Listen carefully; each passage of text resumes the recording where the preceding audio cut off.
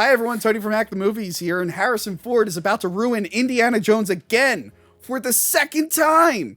So we decided to go back and revisit Raiders of the Lost Ark and talk about why we love it on this episode of Talking About Tapes. Talking about tapes. Hello, Johanna. Hello, Tony. Doug. Hello. Hello, Nice Doug. How are you? Nice dog. I'm so happy to be here. I'm so happy you're here back in the store. This wonderful store. Remember last time you were here and you were like, Tony, I thought I was going to the basement of your house. Like, oh, what an idiot. Clearly, this is a professional store set. I was shocked. Yes. Still yes. am, honestly. It's still a very impressive store set. It's definitely not the basement of a house. No. Hello, Johanna. You don't live in your dad's basement? I don't know what you're talking about. I don't know what you're talking about. But I know what we're talking about. Raiders of the Lost Ark. And I wrote that on my marquee box, which has always been here. You can spell?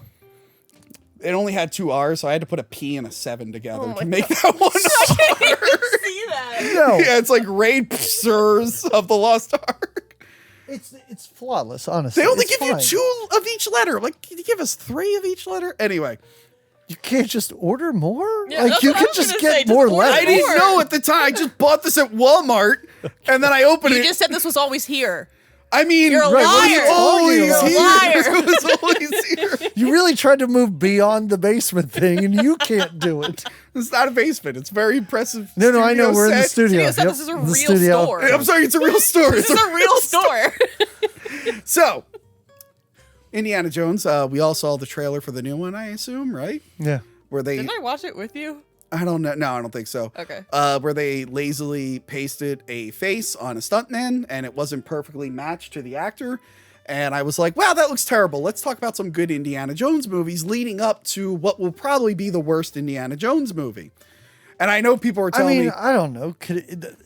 Probably, possibly, maybe the worst. I don't know. Listen, I didn't see Crystal Skull. Maybe I shouldn't even be here because I heard about it. Yeah. Somebody said something blah blah blah aliens, and I went, well, that can't be true. we liked and then it at I the heard, time, but yeah. I heard that it was true, and I was like, I'm never watching this. We'll eventually review it. Okay. It has a decent, like, first 30 or 40 minutes. I know the nuclear bomb bothers people. When they get There's to, so much ridiculous shit in Indiana Jones in Yeah, general. Like, when- that bomb did not bother me. when they get to the jungle, it just goes off the fucking rails. But anyway, we're revisiting Raiders of the Lost Ark. Just Raiders of the Lost Yay. Ark. Not despite what Amazon Prime wants you to think, it is not actually called Indiana Jones and the Raiders of the Lost Ark. It's just Raiders of the Lost Ark. Oh wait, what? I didn't even They notice that. do? Yeah, they call it Indiana Jones. Oh, I watched this on and Paramount Plus, so I it's don't where they know. went back and rebranded Yeah, I was gonna stuff. say, that's what I did too. It's like, well, the name looks right to me, but maybe Yeah. It's like it's like one of those false memories. It's like Right. kind of like now people are like, oh yeah, Star Wars: A New Hope. Like, no, it was just called Star Wars for a long time. But yeah, this was, speaking of Star Wars, much like Star Wars, this was derivative of older action serials. It's like, Sure, okay, we had our sure. sci-fi fantasy, now we have our action adventure. But of course, they were doing what they did with Star Wars. We're like, hey, we're going to take this old, funny, like weird thing, and we're going to make it bigger with more expensive sets and technology. And yeah, it was pretty great. I think it worked just as well as Star Wars. And this was directed by Steven Spielberg.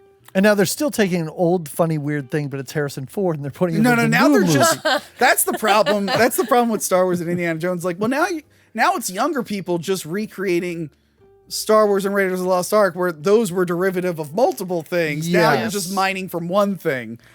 But anyway, Steven Spielberg directed this. He wasn't originally going to be the director. Someone else was, and I forgot to write his name down, but I'll put his name here.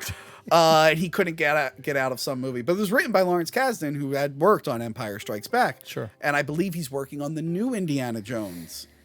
Joanna, I think his son is also writing the new Indiana Jones. They were such a good team on Solo, a Star Wars story, weren't they? I mean, he's talking directly to you now, not me at all. So Watch our worst Star Wars movie episode. It's sad.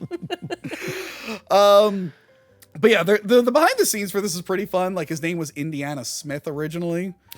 I mean, it's just a generic. And Spielberg was like, that sucks. It's going to remind people of some Clint Eastwood character that no one probably even knows anymore. And Clint Eastwood was actually one of the inspirations for the character. It was Clint Eastwood, a Japanese like character from a movie, and James Bond. Obviously, there's a lot of James Bond with this. And you know, much like James Bond, they should have just kept recasting the character, right? Because you don't want to see an elderly James Bond, am I right? That'd be stupid. That'd be very stupid. Yeah, they would never do that. I mean, Roger Moore was already elderly when he appeared the first time. Roger Moore's last movie as James Bond, I think famously he was like, he asked his actress how old she was. And then he realized, I think it's like he could have fathered like her mother. And he's like, I'm too old for this. You know, I'm kind of done. I'm done with this. But yeah, famously, Tom Selleck was going to be in this. He was going to be our Indiana Jones, and he couldn't get out of Magnum PI. I got to tell you, not bad. I mean, I would have totally taken it. Yeah. In hindsight, sure. You can't replace Harrison Ford, but if we never saw Harrison Ford and I just saw Tom Selleck, I think it would be okay. Yeah, I think it would have been fine. Yeah. It's kind of like, I would love to see the audition tape if it exists. We ended up doing a screen test with Tom Selleck and Sean Young, and it was really, really good. I mean, they were both terrific actors, and it turned out really well. Look, I did what I did. I don't expect you to be happy about it. But maybe it can do us both some good. Why start Just now? shut up. Shut up and listen to me. Now, I need that piece your father had. Have you ever seen the audition tape of Kurt Russell as Han Solo? Oh yeah, I saw that. It's pretty Yes, good. yeah, I'm like, yes. I kind of would have really liked that. They say Christopher Walken auditioned for Han Solo, and I'm like, I've never found that footage. Obviously, there was Kevin Spacey doing his bit pretending to be that. That didn't work out. But I would love to see Han Solo being Christopher Walken as Han Solo. I need that now. You kind of need it. I'm like, I it's got need to it. exist, right? But yeah, so when did you first see this movie? I don't remember. That's the thing. It's just always been there. Yeah. It's just always been there. I think I was probably just a little bit too young to go to the theater when it was in the theater. I'm significantly older than both of you. I don't know, you're apparently. 60. Yeah, no, fuck you. Oh, all right. You know what? I was rewatching pretty the Private young. Parts episode, and both Yeah. of them were making fun of how I was aging poorly, and they were unaware of your guys' jokes. And I'm like, God damn it. You're talking to two dudes in their mid 40s, and no, I don't remember when I first saw it. Yeah. I had not seen this in such a long time. Really? And I mean, we'll talk about the other two films that are worth anything in this series, of Yeah. course. This is the one I've seen the least. Yeah. And Same. it's probably been 15 years since I'd seen this movie. Before I Really? watched it last night. Yeah. You haven't rewatched it? Wow. I really haven't. No. You don't go back to that Indiana Jones well once in a while? I don't. There are certain movies that I revisit over and over and over again. Yeah. And I think once anything gets beyond an hour and a half, I'm like, you know what? It's good. I've seen it. It's fine. When did you first see it? Do you remember? I was young. I Yeah. don't remember. So, I don't know, maybe you have the same experience as me. So we talked about this off camera, but Last Crusade comes out in '89. Mm-hmm. I see that first because it's playing on cable and whatnot. It's the new one. I am unaware of what Indiana Jones is. I'm like, this is a fun movie. And You're then, a child, action, adventure. yeah. Yay. And then for some reason, Temple of Doom was just on TV all Yeah. the time. Constant reruns. Constantly. Yeah. Constant. No. But for some reason, Raiders of the Lost Ark, I could never, unless I rented it, Yep. it was just never on TV. So yeah, I have seen it. Well, other than Crystal Skull, I've seen this one the least. I think my first exposure to the ball and everything was the show at, fuck you, I'm calling it MGM Studios. I don't even know what Hollywood it's Studios. Thank you. called. Fuck you, MGM Studios. I'm like, wow, that looks Great, awesome. yeah. But then I hadn't seen Raiders of the Lost Ark yet. So I was thinking, they're like, oh yeah, the ball from the movie. And I'd only seen the two movies. I'm like, what ball? What is Right. this ball that you guys are talking about? But And eventually I think saw it. I think that is something worth noting is you don't need to watch the first one Yep. to watch the second one or to watch the The third second any of one's them. technically a prequel. Well, right, yeah. exactly. But there's no through line, honestly. Yeah, because except again, they were for based off him and some side characters, of course. Yeah. But Yeah, because they were based off action serials. Yeah, where exactly. week to week. well, right. It's like, hey, come back next week for the next part of the story. But then there would be different adventures. Yeah. And they never really referenced the old one.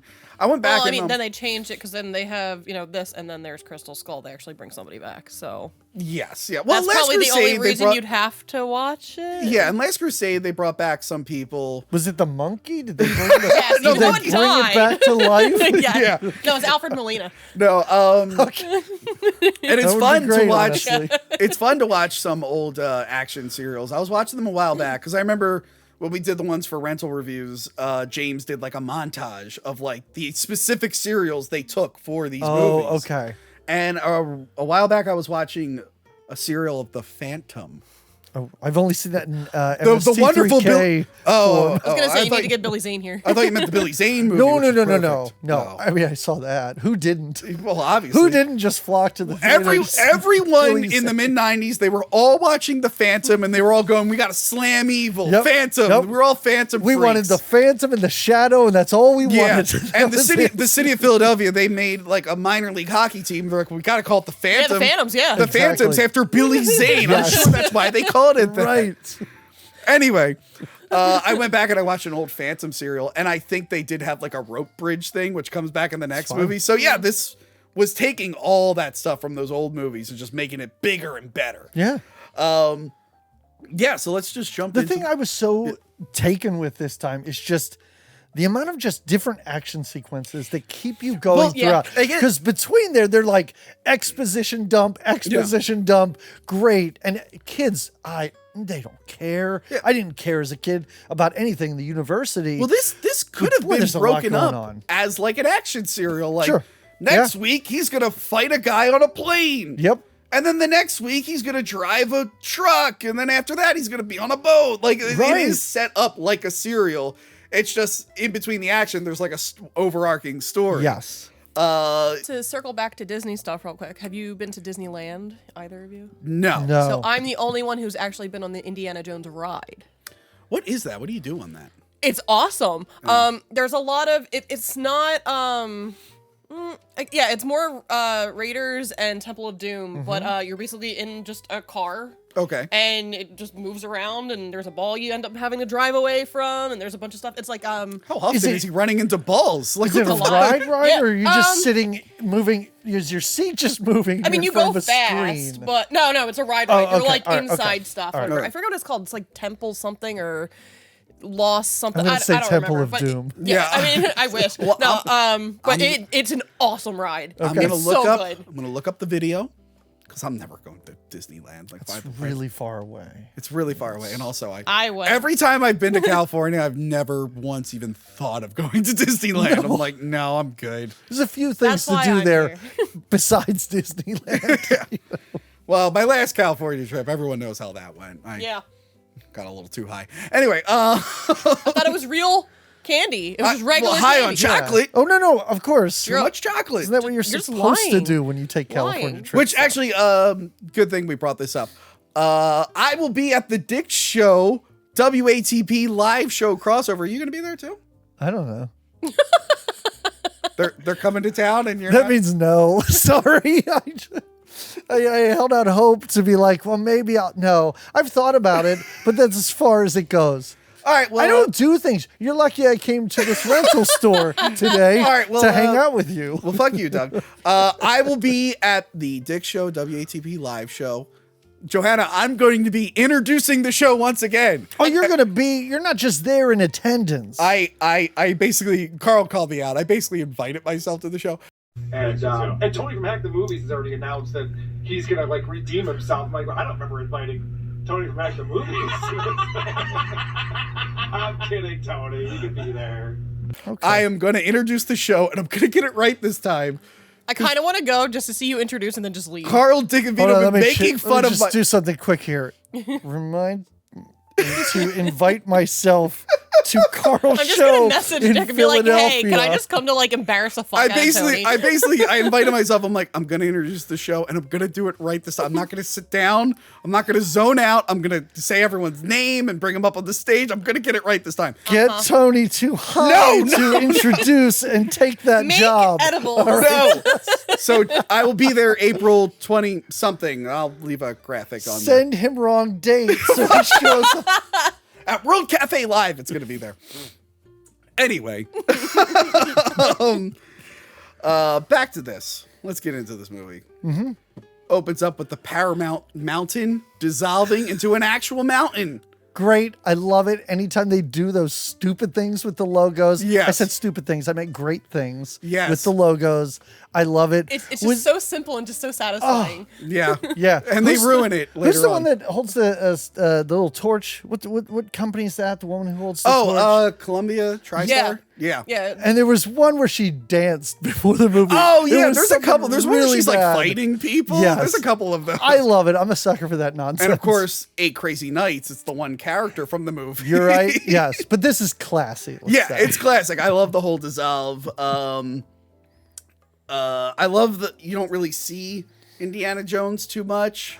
They're not focusing on him. It's an amazing reveal. And again, having not seen this for so long, I love not knowing so many things that were happening in this movie. Yeah. But just Yeah. how long it took for us to see his face. Yeah. Yeah. And now I'm shocked. This is the one you've watched the least because Yeah. No, I know. we found out on this show that in 2004, Johanna had her sexual awakening. She's apparently real into Alfred Molina of all people. But from this movie? More be from- Spider-Man 2, whatever, but definitely recently with his beard. Oh. Why He's- Alfred? I get it. He's so still don't Are you get kidding me? Alfred. Where's my phone? Are you kidding me? Oh, fuck you. Anyway, I'm not questioning this. Yeah. Everybody so I has figured this their be the one type. you watch the most. Is it because he dies too It's early in very the movie? upsetting. Yeah, he dies right away. Well, not right away, but It is a don't have a young single Alfred Yeah. Molina, too. with He's the beard, like, come on. Oh, he man. looks... like, I- come on. now you're turning I think Doug you're just- on to Alfred Yeah, Molina. You're welcome. I'm getting everybody. I think you're just jealous. I I'm can hitting the say mic it. again. I'm going to go home and watch Frida. Anyway, his eyebrows I are like, couldn't think of another. I mean, That's really bad. Boogie That's Nights. the only one. He only has one scene, but Right. it's still a great one. yeah, his eyebrows are insane in this. They're just like bushy like crazy. But I like that the one dude. So I assume the one guy is a mole for Belloc, Yes. and he just decided after the one guy got scared of bats, he's like, now I'll shoot Indiana Jones. Like, you could have shot him in like at any time.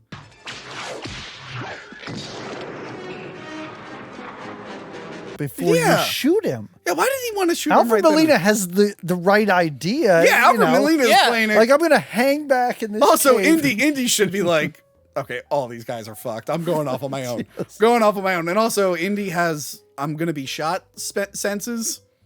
He hears the Indy click. And he's like, sense? I mean, he whip. hears the click. I guess he hears the That guy's not very slick about what he's doing. Just Yeah. hit him on the back of the head with a rock or something. I want to say the whip is an odd choice. I'm sure it came from something. Well, we find out the origin of the whip later on. But it's such a weird thing for him to bring on an adventure. But I'm it's like, super cool. it's Like, cool. It's really cool. cool. It's really cool. Where's his hat? I don't know. My friend gave me that, and it didn't come with a hat. I'm sorry. Well, it came with a hat. Your friend just didn't give you the I hat. guess my friend didn't give me the hat. I don't know. I would like to think they produced Indiana Jones doll sans hat. Like, kids will love this. The one I have in the case has a hat. It looks It's horrible. missing. Terrifying. For the podcast listeners, there's a Indiana Jones toy that a friend gave me on set, and it's got a very unfortunate face. It's scary. It looks like Harrison Ford if he like really was going through a rough time. Yeah, He's got like 5 o'clock shadow and everything. Got It's pretty stung bad. by a lot of bees. So Indy is so badass, he doesn't care about spiders. Also, how did they not feel all these spiders climbing on them? How did Alfred Molina not feel 87 there's so spiders? many. That was the thing. So it's a fun gag where it's like Indy's got a few spiders Yeah. on his jacket, and then it turns out Alfred Molina has 80 of them. But like Alfred Molina's just wearing like a light shirt. He would have felt that shit. Oh, no, And they're not even tiny. They're tarantulas. Yeah, Giant yeah. tarantulas. He's wearing a spider jacket into this place, basically. And it is fun because it's not that they don't bother him, but just how nonchalant he is with just Yeah, that he's like- curled up whip just brushing them But to I the like ground. that this is a setup for something we're gonna see soon. It's like he doesn't fear anything. Right. He's too badass. Now, I've had this question for all of my life. Brad, I'm glad we can answer this.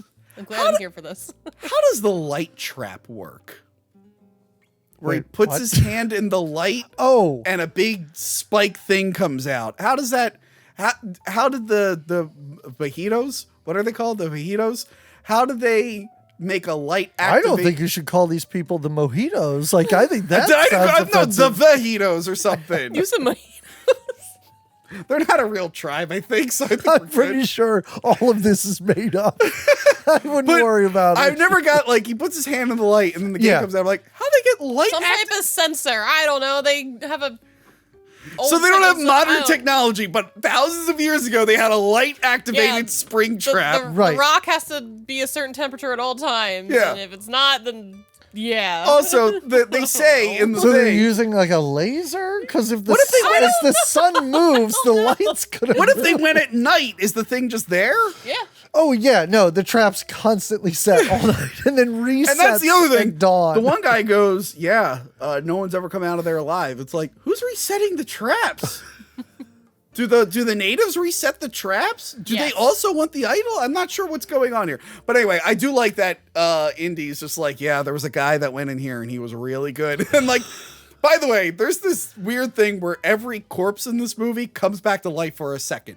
Oh yeah, Yeah, so the guy comes Yeah. out and he's just like, it's he just stares looks so. I at mean, him. it's not as egregious as the skeletons that scream at Marion later, which is very bizarre. Also, I'd like to think that people haven't come up here alive because everybody gets in and goes, "Well, the floor's missing here. I guess I'll turn around." And I don't think anybody's gotten past that part of this. But wait. So if people have gotten to that point, you didn't think they'd be like, all right, well, don't step in the light. Let's build like a little plank and we'll walk right over this baby. Does anyone have measuring tape? We'll see how big it is. I think that's it. They get Yeah. out and they've lost all sort of motivation to do this and they go home. And it's like a bottomless pit. And I love the matte shot from underneath. I thought that was really, really cool.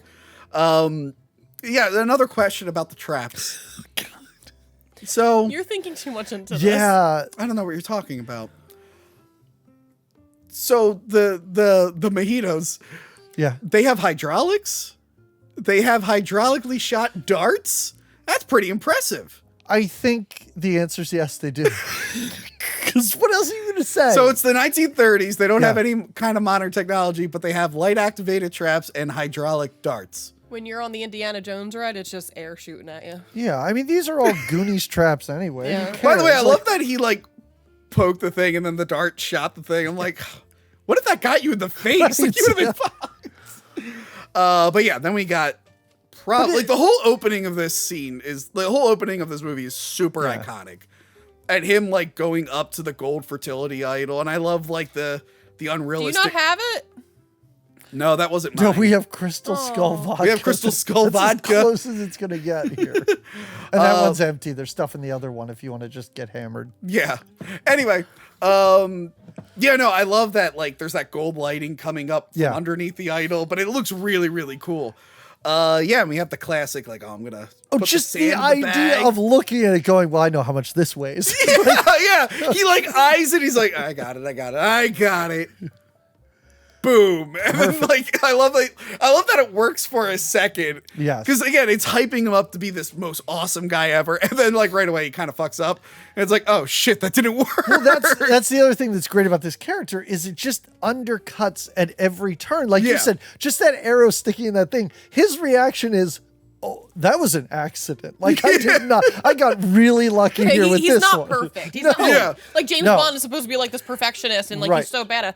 Like Indiana Jones is a badass, but he's not perfect at it. He's not He perfect. just happens to be lucky. He has confidence enough where he's He's a going to be huge ego. successful. Right. The other thing I like about this shot is in the background you see Alfred Molina hiding.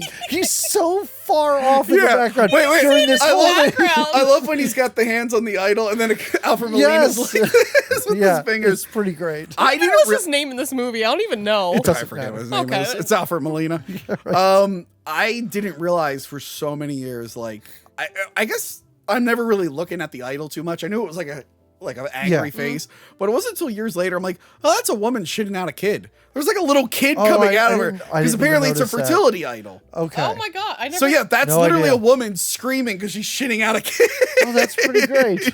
Yeah, and I'm like, oh, I guess that makes sense. I'm like, I never noticed the little kid coming No. out. Oh my god! I didn't even notice it this time. You can see. Hold on.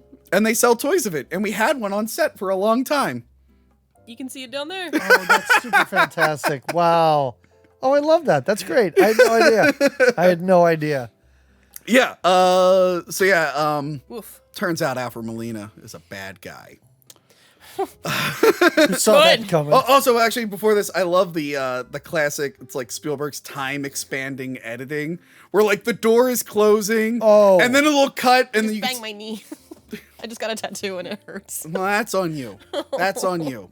Anyway, It's almost like this studio seems smaller. I don't know what you're talking about. It's the same studio. Still The ceiling uncomfortable was seats. always this low, okay? Still very uncomfortable seats. It was always this low with not any overhead lights. It's always been like this. Okay? Anyway. I do like that light. Yeah, so the door will start closing, Yes. and then it cuts and cuts, and then like you clearly tell they reset the door. But it works. I mean, this is a trope in every dumb cartoon I watched as a Yeah. kid and all sorts of movies like this. Yeah. But it is great. It builds that tension. But Yeah. the amount of time it takes him to jump and then he's grabbing the vine and it's falling, like, well, that door shut. Yeah, that door 5 should have minutes shut a ago. long time ago. But yeah, I love the whole like, throw me the idol, throw me the whip. And Indy falls for it like a sucker. Yeah. Well, what's he going to do? At that point? Yeah. He didn't even need the whip. Yeah, he didn't really need He just the whip. jumped the fucking. Yeah. He just jumps. He just jumps it. He just jumps He and he didn't makes need it. Unfortunately, Alfred forgot about the light activated Yeah. trap. And now he's got like a stake through it. Well, Although, it's his whole body. yeah, Yeah, it's, I will say the rubber dummy. It doesn't look it anything like him. looks terrible. For a second, I'm like, is that supposed to be him? Yeah. It looks nothing like Alfred Molina. If it did, I would hunt it down. Oh my God, Johanna, geez, fucking. I don't see the problem. No, I don't. I mean, listen, lots of people fuck dummies. Yeah. Anyway. I think Tony's just jealous because he didn't think of it first. No, I'm sad You, because you didn't think how high I'm Alfred sad. Molina was? He was Yes. look, first. I'm sad because our dummy, Richard, the hardest working person in hack movies, died filming your last scene in the Die Hard video. Wait, what?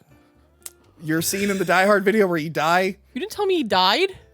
Well, yeah, we threw him off the thing and his head exploded. You didn't tell me that! You didn't see it at the office? No!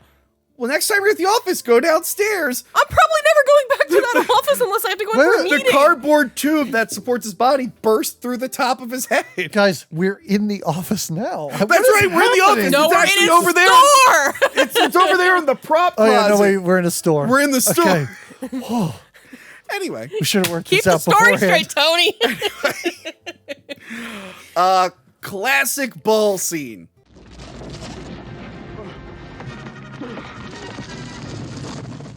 we all classic ball scene, right? I've Clip seen that. plenty of them. I may have seen one today that was roughly 2 minutes long.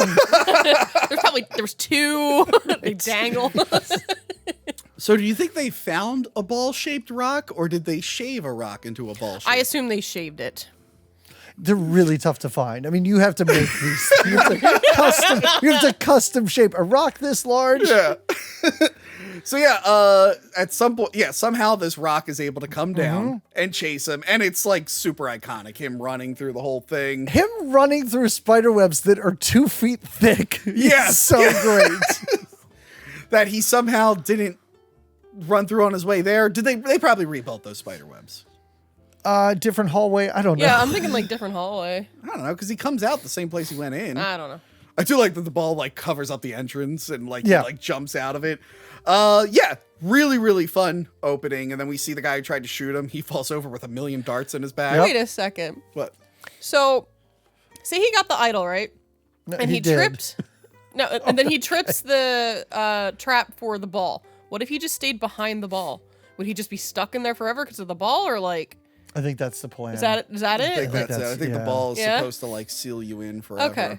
Because I'm like, he could have just stayed behind If the the ball didn't work, the door works. If that didn't The work, light there's a few triggered. different ways to lock you in there for all eternity. Okay. With the idol that Yeah. I think these people hold sacred, and then they're probably like, well, now we can't visit And our these idol white people are anymore. stealing their. Right. Yeah, and then now we know it's a fertility idol. Right. So India, Dial of Destiny, you know what Dial of Destiny is going to be about? He goes back and returns that item. No, he robs the British Museum and returns everything. He returns That's exactly everything. it. Oh, is that the name of this movie? Dial I of Destiny. I couldn't pay attention to anything other than the terrible, terrible CG / green screen effects I saw. People were telling me, like, the movie doesn't come out for a bit. It'll be good. I'm like, have you seen anything Marvel and Disney have put out? Like, did you see Thor 4? Like, they released a movie with unfinished effects. Yeah. Don't tell me Indiana Jones is going to look great when it comes out. No, it's going to look just as bad as the trailer. Yeah. If anything, they should polish the hell out of that trailer. Like, Yeah. like Well, we if the have, trailer looked good, that shouldn't guarantee the movie's going to look good. But if the trailer's bad, They literally, Thor 4, the video version, they had to, like, touch up the effects because of how bad it was in the theaters. Well, we don't have Cheapek anymore. It's back to Bob Iger, who's in charge of Disney. Oh, he'll fix everything. Oh, yeah. Whatever. I mean, he's fixing the parks right now, so that's all I care about. So. Now, we're introduced to Belloc, played by Paul Freeman, who is alive.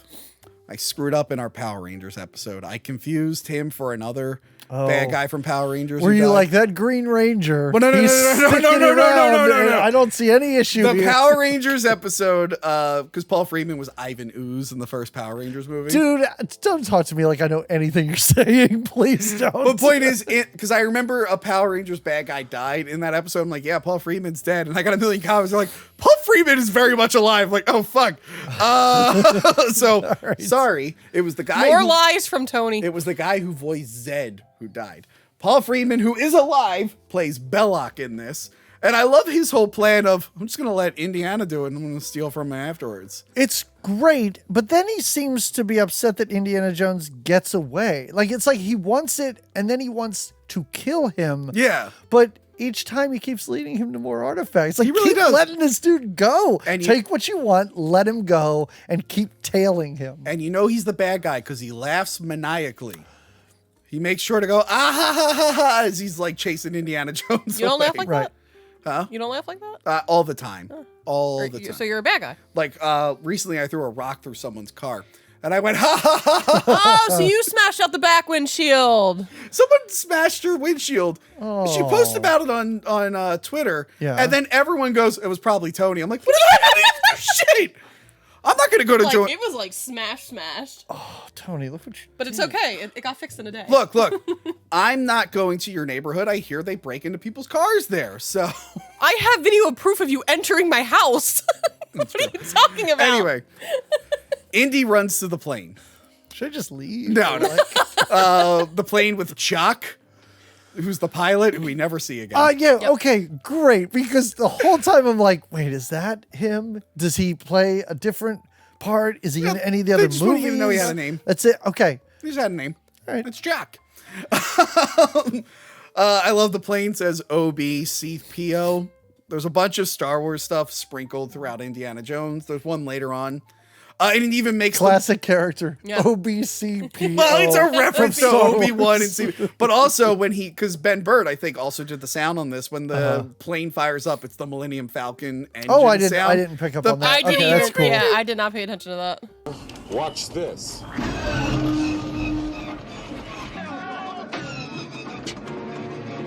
So he gets away, and Indiana Jones, he was so badass, and nothing scares him. He's scared of snakes. Yeah. Like, I love after everything, it's like, yeah, I'm cool. He's like, oh my God, a snake! He's sitting on a giant snake. Yeah. You don't have to be afraid of snakes to be afraid in that particular scenario. Like, I'm not very afraid of snakes, but if I sat down here and there was a giant snake on Yeah, my I'd be lap, alarmed for a second. I'd be like, what the? yes, If a big snake revealed itself Right. between my legs, I love reptile. I'm not afraid of snakes, but even I would be like, Yeah. whoa, whoa, whoa, Right. whoa, whoa, whoa. Yeah, there would Exactly, never be a yes. big snake between your legs. I know it's a running gag, but it's not like he sat down and in a tank there is a tiny snake and he's like, whoa, I gotta get out of here. Did you guys see that video that's going around right now? The snakes in the people's ceiling? No, There's a video. I don't like that. There's I a don't like tail that. I'm hanging afraid on of it. toilet hate it. snakes, so like. There's a video ask. going around. I'm Toilet- surprised Don't you didn't see it. Do you feel okay about toilet ghoulies? Look, look. Hold on. Ghoulies? I have to tell the story. So when I was a child, I was watching the news and there was some story about a snake getting lost And it was a big one. And the last place someone saw it was in their toilet. And then it went back down the pipe. So it was just like, be careful, like toilet snakes. And then I was like afraid to sit on the toilet for like forever. So, and apparently it's a real fear for like everybody too. I would love I'm just if like, the- wait, what? I would love if that news story literally ended with the anchor going, "Be careful, toilet snakes." so Could you imagine just sitting there all of a sudden just something bites your ass? Like there's a video horrible. going around right now, and you see a snake's tail hanging out of the wall, and someone comes in with one of those, like, the sticks with the wire at the end. Yeah. They grab it. Snake sticks. The whole wall collapsed. It's like a giant constrictor, and I think it was having sex with another giant constrictor, and they both kind of like fall out of the wall, and you see its head come down and then go into the wall. It broke the entire thing, and people were like, "Oh, I would burn the house." Yeah. Could you imagine? Not just a snake, a giant snake breaking through the thing. That was pretty awesome. I want to see that in the next Indiana Jones movie. How often is he running into snakes, Indiana Jones? It happens a lot if you're digging around for stuff, I guess. I guess, yeah.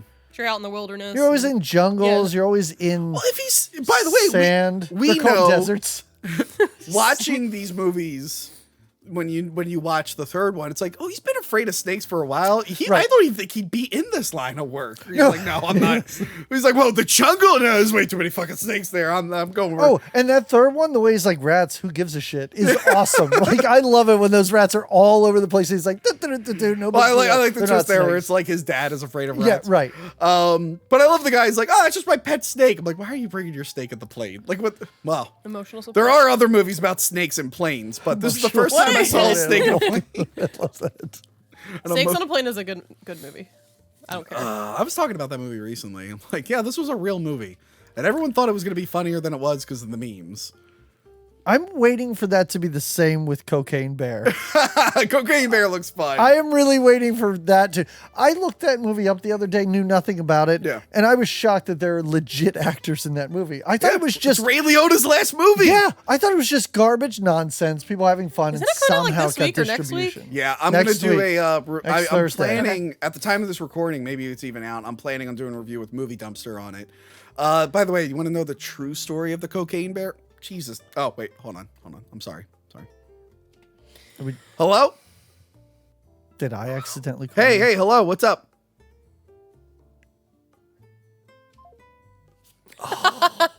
Why would the spam number hang up on me? Anyway, Wow. the true story of the Cocaine Bear, by the way, in real life, a guy did throw a bunch of cocaine out of his plane and he parachuted and he died. And they found a bear whose heart just stopped because it ate all the cocaine. That's the truth. It's just a bear went, hey, a bunch of cocaine, and then it died. And the movie is taking a lot of liberties with that. Well, what? You haven't that's seen fine. the movie yet. Maybe that's all it is. No, I've seen the trailer. Maybe- He's like killing people. It's like, no, here's the true story. A guy, his All parachute right, didn't okay. work. I thought maybe the movie was just leading up to the guy getting cocaine and it ends with a dead bear. I mean, it's a funny idea for a movie, but Sure. I'm like, what's the real story? And I'm like, oh, the bear, they just found a bear. Like, well, there's cocaine everywhere, and its heart stopped. I think we figured out what happened here. 1-to-1. Anyway, Indiana Jones, he's a college professor. Yeah. Did you relate to this growing up? Oh, growing up. Wait, yeah. wait, did this As I was- inspire? when I was a child and I was a college No, professor. wait, when you were, I'm sorry, did this inspire you? You're like, you know what? I'm going to Be a be a professor one teacher day? and go on adventures. I will say right now, I am greatly disappointed after none of my students blink. They have written anything on their eyelids. Just anything. You'll settle for fuck you. Yes, I would take that every day of the Pee week. pee poo poo. Constantly. I'm very Yeah. disappointed that this is not. Look, it was the 30s. It was a different time. Yeah. But yeah, I'm looking at this now and I'm like, yeah, this would not fly right now. You can't establish your hero as maybe sleeping with his younger students. That's not gonna fly in the modern age. Folks, listen, I am a college professor in case. That's what I'm glad you're here. I want to ask. So, yeah, how many sure. of your students have you slept with, and how many people have you shot? So here's the thing. Okay. Shot, none. I have slept with none of my students. But having been a college professor at various institutions, the second one is does not happen. as uncommon as a lot of people might think. Yeah, no. I think a lot of people. Yeah, it is. It's wild. And just knowing this, I feel very uncomfortable. Like just seeing these people in the hall, not where I work now, those people are great. I'm talking about other institutions. Yeah. Seeing these people in the hall, I'm kind of skeeved out. Like it kind of grosses me out. But even like you tell, even Indiana Jones, he's looking at it like, what is going on? Right.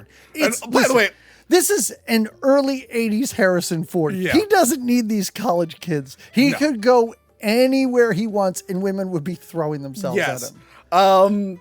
It is pretty funny. This did remind me. I took an anthropology class in college, and the professor there was like this younger dude who was like insanely attracted to these girls. Well, girls literally would have their friends meet them after class outside because they just wanted to look at this professor because of how hot he was, apparently. And I'm like, oh yeah, I guess Indiana Jones was right. But yeah, the girl who wrote "Love You" on her eyes, I'm just like, first off, the L word this early on, I'm gonna turn that guy off. But like, what did she do the rest of the day? Washed it off in the bathroom. Oh yeah, she went back. I mean, I don't know. I hope it's not Sharpie or anything like that. But and she had to have gotten her friend to do that for her. Like you can't do that yourself. She practiced a lot. She does it every day. You're just winking and trying your best in a mirror. Also, to make sure you're writing it the right way. Also, so our college professors allowed to like during the semester just take time off to go to Egypt and shoot a bunch of people and then come back? We never see him like working on his curriculum or whatever. I don't know. He's like he doesn't have one. He just comes back and tells his stories. I would love if Indiana Jones is like, the Ark might be here. Now I got to grade Tim's paper. Yeah, was he sleeping on that plane? He's got stuff to grade. 100%. We never see that. No. We never see him being like, oh, Tim, no. I do like that the one nerd leaves the apple. Like, he's real mad. He's like, so pissed. Because he's like, I'm the only dude in this class. First of all, you're not paying attention to me. But I love we meet Marcus Brody, and Brody picks up the apple and just starts eating it. But yeah, Marcus Brody, he's not too sad about Indy not getting the idol because they have a new prospect. A bunch of government dudes are here. And the one government dude is played by William Hootkins. Should this mean anything to me? He was Porkins in Star Wars. Oh, okay. So this guy, and he was Eckhart in Batman '89. So this guy. Oh, that was that same guy? Yeah. So what it was, because this was a lot of this was filmed in like England. He was just a heavy set American actor who was just in England. So when they would do these movies, they're like, oh, we need a heavy set guy with an American accent. They're like, oh, William Hootkins, he's right here. Oh my God. So he lived there for years. That's why he ended up in a lot of these movies, because they're like, oh, we don't have to ship anyone. He's already here. Like, yeah, bring him in. That's pretty great.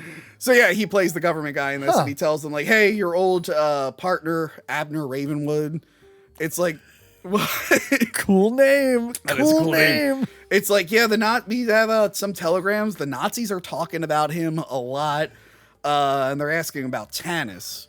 And he's like, oh, that's the city where they think the Ark is, the Ark of the Covenant. And then we get a whole history lesson. That's the stuff in red wine that gets you really hungover. Jesus. So we get a whole history lesson in the Ark of the Covenant. And I actually know a lot about the Ark of the Covenant. Uh-huh. Because in Lancaster, Pennsylvania, there is a actual recreation of the Ark of the Covenant. And after my sister's wedding, I went there. Yes, and I have some souvenirs. So I got a... oh, I've seen it. So here's the magnet. I have the magnet. So what it is, you go there, and it's set up like the camp for where the Ark was. And they sit you down, and they play a little video that tells you the story of the Ark. And then you walk into a room, which is a recreation of the temple. And they have a priest, which is an animatronic, and he's on a rail. And then when it's his turn to talk, he like awkwardly, he's like, because it hasn't been touched up in years. And it looks so bad. You just need to oil it. How tough is and he's that? just like, oh, the Ark of the Covenant's in the other room. And then it brings you into another room where you see the Ark of the Covenant. And it looks just like the one from this movie if it was made out of plywood and spray painted gold.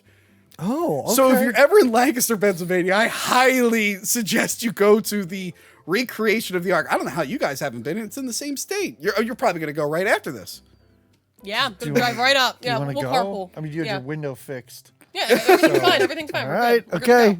I recommend everyone. It's actually a lot of fun. It sounds like, because it's worth it just to see that animatronic go like this in person. It makes it so worth it. Because I'm sure like 20, 30 years ago when they built it, they were like, this is amazing. Oh, yeah. It's just like Pirates of the Caribbean or anything Disney's done. So anyway. Can we get him to chase a woman around? I don't think that would fly in the recreation of the Ark. Okay. So the Nazis want the Ark because it's going to make any army that holds it invincible. I feel like should be a lot of rules around. They're really guessing. Like they're taking great leaps here as far as assuming that this is going to make armies invincible. How? Does Hitler want it, or does Hitler want it because he thinks it'll work for him, or does he just want no one else to have it? Because that's probably both. Yeah, because I mean, like, because someone should tell him, like, hey, the Ark of the Covenant, that was like an agreement between God and the Jews, and you're probably not. Yeah, of all people, right? Of all people.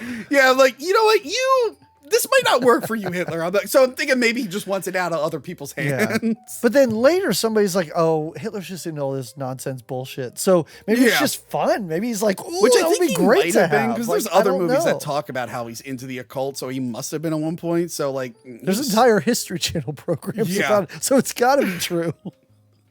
God, Hitler, he probably like would believe in like horoscopes and shit. Like he probably was one of those idiots. Do you think he ever talked to a medium? Like Ronald Reagan? I mean, probably. So stupid. All that stuff is so stupid. Anyway. It's so stupid. Let's talk about Indiana Jones. Yeah, let's talk about Indiana Jones. Come on. So basically the government's like, look, you need to get Abner Ravenwood because he has the head of the staff that'll lead to the room that has the Ark. It's very convoluted. Yep. But not in a bad way. No. In a fun, adventurous way. Not in a bad way, but in a nice way where if you're a young kid, you can kind of turn your brain off to this and you can zone out. And you know what? He'll be punching Nazis and chopping dudes up in propellers pretty soon. Sit tight for 5-minute chunks and it'll get exciting again. So he goes to Nepal and we get our famous red line on the map scene, which is a lot of fun. Love it. Yeah. It's that wonderful little dissolve and overlay. It's really nice. And like I said, him just taking his hat and putting it over his eyes to go to sleep is adorable. I like that Marion is having a drinking contest with one of the guys there.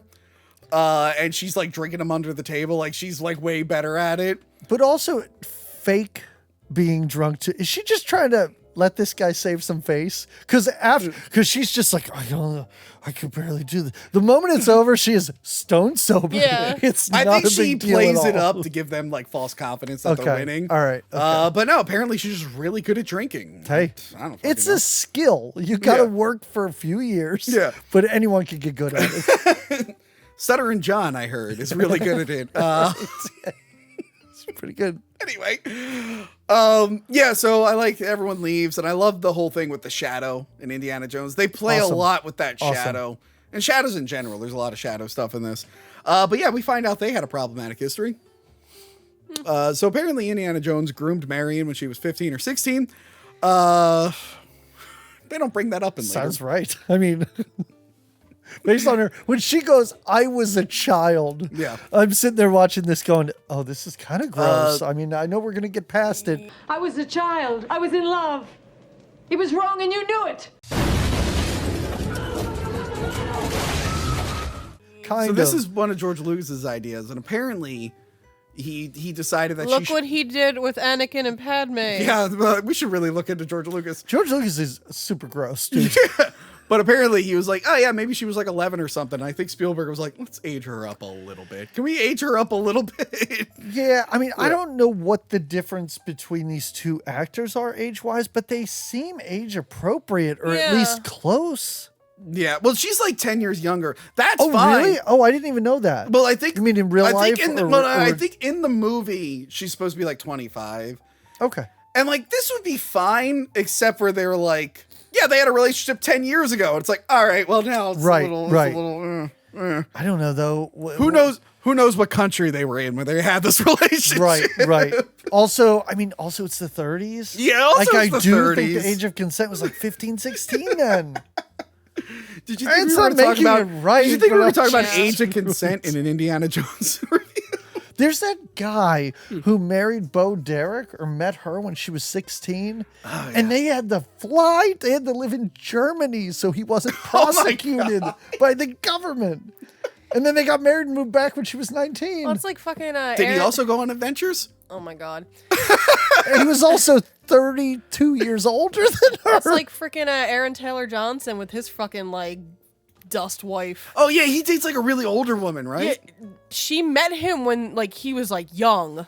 Yeah. And then I think she got with him when he turned 18. Remember what's her face did that with Ashton Kutcher? Remember she snatched Yeah. Ashton Kutcher up pretty early? Yeah. She tells them that Abner Ravenwood's dead. It's like he died. Right, yes. And I hate you and I hate him because he drove me over the world and now I'm stuck in fucking Nepal, I guess. Oh no, of all places to be. Yeah. I don't know. I guess she owns his bar. It seems I guess she pretty owns the cool. bar, yeah. Nice open fire in the Yeah. middle It's of it. nice. Awesome. It's nice. Yeah. It's nice. But yeah, so she's like, come back tomorrow and we'll talk. And she actually does have the headpiece for the staff of Ra or whatever it is. But I like that what's his face comes in. Hote, the weird German guy who kind of looks Asian. I never really could land on what he was. I don't think he looks Asian I never at all. saw the Asian. Yeah. This is you. Yeah, I think it's you. He's just a weird Weasley looking dude. Yeah. Yeah. Hello, Fraulein. Who has He's so creepy. super cool hangers. Oh yeah, I want to talk about the hanger That's later. awesome. But yeah, he like tries to kill her. But Indiana Jones. No, he's gonna torture Quite her. He's gonna torture. unsuccessfully. He's yeah. gonna torture her. I mean, it does take 3 or 4 of these guys just to hold one her of them down. is Giant Sherpa, played by god damn it, hold on, played by Pat Roach, who was a wrestler at the time. He shows up later in the movie as Giant German, who has that big fight next to the plane. Okay. All right. Is So he he- still alive or? No, I think he died. Okay. That's why he's not in the third one, I think.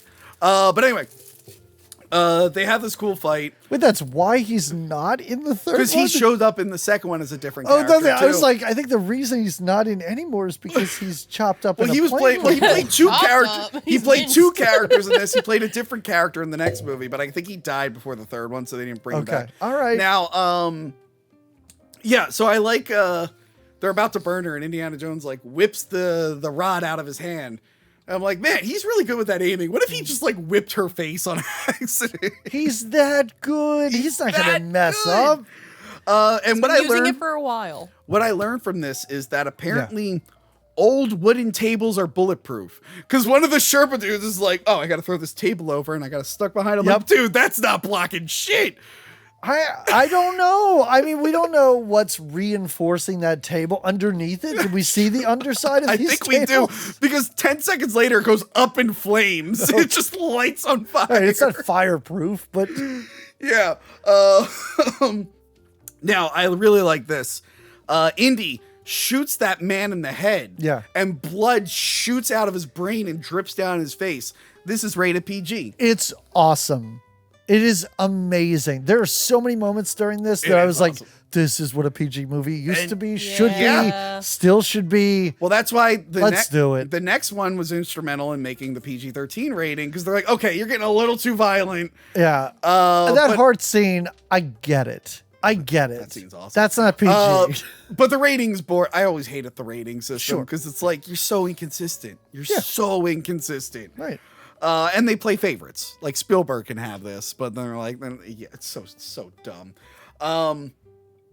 Yeah, and like during this whole fight scene, they're doing more stuff with the shadows on the wall, which is pretty cool. The fight with the guy whose arm is on fire Yeah. is amazing. Yeah. Like, that's just, She's just like, whatever, I'm gonna keep swinging. It's fine. and again, just the idea of that, the Indiana Jones Stunt Spectacular, whatever Yeah. that show was, Yeah. like it's all in this. And just the action scenes, the fights, the stunts, the effects are great. I love.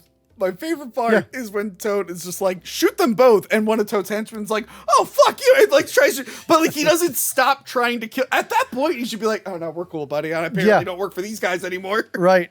Yep. I thought that was good, but yeah, all the action scenes are really fun and fluid. Yeah. They have stuff that they're cutting. They put a little bit of levity in there, like when Indy's like whiskey, and he gives her she gives him the whiskey, and he breaks it over the guy's face. Yeah, I love when Toad touches the headpiece and it burns his hand. He jumps out. He jumps out the window. Well, like he's just like, oh, the medallion, and then he's just like, oh, and then he's, yeah, it was in let the it fire. No! Guys, it's a scene from Home Alone. Like it's Home Alone really, wasn't out It's yet. just Joe Pesci. The way Joe Pesci reacts is pretty much like he just watched this and went, "Oh, I'm going to do that." Yeah. He burst out of the window and was like running in the snow, and I'm like, I forgot how funny this is. Yeah. It's really funny. It's very goofy. Yeah, he jumps out the window like a Looney Tunes character, and then Marion is like, "You burnt down my bar. You owe me money." And then she goes, "I'm your partner. I'm now part of the venture." And I went woke. Put a woman on the adventure. I went, here we go. Woke agenda, clearly. Feminist agenda. I'm like, oh, the girl she should have stayed at that bar and waited for him to come home. Am I mean, right? To be fair, she does run around screaming a lot and hiding. So I'm just saying. Yes, she does run and scream a lot, and no one ever complains about it for this movie. Thank you! Save that for the next episode. Save that for the next episode. I mean, but she does shoot a bunch of dudes. She does shoot a bunch of dudes. She shoots some guys and hits some people, so. So I always forget, whenever you picture Sala, for some reason you think of the fez. But I don't think he really wears it in this. He's wearing just a regular hat, and then he's just a hat off, and then he has like the turban on. But No. Does he not wear it at all? I don't think he wears it at all. I think he wears it in the third one. He definitely wears it in the third one. He might have maybe a scene or two in this, but I'm like, I always forget he just doesn't have the fez on. And my introduction to him was Last Crusade. So I think for years I didn't realize it was like this. If I hadn't watched Last Crusade recently, I would just forget that they were the same character. Oh, okay. Yeah. Yeah. But he's great. Jonathan Rhys Davies, who we've talked about a bunch in our Lord of the Rings episodes. You always forget how gigantic. Not your episodes on the series Sliders. No, I would love to talk about Sliders. I would actually want to rewatch Sliders. I actually really like Sliders in the 90s. Come on, Jerry O'Connell, Kari Wurr. I'll watch that with you. Kari Wurr, definitely. Yes. I got to talk about. I didn't record it yet, but me and my cousin, we have a bonus show on Patreon where we talk about all the Hellraiser movies. Okay, and Kari Wurr is in the next one that we're supposed to review. Hellraiser Deader. I kind of like the entire series. I am so nobody likes the entire Hellraiser series. I love it. I love the one that's just a detective story, and every now and then Hellraiser's there. We talked about that one recently. I love it. I'm an apologist for a bunch of them. Yep. Those later ones, not so much. You got a guy who kills people with CDs? Yes. No, that one was awesome. I don't care what anyone says. That one was awesome. So good.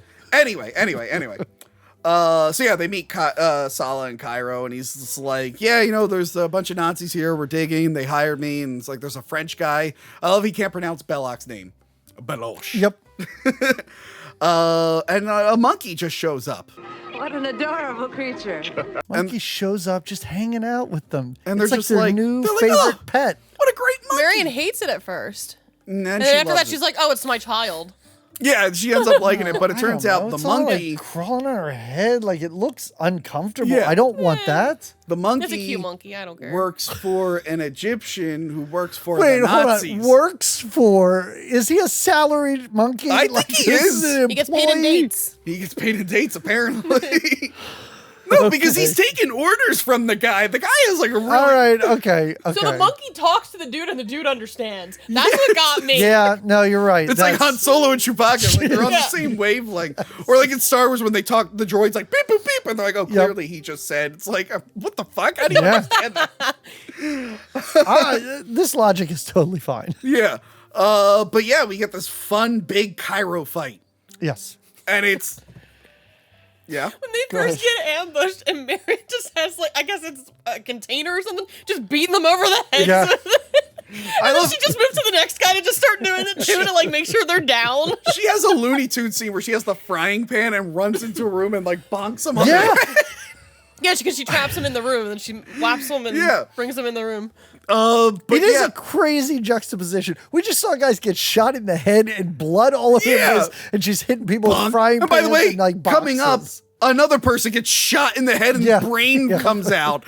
But yeah, there's a lot of running around. And I like at one point, the monkey rats out Marion. Yes. He jumps on her basket. It's like, ah! And by the way, now the Nazis know what he's saying. They're like, well, clearly there's someone in there.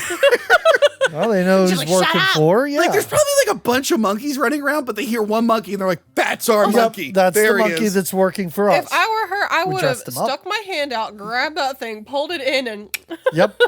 I don't know. They're pretty strong. They're pretty strong. You might have problems with it's the still a monkey. tiny monkey. I don't know. I And mean, you have adrenaline gorillas, running you're not too. It's true. It's true. Yeah. Sorry, like if that monkey's about to get me killed, I'd be like, "Oh, sorry." Like, see Yeah, ya. you're not gonna take a gorilla in ever- a fight, but I think Yeah, you you can take get a that. gorilla, you're Do you done. ever see a chimpanzee kill a monkey? I've seen chimpanzees kill a lot of things. Yeah, there's a video of like What? What, Well, what are just- you up to? people forget. I watched People Animal forget. Network stuff. This is- like- I saw this video years ago. People forget like chimpanzees, are like, oh, they eat berries and stuff. Like, no, No. they're omnivores. And there's this video where like these chimpanzees see a monkey in the tree and they're like, ah, and they run up and they just start like bashing it and they start God. eating They're it. I'm very like, oh, violent. Oh, all right. So I thought they Marion should have just done stuck that. their fingers up their butts. Smelled them and I fell mean, off all a monkeys branch. do I that, thought- but or apes and monkeys. Monkeys are really into that. So everyone knows this fact about the big sword guy. Yes. Oh yeah, of course. So apparently, Wait, is this like the Lord of the Rings fact in like Two Towers where Vigo like broke his foot? Where everybody has to be like, "Oh, by the way, this scene." well, no, you told me that. I thought the fact there was that Viggo Mortensen was a beta male because he cried. Anyway, in this scene, I didn't see the Two Towers. Oh. I saw the first Lord of the Rings. That was enough for me. I was done. really, Yes. I don't make friends with some of my opinions when it comes to certain movie franchises. Where's the set? I don't have it here. I don't have the whole set here. Oh no, wait, I do somewhere. I actually have DVD sets. Oh, don't give it to me. I'm not going to watch it. no, I'm you're not gonna go saying- home and you're gonna watch no. it. No, you're not leaving. We're watching them together tonight. You know what? Can I come over here every night and you can read me like a chapter from Yes, the book? I can. I can. All right, good. So apparently Harrison Ford was supposed to have a big fight scene with this guy, Mm-hmm. but he was really, really sick the day that they were shooting. And they're like, hey, what if he just shot the big sword guy? It's iconic. It's And awesome. it's pretty great. It's really It's great. pretty great. But then Yes. it begs the question, like, why wasn't he just like shooting all of them? Well, he tries again later. Well, no, he tries again earlier. We'll talk about that in Temple of Doom. So let's save that for Temple of Oh, Doom. God. Still, He tries again. Because that earlier. recontextualizes this scene, but we'll talk about that. Anyway, yes, then he shoots a guy's brains out. Yep. But yeah, they put Marion in a basket and they take her away and he's chasing this basket. Then he goes, Indiana. yeah, and then he goes into the one alley where everyone has the same exact make and model basket. Yep. He's just knocking over everybody's laundry. Yeah, everyone's like, dude, what the fuck, man? I love how someone in town is just cranking these baskets out. Like, these are so hot. Everyone wants one. They're all brand There's new. They're not deals. worn. It's like 5-for-1 deals on Tuesday, and Yeah. this guy can't make them fast enough. So he needs to save Marion. So of course he shoots a guy in the face in a thing full of dynamite, and the truck blows up. Yep. And she's dead. Yeah, he's very, very sad. And he's drinking with that monkey because he doesn't know the monkey's the traitor. He doesn't know the balls on that monkey to drink with the guy whose girlfriend he just The killed. monkey knows his job isn't done. He may have killed one of them. Again, the monkey is like real dead. The monkey's like, I am in. I'm in. Yep. I've gained their trust, master. The fuck was the monkey in Aladdin? He wasn't as loyal as this monkey. No. That monkey was just looking to survive in Aladdin. Yeah, so he talks to Belloc, and Belloc does the whole like, we're not so different. Is Belloc like also? So are all archaeologists just like people who go around murdering other people in other I countries? think so. If you hear Belloc say it, he is. Yeah. And also, is Belloc just, is he bad at his job? Is he lazy? I don't know, but he teamed up with the Nazis apparently. So Which bad he was- and which lazy. he was French. Maybe that was to save his own ass. Oh, yeah, you got to imagine. He's like, whoa, whoa, whoa. Well, this I is- can help you guys out. Did you This ever is hear of before the Ark? war. This is before the war, though. Like the Nazis are taking over, but this is before like the full-on war, I think, right? He's just playing it safe. It was 1936, I think. Yeah, but Yeah. I think if you're in Europe at the time, you kind of Yeah, see you're the just writing playing- on the You're wall. kinda in on it. You're kinda in. Especially if Playing it you're safe. in He's like, France. just in case I get Yeah, invaded. if you're in France, you're like, oh, our next door neighbor here? Yeah, I'm going to work for you guys because I see what's going to happen. So yeah, he's gonna like kill Indy, and then Indy uses children as human shields. Yep. I don't know how I feel about that. I mean, he does first say, well, you can't kill me in public, to which this guy's like, I don't think these people give. Oh yeah, a he shit goes. at He goes. all. These Like, Arabs don't yes. care if we'll kill each other. Yeah. And I'm like, I wanted one guy to be like, yeah, could you not? We're trying to have like a lunch here. Yeah. I kind of when he was like, they don't care about us two white guys. I did kind of want one to turn around and be like, he's Yeah, right. we don't really Yeah, whatever. By the way, they're like you just killed like 15 people. Like, Yes. Right. And then you went to the bar to have a drink. Yes. Like I'd be hiding from the authority. Like you can't just go to other countries and just shoot Yeah. people in the Yep. middle. I watched Unless you're white. I watched a white woman bludgeon my cousin to death 10 minutes ago. With a frying pan. With a frying pan. So yeah, like he goes back and they have that guy who's trying to decode the headpiece. But they talk about how like the Nazis made their own headpiece and they're like, how do they make it? They had like rubber fittings and whatnot. We know it's because I think the guy has the burn mark on his hand. But they find out that the Nazis don't have the right staff. And I love this scene because we know the dates are poisoned. Oh yeah, right. And the whole time, Indy's like about to eat it, and Yes. that guy interrupts him. And that's like a classic film thing where like the audience knows the danger, but the people don't. In college, they always show you the beginning of Touch of Evil where they put Sure. the bomb in the trunk. And like the whole time you're like, oh God, I know there's a bomb in that trunk. Yeah. But I love it. He goes to eat and he's like, oh wait. And he's like, huh. And then when he finally goes to eat, like it's solid grabs, he was like, oh, bad dates. And that monkey is dead. And also it's Totally turned dead. into a puppet. I don't know. I can't believe it turned into a puppet. Just it's fully taxidermy. The great monkey acting, you can't get it to just lay still for a second. He was a diva, that monkey. I could only like, imagine no. making him separate out all the green M&Ms or whatever monkeys do.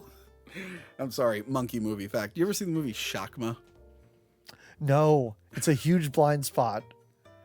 Because I love Link. Yeah. I love killer monkey movies. You give me one of those. So there's a I'm in fact. heaven. I forget which channel reviewed it.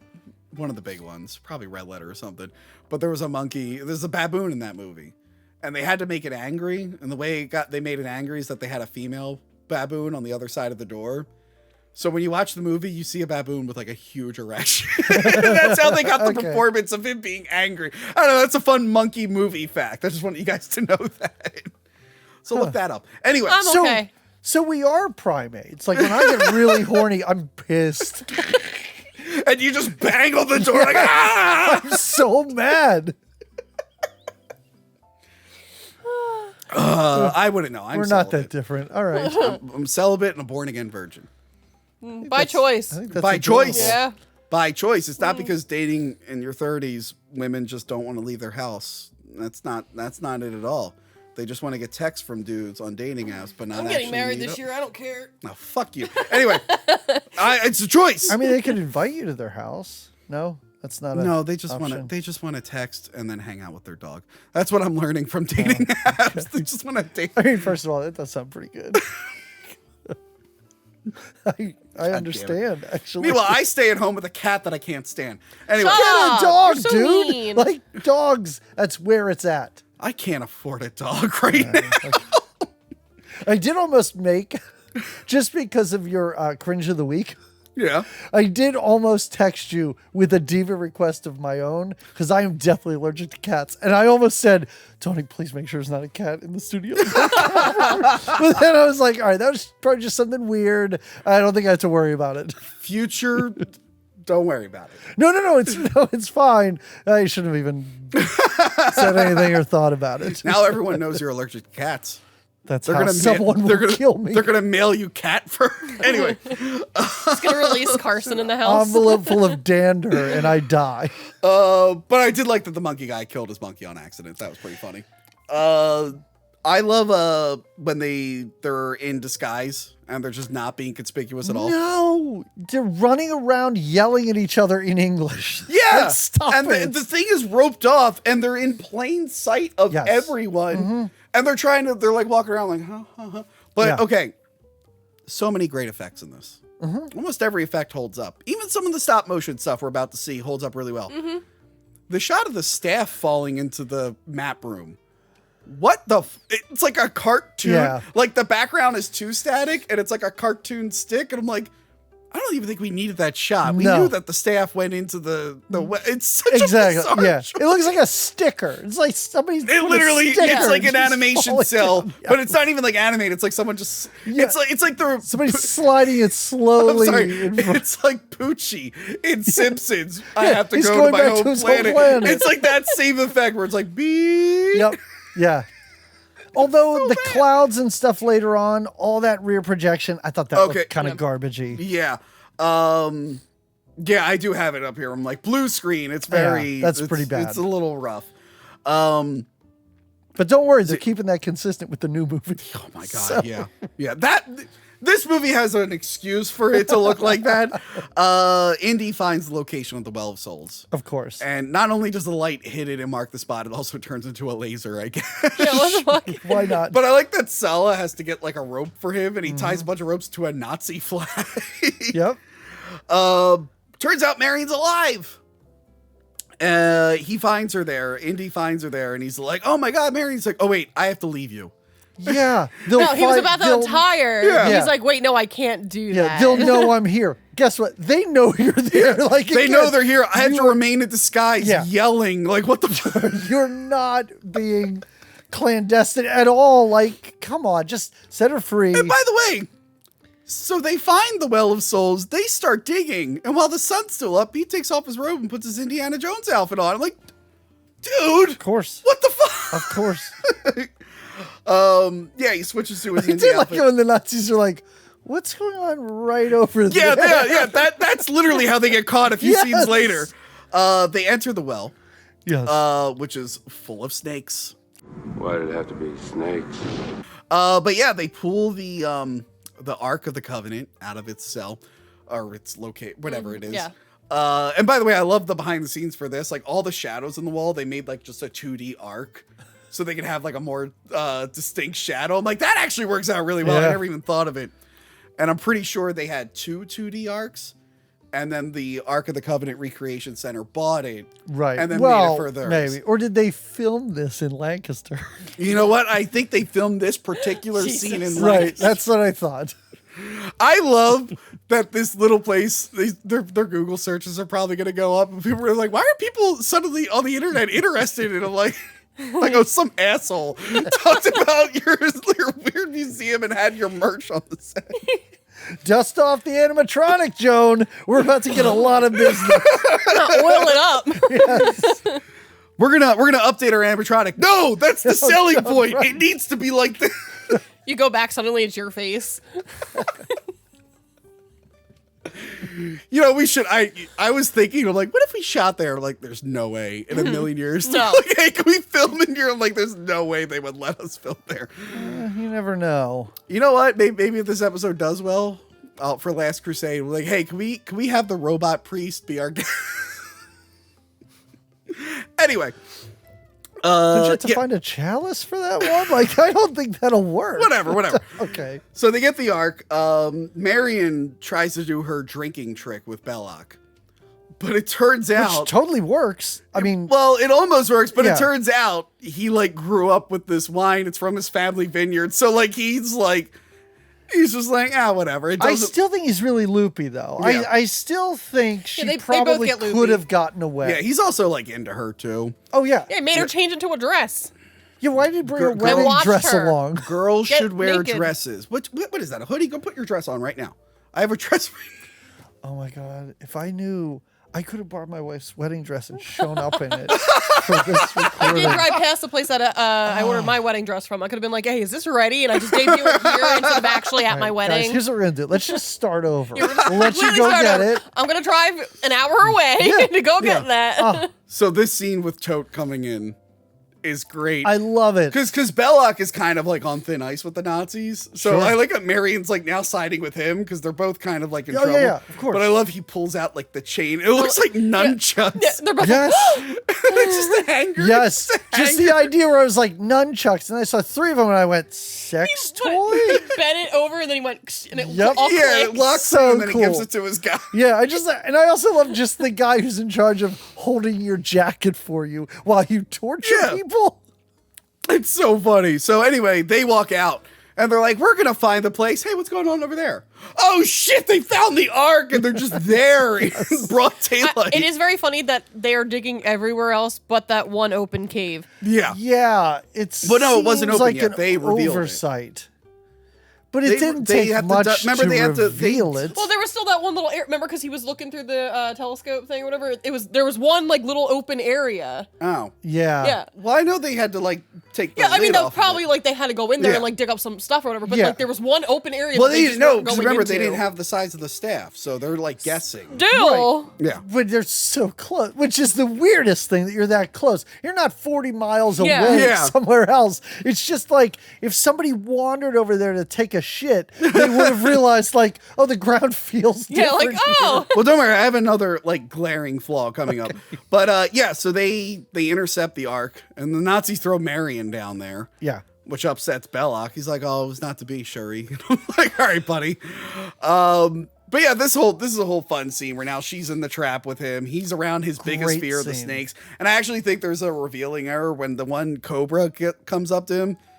The flame that he has is causing reflection on the glass in between them. So if you look real quick, because like they don't want Harrison Ford getting bit in the face. There's like a little reflection of the flame. I'm like, that's pretty cool. I actually like stuff like that. I love it when she's upset at him. Yeah. And allows him to drop her right in front of that Cobra. It's a really cool reveal. So yeah, they figure out like, well, where did all these snakes come from? Oh, they're coming out from that wall. So they crash into the wall full of all the corpses that all come to life for a second. And fuck you, they come to life. They scream. And then they start to move. They're screaming at her, and they have different voices, which is very weird. But I know, like, some of them fall on her, but there's literally some that are moving. Oh, yeah, yeah. I also like Harrison Ford's idea here. And I know, listen, he has to survive. But the idea of going to get out of here, here's a statue that has to be priceless. Yes. And I'm going to crash this into a wall, destroying it. Which apparently the ancient Egyptians never actually, like, had a foundation for it. You No. just tip that baby over. Just tip it over. Rock, and that thing's coming right down. So yeah, he, like, saves her. And then it turns out there was a back door to the cave the whole time. The back door... It's not like hidden. But you had to crash through a wall to get to the back door. Well, the back door, it's got logos around it and a loose brick, and it's right next to the airstrip. I'm like, no one ever went to think, like, hey, let's move that brick and see what's in there. And then you could have poked through the hole and been like, I found the Well of Souls. Oh, of course, yeah. The idea that you built an entire airstrip there. They and built didn't the realize they're that. landing back and forth, and they're like, oh, look at that. Yeah. Anyway, we're going to go dig over there. I'm like, just move the brick. It's Because it was too obvious. They're like, it wouldn't be that easy. It's really pissed me. You ever watch Lost? Yeah, sure. Okay. Remember the hatch was like a big deal in season 1? Of course. Like, So what's was a in the polar hatch? bear. How do we open up the hatch? Oh my God, we got to figure out the hatch. And like, this is an impossible thing to open. And then in season 2, they were like, well, we can't have people going in and out of this hatch. And they're like, oh, there was a back door the whole time, covered up in some vines. Yep. Like, what the fuck? Yep. What was the point of the hatch if you had a back door? Yeah. What do all those hieroglyphs mean? I don't know. And it blows up. Okay, I guess we can move on with another storyline. There was no reason for the hatch if they just had a back door with some vines over I really enjoyed Lost. I thought it was super fun. I liked I had the And I box watched set the down whole there. thing all the way to the end, and I was like, "Yay, that was great!" And then everybody hated the ending, and I went, "I don't know, it was fine. I don't." Care. It was whatever. That wasn't one that writer upset. strike season was a little Yeah. rough. But anyway, I got that whole big temple box set right there for it. It's on the other side. Would you? Oh, I can see it from here. Would you refer to it as a Temple of Doom? All right, let's. Yes. move on Anyway. with this. So Indy has to stop the plane because Yeah. they don't want the Ark getting out there. Yeah, this is when there is a guy flying the plane or getting ready to fly the Getting plane ready who to has fly a the gun. plane. Yes, and then Well, Marion first he takes beats him up out. one other dude first. Yes, He yes, just yes. Manhandles this guy. 'cause Yeah, he he's a manhandles the guy. normal-sized human. Yeah, and then the big guy shows up, Pat Roach, who's just like, "Oh, I'm gonna fight today." Like Yeah. that's what he was. He's just so looking- excited.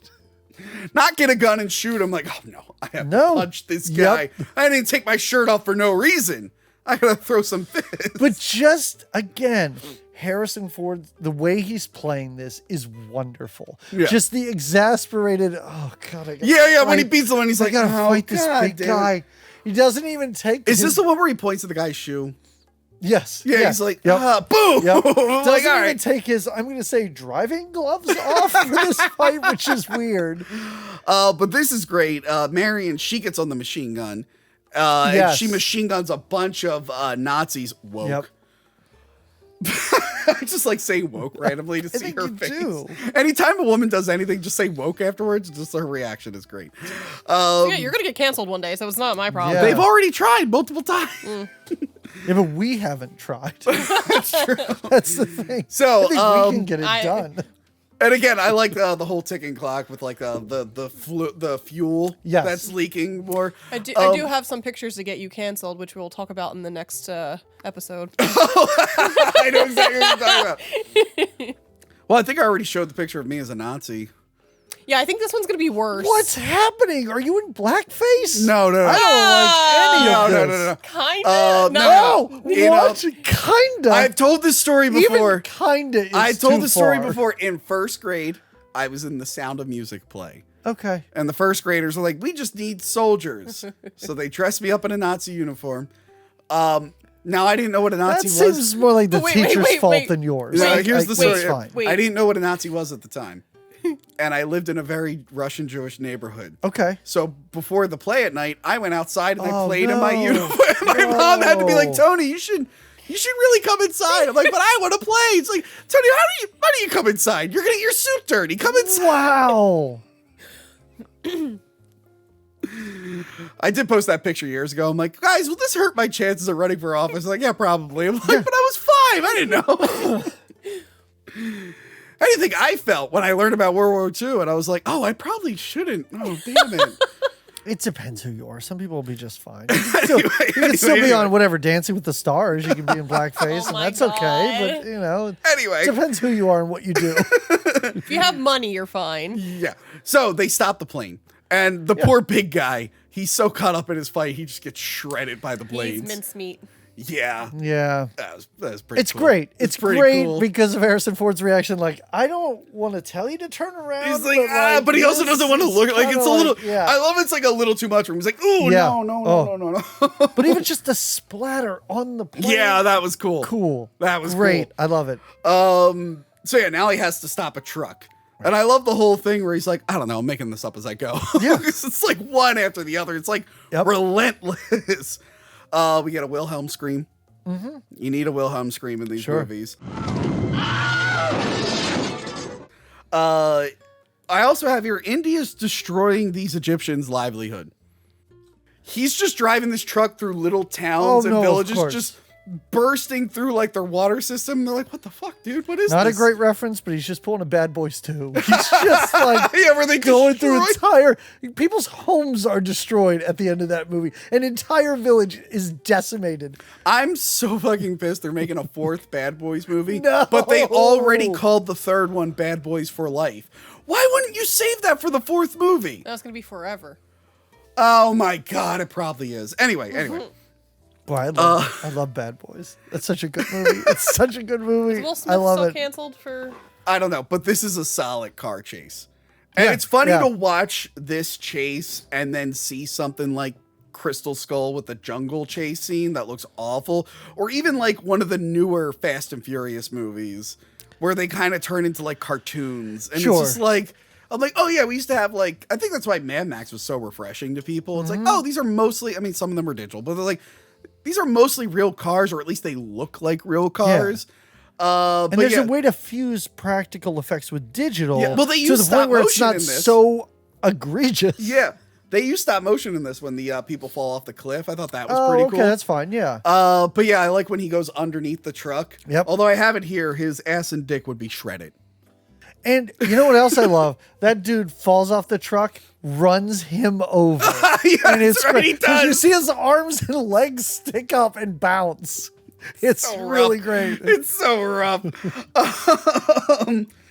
So I like at the end of this race scene, they get the truck into like this secret place that I just was just there waiting for them. Yeah. So I don't know if you noticed this. Do you know the fact about this scene? Maybe. So Belloc and Tote and the Nazis, they bring their car and they're looking around. So the actor playing Tote couldn't be there for the close-up. In the wide shots, I'm pretty sure they have a body double. for the one close up, they're like, shit, we can't show his face. Tote, I'm not lying. Tote is literally a jacket propped up and his hat is on a stick. It's a hat on a stick with the jacket. I don't know this one. For the close up. Yeah, it's someone pointed that out like on Twitter the other day or a few weeks ago, and I'm like, that can't be real. And then I'm watching it, and I'm like, oh shit, he just does turn into a jacket and a hat for like 10 seconds, and then goes right back to the, I guess, the actor or a stuntman in the one scene. Why can't you just put someone else in the jacket? Yeah. I would have had someone else in the jacket facing the other way.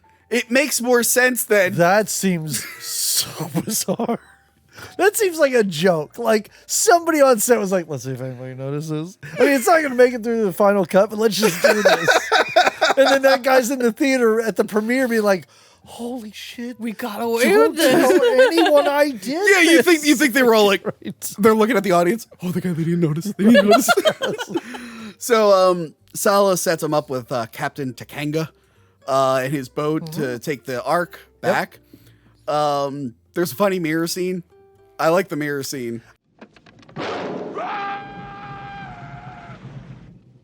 But also then we cut back and Marion's like, did you say something? And he's just like, that was the loudest scream ever. That was deafening. So Indy and Marion, they relive their younger days when she was just a young girl and he was grooming her. But he falls asleep. I mean, to his credit, she was just playing. He had a very busy day. I would be asleep too. She was just playing jacks while he taught his college courses. Oh my God. So we find out that the Ark is somewhat sentient and it burns the swastika on the box. The Nazis hijack the ship. With their sub. And they take the Ark and they take Marion.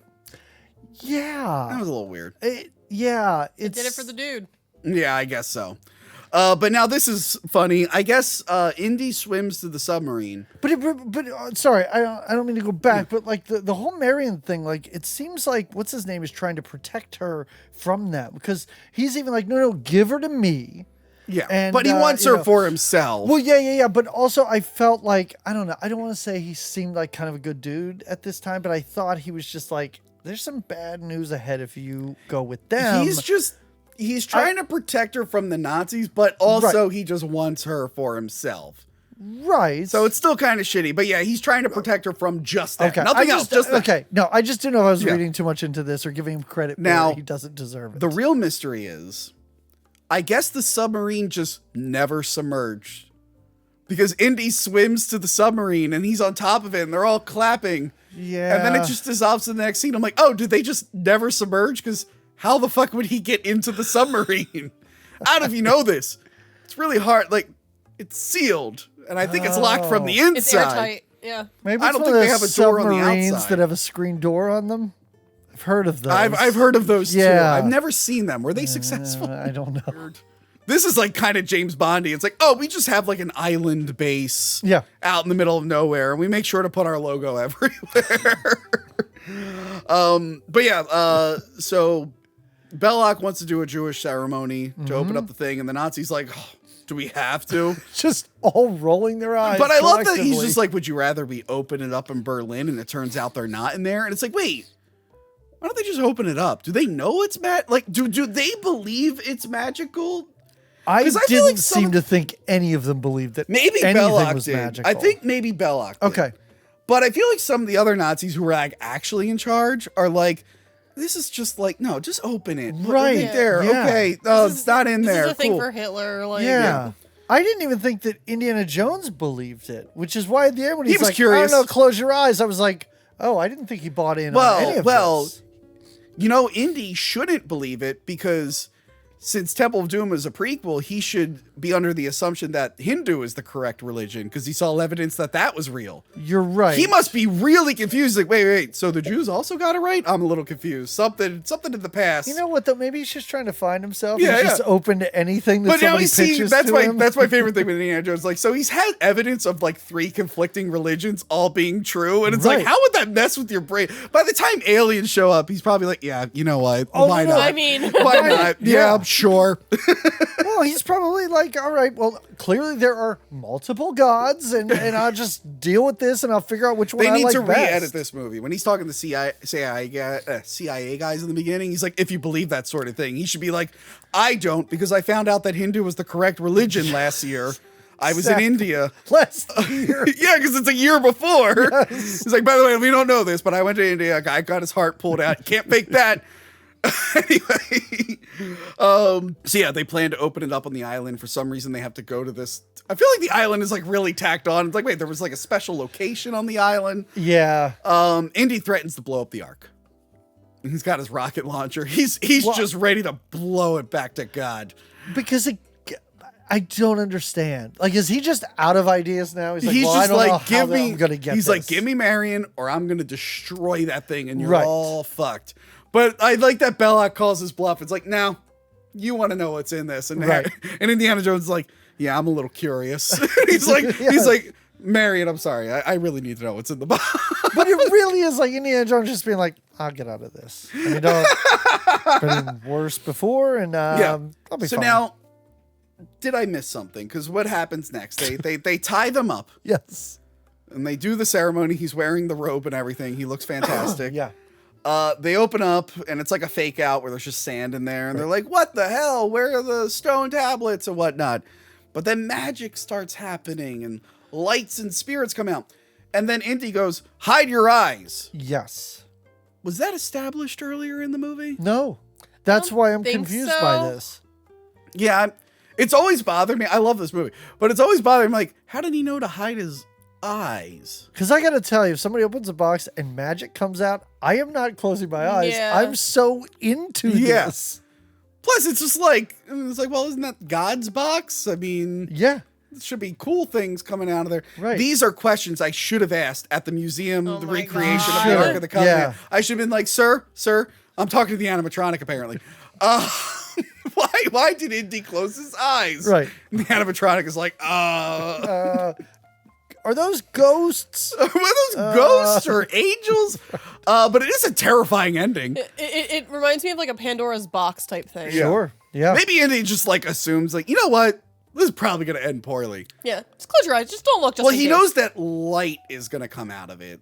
And he's probably, is he just like, Marion, it might get really What do you bright mean and hurt he your knows eyes? light is coming out Because he of says it? Is it that- earlier, because they ask him in Oh, the picture, what is okay. that? He's like, the light of God. Oh, yeah. What? I like Yeah. when they're like, what does it look like? And he's like, oh, there's a picture right here. Yeah, I Like, got a picture of it? Yeah. How did you Picture get a of- picture of it? Maybe he went to that museum. I don't know how long it's been there. Oh, there's a magnet here in this book. How do you know so much about the Ark? Have you ever been to Lancaster? Oh my God. It's the most. So I have questions about this. yeah. So if you're a lower level Nazi, it kind of just gets you right through the chest. You're Yeah. dead. Then it does several different types of head trauma to you. One guy's head looks like it just caves Yeah. in. So the one, they hollowed out like latex and whatnot. Yeah. And they like compressed it and caved it in. Just mushes in. The other one, Tote, I think was made out of wax in layers, and they put like a big heat lamp and they like filmed it over a bunch of time and then the played it melting, back. that's the coolest. I mean, That's if the I'm going coolest. to go, Like, that's the way I want to go. That's I great. think people have made candles based around Oh, that. Probably. Yeah, why would you not? It's awesome. But apparently, Belloc's head exploding was too much. So that's why they superimposed fire over it to mask it a little bit. Apparently the censors were like, all right, we're letting you get away with a lot. The head exploding. I bet you they were like, okay, you have 3 horrifying head traumas. You can only have 2. And they had to pick like which ones look cooler. And they're like, the head exploding doesn't look that impressive. We got to have the head caving in, the face melting. Yeah. But yeah, it's real horrifying. Yep. I'm like, oh my God. And then I like that the Ark just knows when it's done. And all the bad guys are dead. all the bad guys are dead. And then the lid it's flies the up. light of God. I guess so. The lid flies up and then shuts it. Yep. Which makes me wonder, would Harrison Ford have been killed if he was watching it? That's or the would question, the Ark like- understand that he's kind of a good dude? Well, we know the Ark has already shown that it's got a bias against the Nazis. I wonder why. yeah, right. Look, it was a very complicated time. Oh yeah, you're Italian. I forgot. Shut up. No, we were tricked by Germany. Okay. Oh yeah, trick. The Germans tricked Oh us. yeah. Sure. They were like, hey, we're German. We got a cool idea. The Italian's like, that sounds good. Is my knowledge of World War II factually accurate? Your impressions are spot on. So I don't. Anyway, so yeah, the Ark knows to close that itself. Hitler was talking to Chef Boyardee. It's amazing. That's how World War II started. Adolf Hitler was in his kitchen, and Mussolini's like, "This is my chef, Mr. Boyardee." Fuck up. I'm not going to put the SpaghettiOs in the can. And then Chef Boyardee was like, "I read your book. I got some idea." Oh my god. Oh, So yeah, they all wonderful get zapped. stuff. Oh, by the way, when again reminding me of the best, hardest working person on Hack the Movies, when the fire and everything's going up, it cuts to a rubber dummy of a Nazi just flying in the air. I'm like, That's great. like, why did that? Because when it cuts, like all the bodies are like still there, I Yeah. think, right? Yeah. Why did that one Nazi's body just fly into the air and turn into a rubber dummy? Don't worry about it. So Indy goes home. Like an idiot, he actually gave it to the government. I'm like, what are you doing, dude? And he's like asking them questions like, oh, who has it? Blah, blah, blah. And then who are the other people? Because they were trying to be like, well, we need to know where it is. Yeah, well, it's Indy. Well, what's he going to do with it?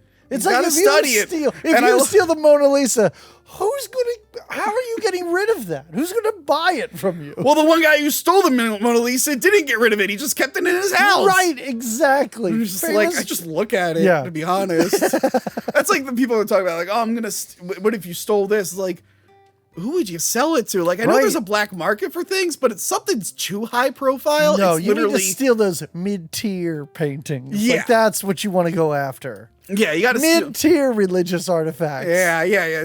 Don't go after, yeah. Yeah.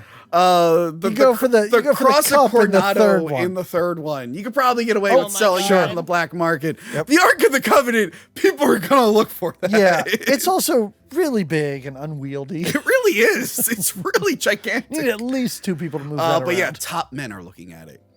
Top men. And then It's Harris, great. yeah, Indy's like upset.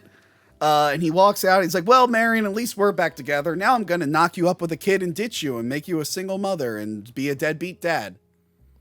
That's Every man's Yeah. dream? yeah, spoilers for part 4. He's a deadbeat dad. Oh, is what's his face's kid? Yes. Yeah. I don't like this. I Yeah. don't like The weird I don't thing like is, knowing a little more about this movie every day. the weird thing is, remember they tried to make it seem like it was a surprise, but everyone going into the movie was like, that's going to be his son. Oh, everybody was like, yeah, that's definitely his son. It was just so obvious. Like, Is he in the next one? What's his No. butt? no. I forget his name. No, Shia. Shia LaBeouf had Oh, like, yeah. kind of like a falling out Yeah, with Spielberg. and then- he's done. What about Marion? Because she's still kicking. I don't know. She's not in the trailer. All right. All we know is it's Indiana Jones. Salah's there for some reason. Oh, God. And I don't know if he's on the adventure. He probably just has like one cameo. And then his goddaughter, which again is the social justice robot from Solo that everyone hated. There's something about Indiana Jones having a goddaughter that's a robot that I got very excited about just for a second. It's Where I was actually like, a robot. Wait, is there a robot in this movie? Because I might be more interested. So anyway, it ends with them boxing up the Ark of the Covenant. In a And- huge warehouse. And we never see the Ark again, except for in the fourth one. Because it turns out, do you know where the Ark is in the fourth one? That, you know what that big warehouse was? It was Area 51. No, are you serious? And there's a shot Guys, in Ark of the La Covenant. la la la. I don't want to hear it. There's a shot in Crystal Skull where they're fighting in Area 51 and someone shoots a box and it zooms up on the Ark of the Covenant to let you know that it's there. Because if we're not referencing prior Yep. movies, then why are we making Yeah. sequels? Now, the real question is, so World War II happens. And the So government... I've been told. The government, yes. So my grandfather So- told me. Allegedly, World War II happened. Allegedly. Yeah. If you believe everything they tell you in school, I guess. Oh my God. So allegedly it happens. No, but the whole time it's like, wait. So the government had a magical box that really hates Nazis, Yeah. and they didn't think to use it once. There's only a few men looking at it, and I don't know if they died later that week. Wait, did someone forget? I need to point out, so you want the American government to use it against the Nazis. If the Americans open that, they're fucking dying too. I don't want anyone to use it, but it's weird that the Americans were like, you know what?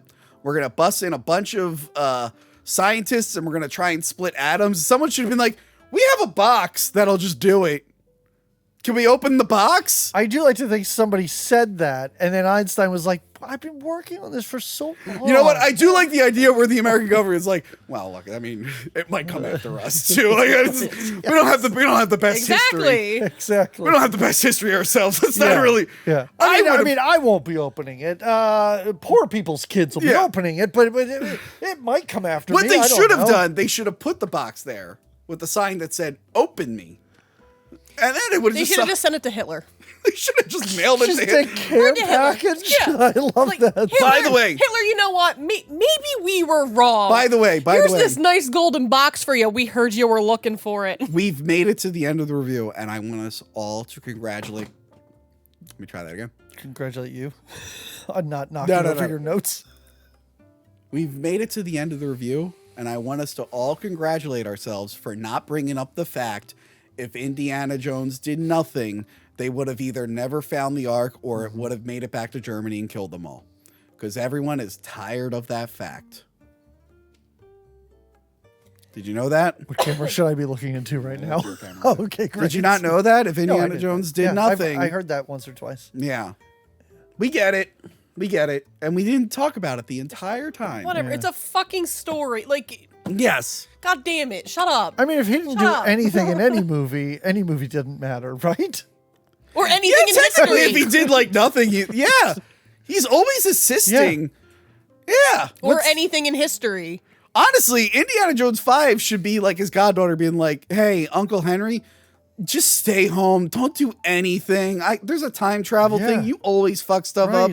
Just stay here. If he didn't do anything in the third one, that hot Nazi that he was into wouldn't have fallen down and died. Is Dial of Destiny supposed to be time travel? Yeah. Oh, they're going to de-age him, aren't they? Oh, yeah, they've already shown in the thing. Oh, Well, there's God. flashbacks to when he was younger fighting Mads Mikkelsen and then whatever. But this movie is great. Yes. It still holds up. It does. Mean... it does. If you don't mind your hero maybe being a child groomer who's sleeping with the students, it still holds up. The action is top notch. The effects are great. The effects are great. Yeah. There are slower scenes, but right. And I'm just taking that from a kid's standpoint. I watched this with my kids, so it was interesting to watch them, like when they tuned out and when they got back the slower into it. scenes But are they there really to, liked it. Again, break up the action scenes. To Give make him it a bracer. to make it If I could just one feel more time. to make it feel like a serial where it's like, Yes. okay, come back next week. Oh, here's another action scene. Okay. And it works really, really well. And again, they took something that they loved and they made something new out of it. Yeah. And now we're just recreating what a bunch of boomers loved from the 40s and 50s until the end of time. Right. It's really annoying. But no, it's solid. I love it. It's great. Should we talk about the new set now? Should I address the elephant in the room? Let's do it. I don't know what you're talking about. It's just the same as it did last time I was here. So without going into too much detail, thanks to viewers like you, I am now making Hack the Movies my full-time gig. I can finally get paid. Do I get like a guest fee? Yeah. Or something? Yeah, he has all this money now. No. I kind of like this. What are you talking about? I mean, we'll just talk about it. enough We'll for talk about gas or Yes. something. So I am leaving my job, but still on good terms. I'm going to be doing some freelance stuff for them. But I thought it was time to take the plunge, take the risk. It's something I always wanted to do, just to make this my full-time gig. And of course, I'm doing it when YouTube ad revenue is at its all-time low. So patreon.com/hackthemovies. It's very important. It's very important. But yeah, no, thanks everyone for watching the show and supporting the channel. It matters now more than ever, but I couldn't have done it without all of you guys. And yes, I did rebuild the set in a new location. It's a lot of fun. We have a lot of cool plans coming up. I'm building a new live streaming setup. We've been doing live episodes, and for the $10 patrons, I'm sending them the StreamYard link if they want to join in at the end of the episode. Amazing. You could be on the show. So thanks everyone for the show. I'm excited for the future of Hack the Movies. You made it all possible. And I love everyone.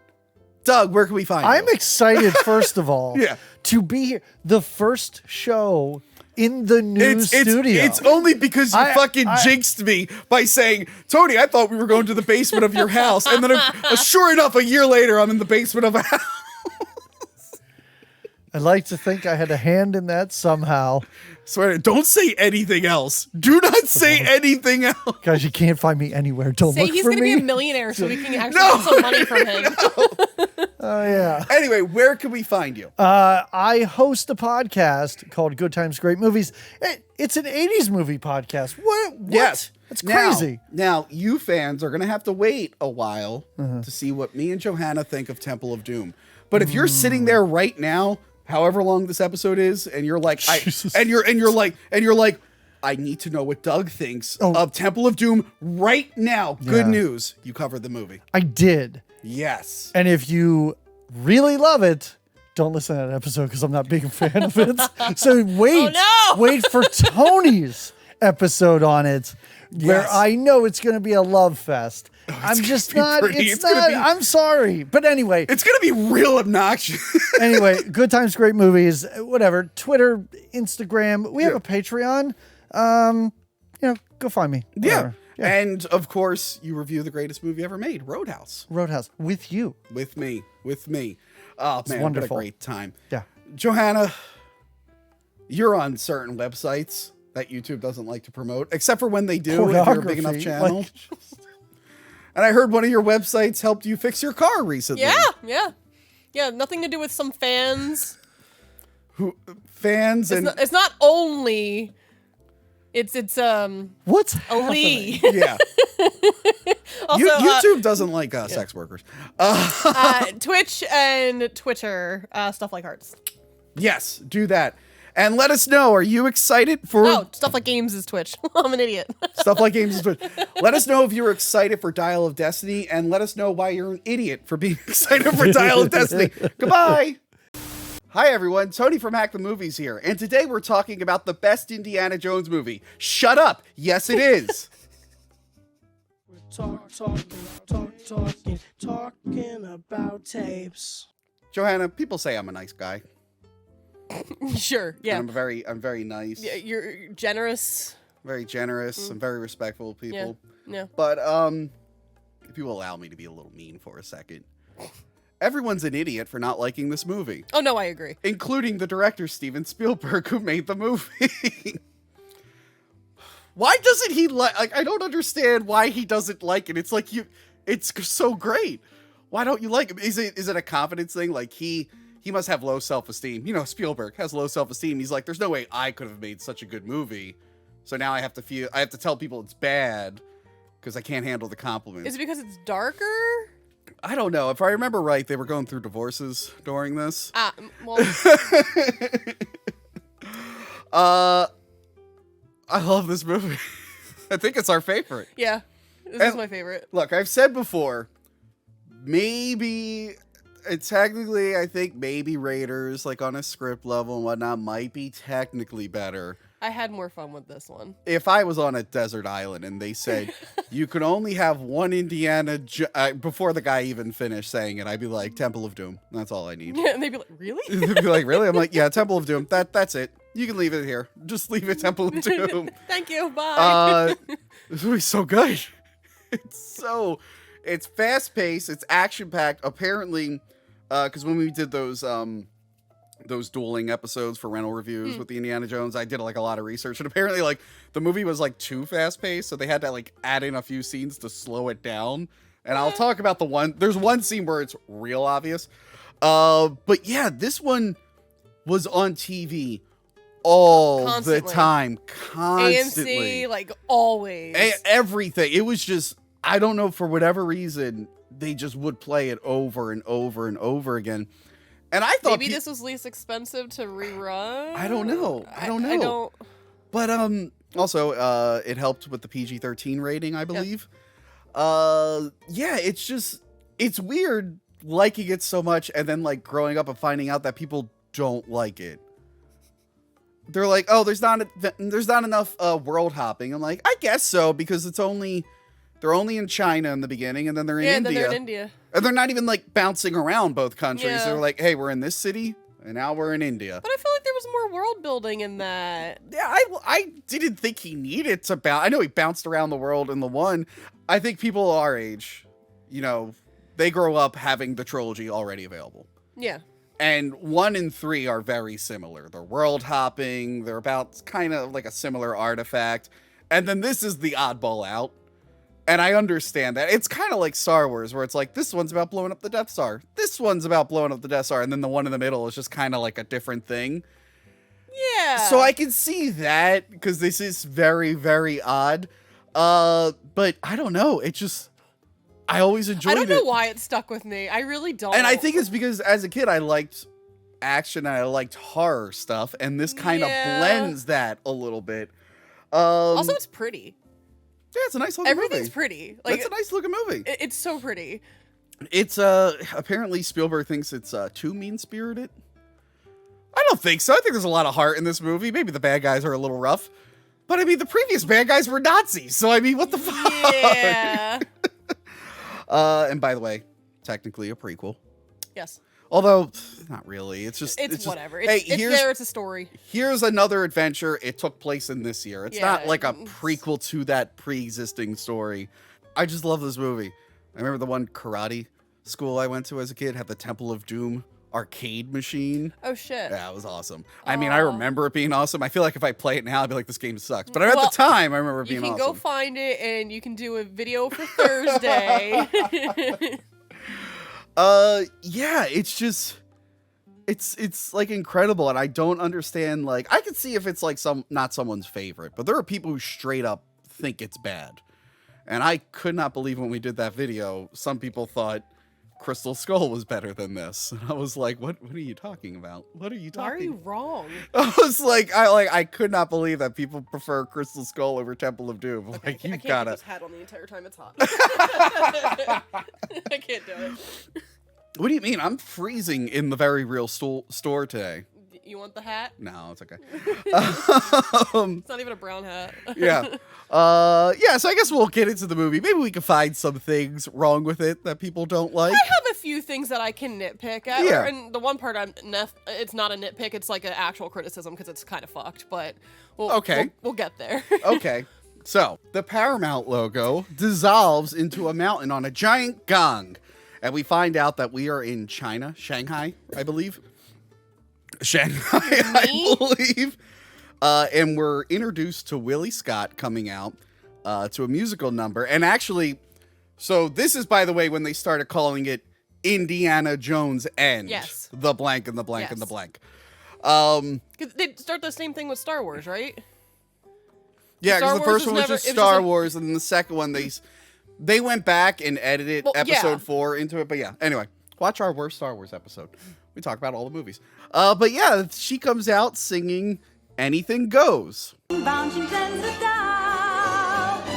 Anything goes. But in Mandarin, I don't know what they speak in Shanghai. Chinese.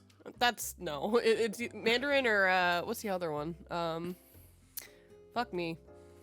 Is that what it's called? Yeah, fuck me. Yeah, so Mandarin or fuck me. One of those she's singing. I forget the other language.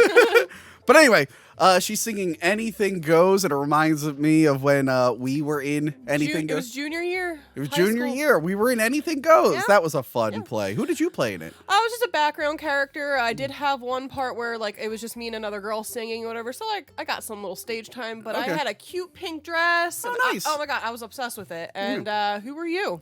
I was a sailor. Nothing. Are you implying that I had 2 roles in Anything Goes? Maybe.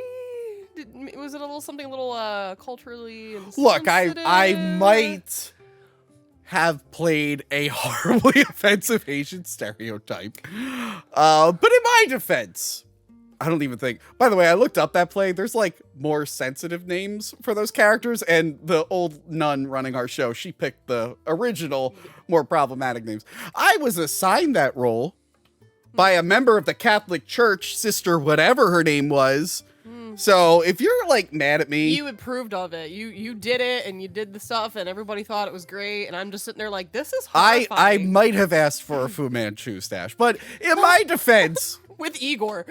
in my defense, there was another guy. You got a Russian and an Italian. The Catholic Church forced me to play this character, and Twitter was like a few years away, so I didn't think this would ever come back.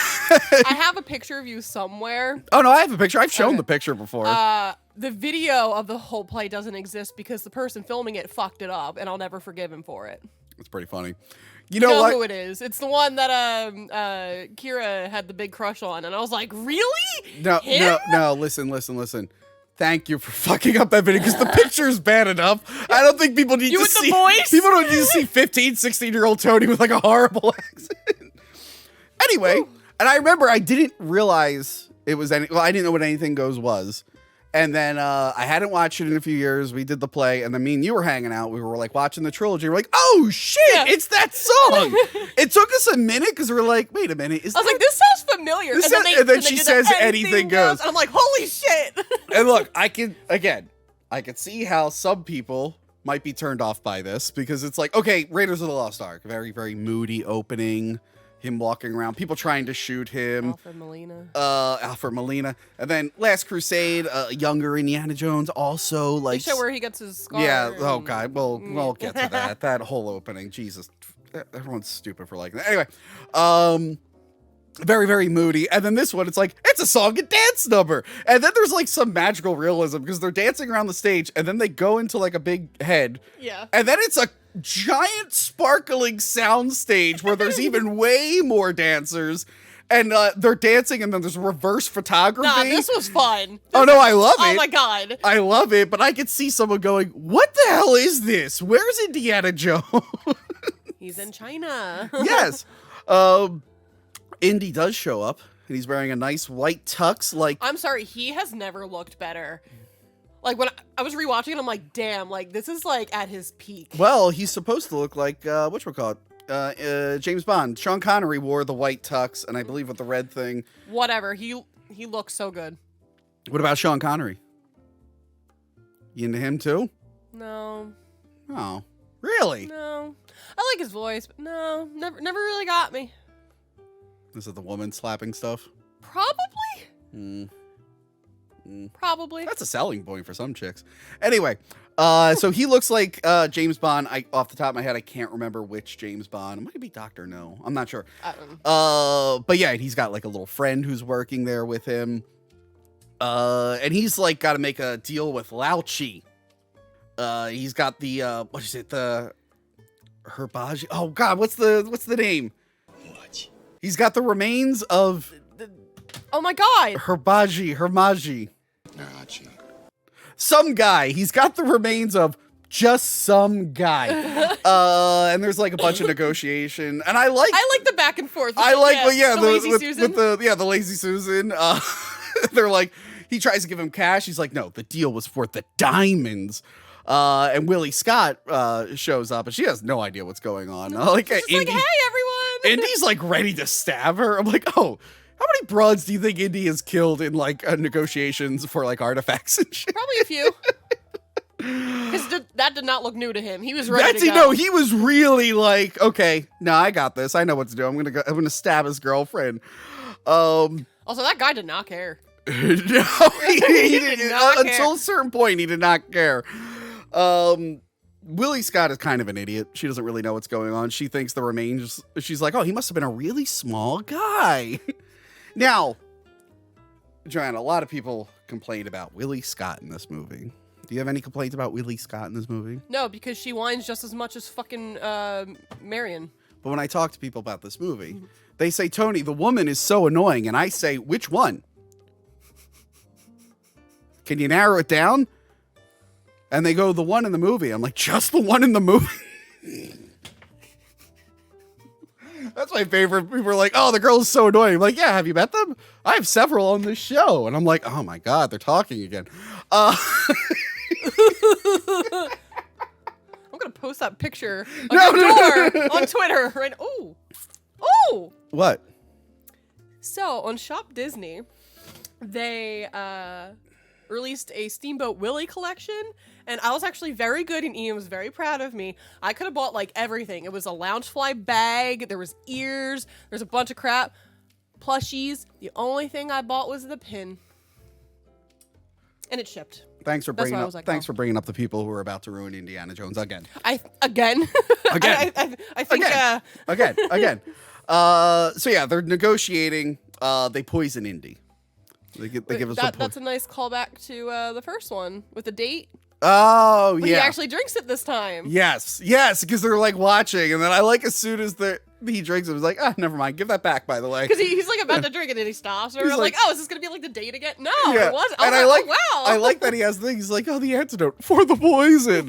And I love he goes to threaten to kill Willie Scott, and he goes, keep the girl, find another. And I'm like, oh man, what a king. But then Indiana Jones. Why am I single? Indiana Jones, he has a friend who's there. His friend dies. Oh, yeah. That was brutal. Into the great unknown mystery. I go first, Indy. And then Indiana Jones kills a guy with a kebab. That's fucking awesome. How can anyone not like this movie? There's a lot of shooting through things, and somehow no one's getting shot too, by the way. Well, yeah, the one guy, gong yeah, thing. the one guy, I like the first shot. The guy like waited for people to pop champagne bottles to shoot. I'm like, no. Guns and champagne bottles, I feel, sound very different. Don't worry about it. This whole action scene is great. The running gag of like Indy's trying to get the antidote while she's trying to get the diamond, while he also has to fight people off while dying. It's just a great back and forth. We hear an early Wilhelm scream. Yeah, very early. Yeah, and like the best part is the band never stops playing, and then the dancers come out, and meanwhile everyone's being shot and murdered, and they're like, oh, no one knows. We gotta keep dancing. They're professionals. They're used to it. They're like, oh, just another Saturday. Yeah, and I love the gong shield. It was shot right through. Through. Yeah, he grabs Willie, he gets the antidote, and they take off in the gong shield. We find out the club. Did you see the name of the club? I saw the name of the club. Club Obi-Wan. Like Star Wars. Does it say, oh, no, in a galaxy far, far away. It doesn't say Star Wars. See my porg? Yes, I see it. Do you see that porg? Yeah, why'd you have to put it next to very, very important Lego Man? Shut up. I don't want people to notice Lego Man. Too late. Real quick, Johanna. Can you pour us another shot? Because we need to celebrate. We need to celebrate. This is a big moment that me and Johanna have been waiting for years and years and years and years and years and years and years and years and years. Your death? No. Oh. I would hope you wouldn't drink to that. Unless it's sorrow. Sorrow. Mm-hmm. You're like, I can't believe Tony's dead. He was the best I ever had. And then Ian's like, what? Ian would be like, Ian would be like, wait, what? That's definitely a lie. Ian would be like, do you want me to like leave? I don't think you meant to say that out loud. There, I put a little less for you, little. Okay. Johanna. I'm just saying, the moment you're gone, I'm taking over this channel, and it's just gonna be me, Mint, and Crystal. Good luck with that. Okay. I could get an answer right now from both of them. Okay, you ready? You ready, Johanna? All right. Let's celebrate. Mm. Okay. What am I doing? What are you making me do? We're allowed to like short round again. No, I never stopped. Neither did I, but you didn't drink that. I'm just mad. What is wrong? Oh no, child. This is probably the only movie where I'm like, you know what? The child works. No, they all say that he's like a racist depiction. People have been saying that for years. And I'm like, why? Because the way he talks, I'm like, it's a little racist to think the way he talks is problematic. Let's say it's more about you. But even the actor came out. Academy Award winning. Did he win? I'm pretty sure he won something. I don't watch the Oscars. I'm almost 1,000% positive. But yes, he is back. I'm going to butcher his name. So Short Round is back. He's acting again. He did a great job in Everything, Everywhere, All at Once. Which, if you did not watch my 2022 wrap-up episode, I clipped that particular review for the Clips channel. Yes, we're all allowed to like him again. I saw everyone going like, I can't believe it's the guy from Short Round. That's awesome. And I'm like, you sons of bitches have been telling me that he's racist for years. Now we can like him again? I'm like, this is great for me. I can't wait. I would love to see a Short Round show. Hey, Disney, instead of digging up dinosaurs like Harrison Ford, can we get a Short Round show? Can we get that? Would you like a Short Round show? Wins Best Supporting Actor. He won? He won Best Supporting Actor. Oh, Yeah. good job. Yeah. Awesome. Yeah, Golden Globe. Oh, Golden Globe. You said Academy Award. Whatever. He's going to be the Academy Award winning. Anyway. This episode was filmed before the Academy Awards had aired. And it turns out Johanna was right. He ended up winning the Best Supporting Actor Oscar. Is Johanna a time traveler? Did she use the Dial of Destiny, perhaps? I think that's a time-traveling device. I don't know. The movie's not out yet, but we'll talk about it when it comes out. Back to the review. I've always loved Short Round. Okie dokie, Doctor. Well, not even that. Whatever. When he's driving, he has like the little like wooden things attached to his feet for the car. Yeah. And fucking Willie's just like, that's a kid. Okie dokie, Dr. Jones. Hold on to your potatoes. I fucking love him. He's so great. He's so cute. And you're right. And he does stuff too. Out of, It's like- not even like he's just like a boring sidekick or whatever, just like there for comic relief. He does stuff in this movie. Yeah, and like I said, I hate like child characters that are forced into movies. Yeah, mad at me. What? Oh yeah, no. I was gonna say, I'm like, I hate you too, but we're talking about child characters. Give me something to throw. Anyway, no, I've been very vocal on how I hate certain children characters being inserted for no fucking reason, only to be like, oh, let's make it more child friendly, and it's just like, it shouldn't be child friendly. Ghostbusters. Yeah, but no, I really like his character. He's fun. He's different. And that's again, I like how different this movie is. There's some like callbacks and similarities, but it's like, hey, this is a different adventure. We're going to try some new things. They make it to an airfield and we get a Dan Aykroyd cameo. Yeah, what the fuck? Doing a British accent. They never do a close up on him and he's using a different accent. So I didn't know that was Dan Aykroyd for the longest time. He does kind of sound like 3PO. Because at first I was like, is that 3PO, Zach? But it's not. Anthony Daniels. What? Anthony Daniels is the thing, and he's going like this, and they're like, Anthony, you don't have to do that with your arm. You're not the robot.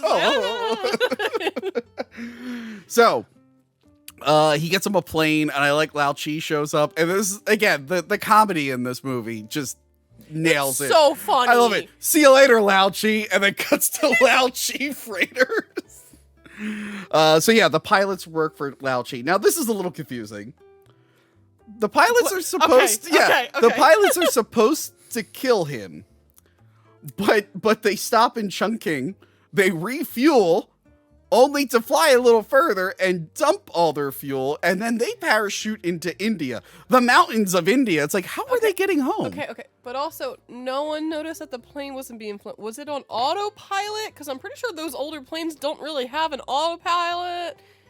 There was no, like, dipping or any rockiness. It was a very smooth ride. Well, I did like that Willie Scott woke up and like saw them leaving, and she's like, Indy, or she's like, sir, she forgets his name. No, she gets up and goes and looks, and she's just like, no one's flying the plane. Yeah, but I like that she keeps calling him like sir and stuff, and Short Round's like, it's Dr. Jones. I love this idea. This whole joke here where she goes, he's sitting in the pilot's cockpit. We know Harrison Ford is Han Solo and he flies and whatnot, and he flies in real life poorly. But yeah, she says, do you know how to fly? And I love it. He goes, No, do you? Because like your brain is trained to think like, oh, he's obviously going to know how to fly. It's like, no, he has no idea. Which they did similarly in the newest Mission Impossible movie that came out. Like I watched the first one. You're missing out, man. Tom Cruise gets in a helicopter. I'm not a Tom Cruise person. Tom Cruise gets in a helicopter toward the end. You can tell he like has just only the basic understanding of how to fly a helicopter. He's like, I'm pretty sure I can figure this out. He's like, so I lied. There's one Tom Cruise movie I actually do like. What? War of the Worlds. Not Legend? Okay. Okay, so there's two Tom Cruise movies that you like. Really, War of the Worlds? I don't know why I like it so much. Better movie. I don't know why I like it so much. Eyes Wide Shut's really good. That's a good one. Anyway. So yeah, they escape. Oh, by the way, speaking of Star Wars, Millennium Falcon malfunction sound again. I have them in my notes here. I don't think that's how rafts work. They jump out of the plane. Cool shot of the plane exploding on the mountain. Somehow the raft stays like this. No, it doesn't flip over or anything. They're perfectly in it. It perfectly lands. Yeah, it inflates as it's falling. It keeps going perfectly straight up. It turns in. It goes into the water. Well, it turns into a sled. Like, and it can. Everybody's just fine. So this thing that's meant for the water could be just sled down a hill and survive and not get cut. Tubing. I guess. Think about tubing. I don't know if this is made for that though. Well, tubing's different. They like make sure it's just snow. They're like on snow, on dirt and rocks. It's not meant for that. I mean, maybe they prepared because technically in the water you can get into the rapids where it's rocky. So I don't. Dude, just go with it. Shut the fuck up. But anyway, I like that in the water. She's like, I hate this, and then her voice changed. She goes, I hate you. And I hate you. They arrive in an Indian village, and everyone's sad. I like how Indiana Jones just knew it was India. I love that she's like, where are we? He's like, India. And he's like, are you sure? I'm pretty And then the guy's just there. Yeah. The old man tells them that they will take them to Delhi. And what I like about this fact, I don't know if you know about this fact, like he didn't know how to speak English. So he's like repeating what he's hearing. Did they just hire? Yeah. So they're repeating. He's repeating what he hears, and he's supposed to be.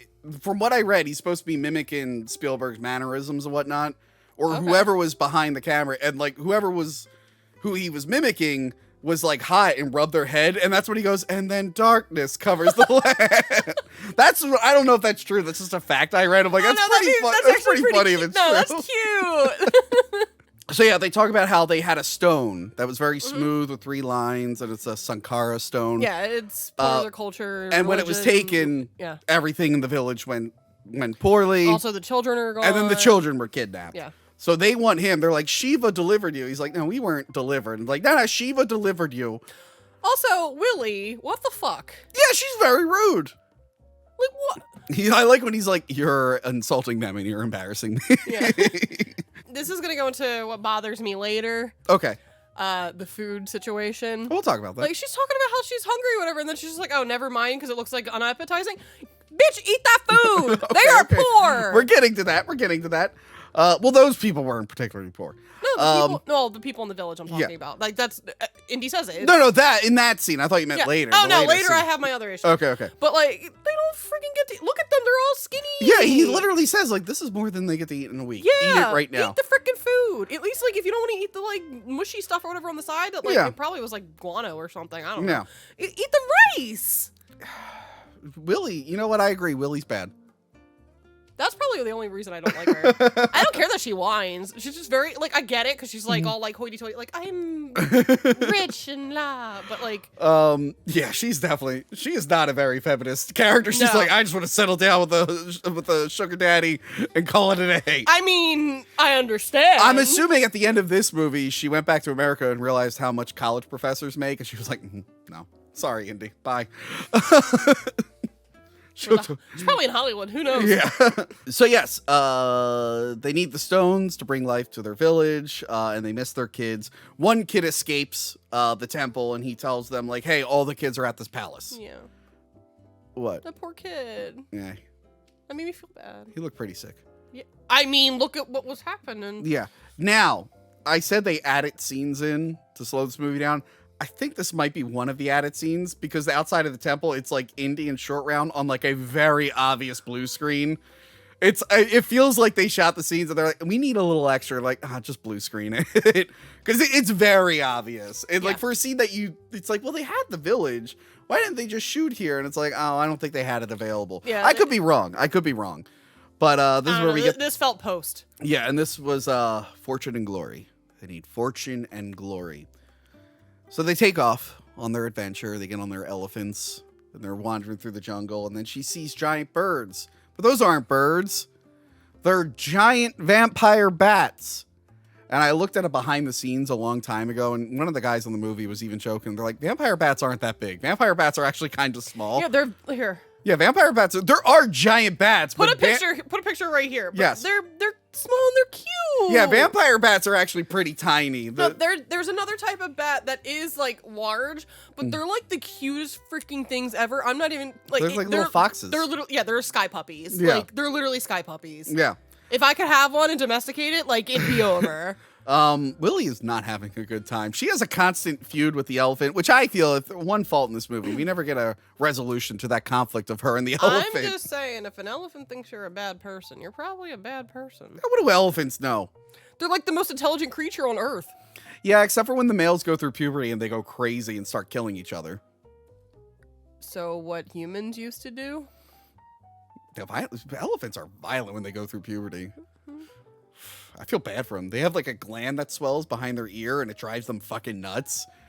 And they're like, I saw a video of like an elephant with like its insides ripped out. And it's like, yeah, one of the elephants going through puberty just went nuts and it just attacked that elephant. Yeah, and then you wonder why, people who get their periods fucking go nuts every, month.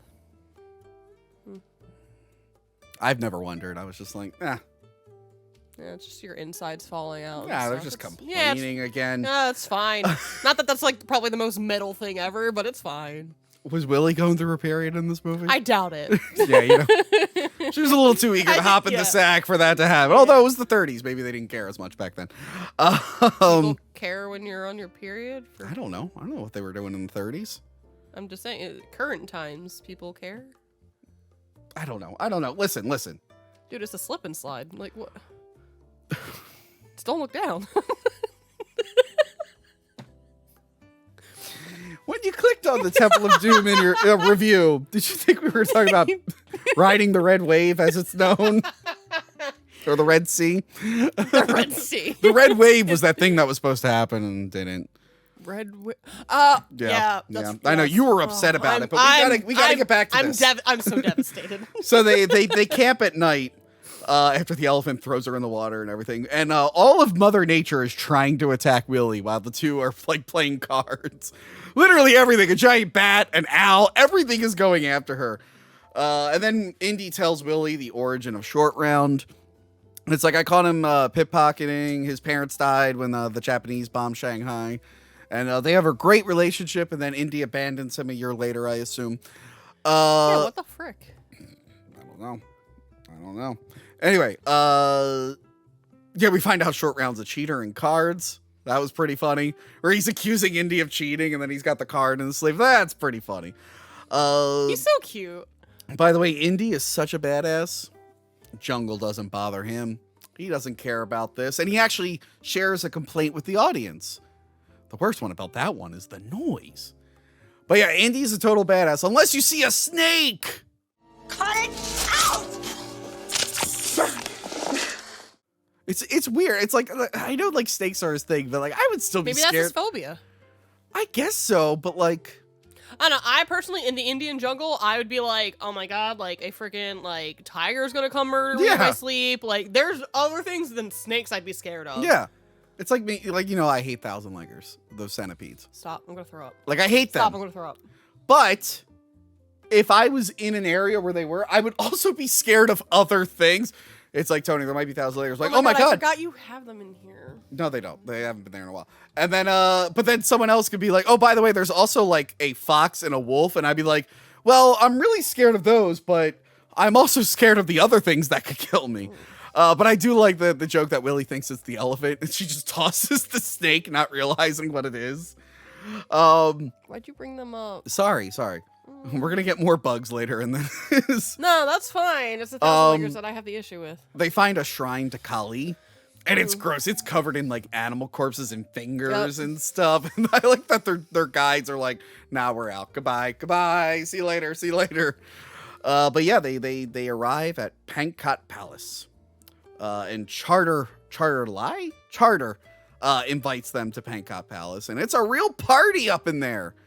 They got dancers. Willie's so happy because it's civilized culture. Well, the British colonizers are there. Yeah. That's not even a joke. They're literally. I love that they're like, Charter's like, yeah, the British are here for another unexpected inspection.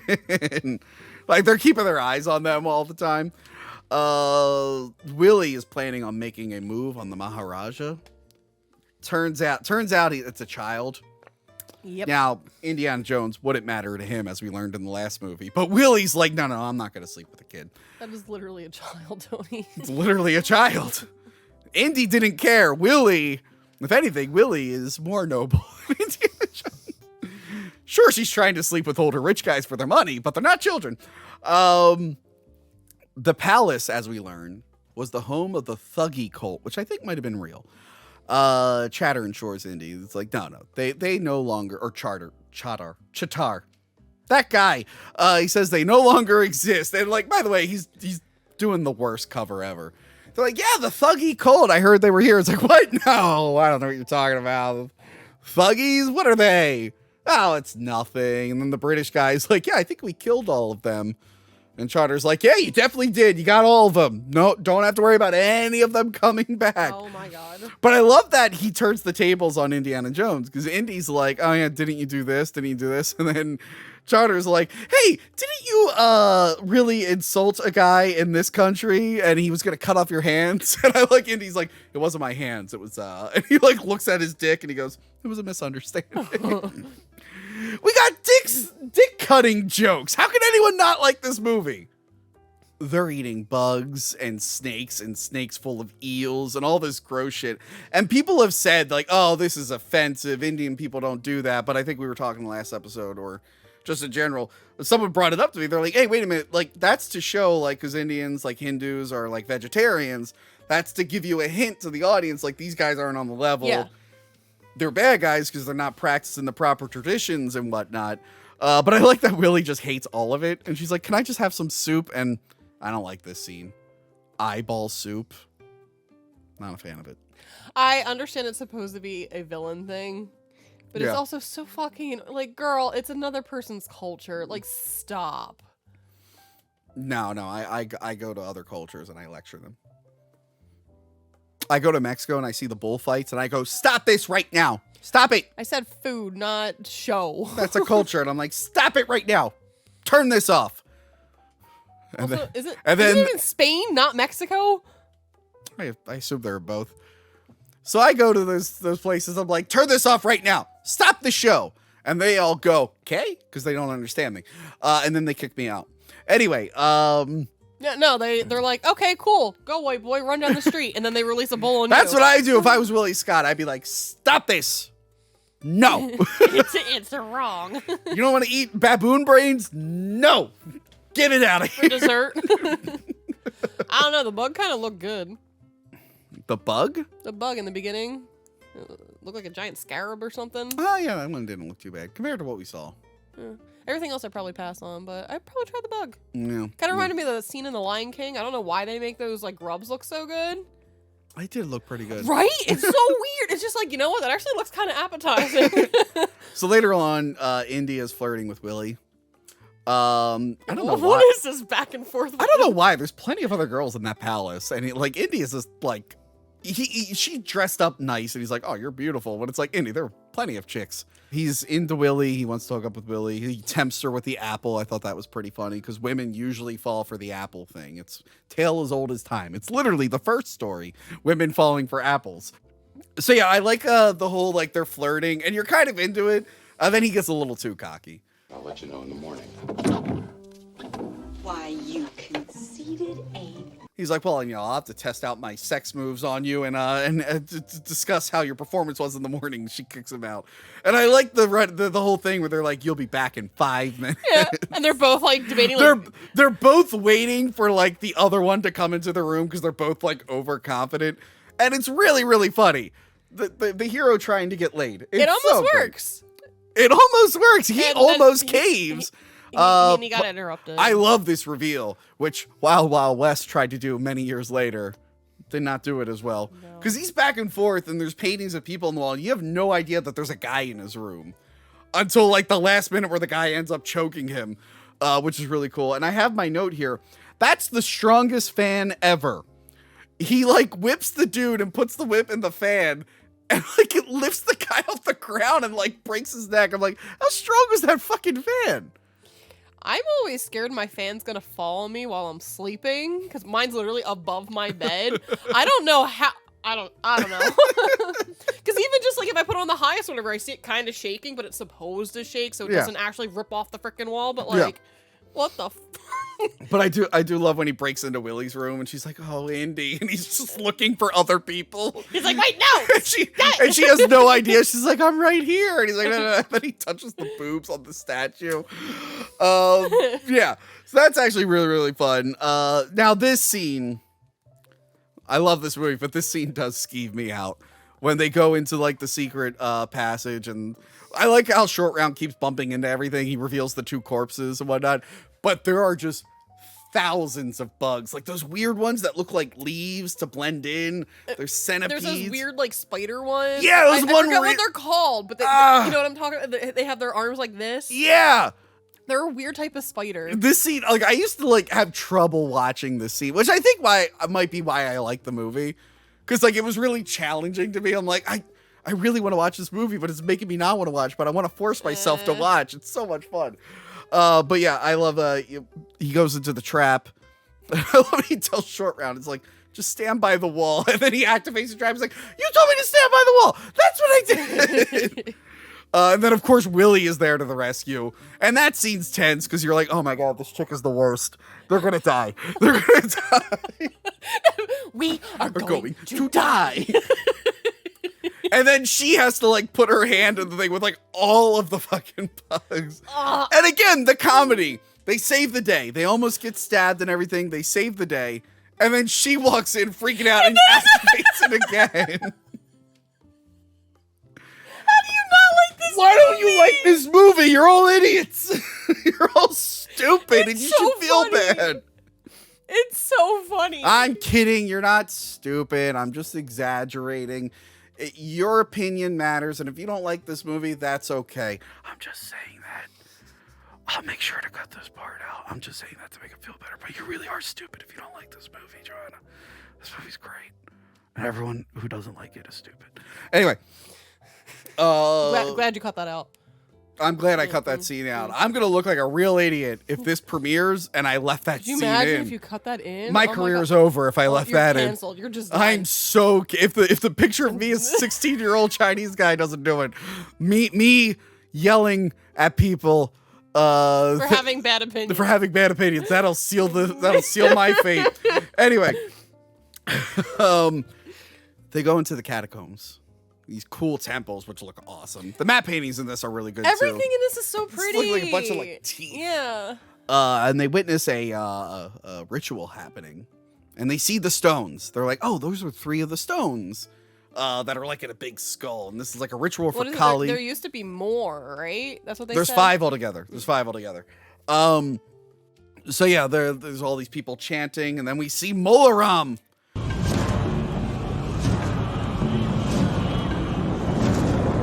Apparently, he shaved his head bald for this, and he just kept himself bald for the rest of his life. I mean, he looks good. He looks pretty good. He looks good. And I understand people say they don't like there's not like a main bad guy in this. Like, because what's his face? Belloc is introduced in the first scene of the original movie. And we have the 2 supporting bad guys, Tote and the Nazi general. And like, I guess like Charter is kind of introduced as a bad guy, but we don't really know that yet until this scene. And I guess Molaram is the main bad guy in the Kali, I guess. But like Molaram is technically our main bad guy, and he's introduced so late. I don't think there's a problem with that, though. No, it's a nice build up, nice lead-in. I'm okay with that. It's like, oh, obviously there will be a cult leader. Yeah. They're discovering it as it goes along. And I know sometimes introducing a villain really late can work or not. I think it works here. Depending on how it's the way the movie's set up, I think it works in this case. His reveal is so good. What a fucking introduction! The music, everything about it. They bring out a guy and like he rips out the guy's heart. Kalima. He pulls out the heart and the guy's still alive. Which is the most fucked up thing. At that part, I was like, holy shit, how's that guy alive? And then they dip him slowly into lava. They dip him slowly into lava. There you go. He turns into a doll for a second. Yeah, I did notice. I was like, ooh, guys. No. By the way, his skin would be boiling off before he touched the lava. He'd be like, Okay. ah! This part versus the part later. Oh, yeah. Yeah. Like, but you know how lava works. The heat. Also, Like, lava wouldn't fully dissolve you. And I guess it's magma because it's in the earth. yeah, it'd be magma. Which, by the way, they would... I don't know how well ventilated that cave is. They would all be just passed out. Like, because of the... There's no way anyone in that cave would be anywhere near that. But anyway, it's magic lava, apparently. I mean, yeah, it has a nice little swirl thing. Yeah, I like the little whirlpool of it. So yeah, they Looks dip like him a in, portal, actually. yeah, they dip him into lava, and then like as he's burning, his heart just erupts into flame, and Molaram the whole time is like, I feel like they do this all the time, and he never gets bored of it. Would you? Do you think those guys get bored of it? Like Chatter? I don't know. I feel like every time I'd see it, I'd be like, holy fuck, that's Like cool. like Chatter and the guys like who are doing the song, they're like, oh, he's.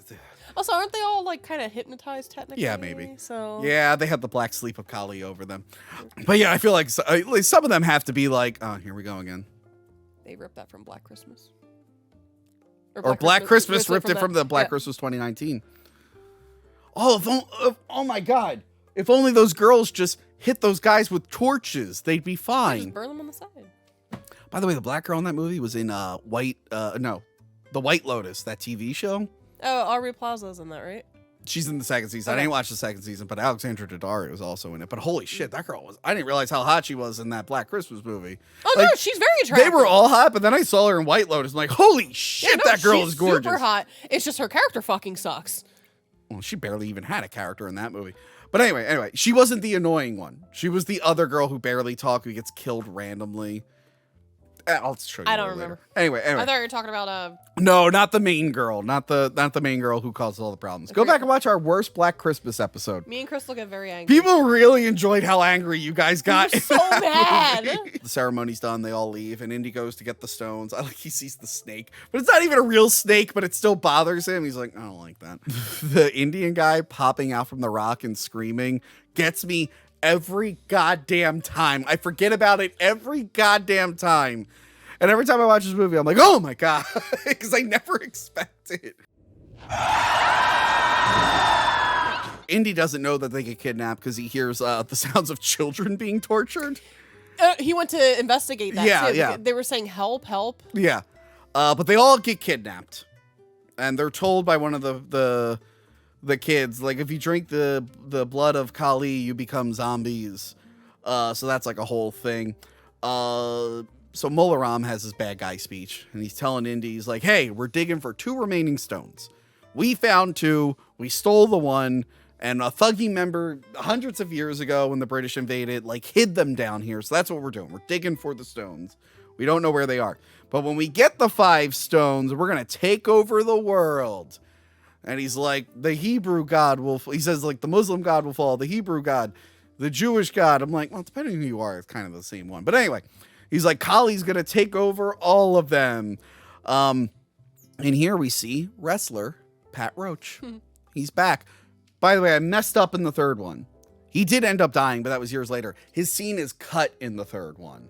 So he was going to have a 3rd scene where he's a tough guy Indy has to fight, but they deleted his scene in the next one. I thought he died before they shot it, but he didn't die till like 2004.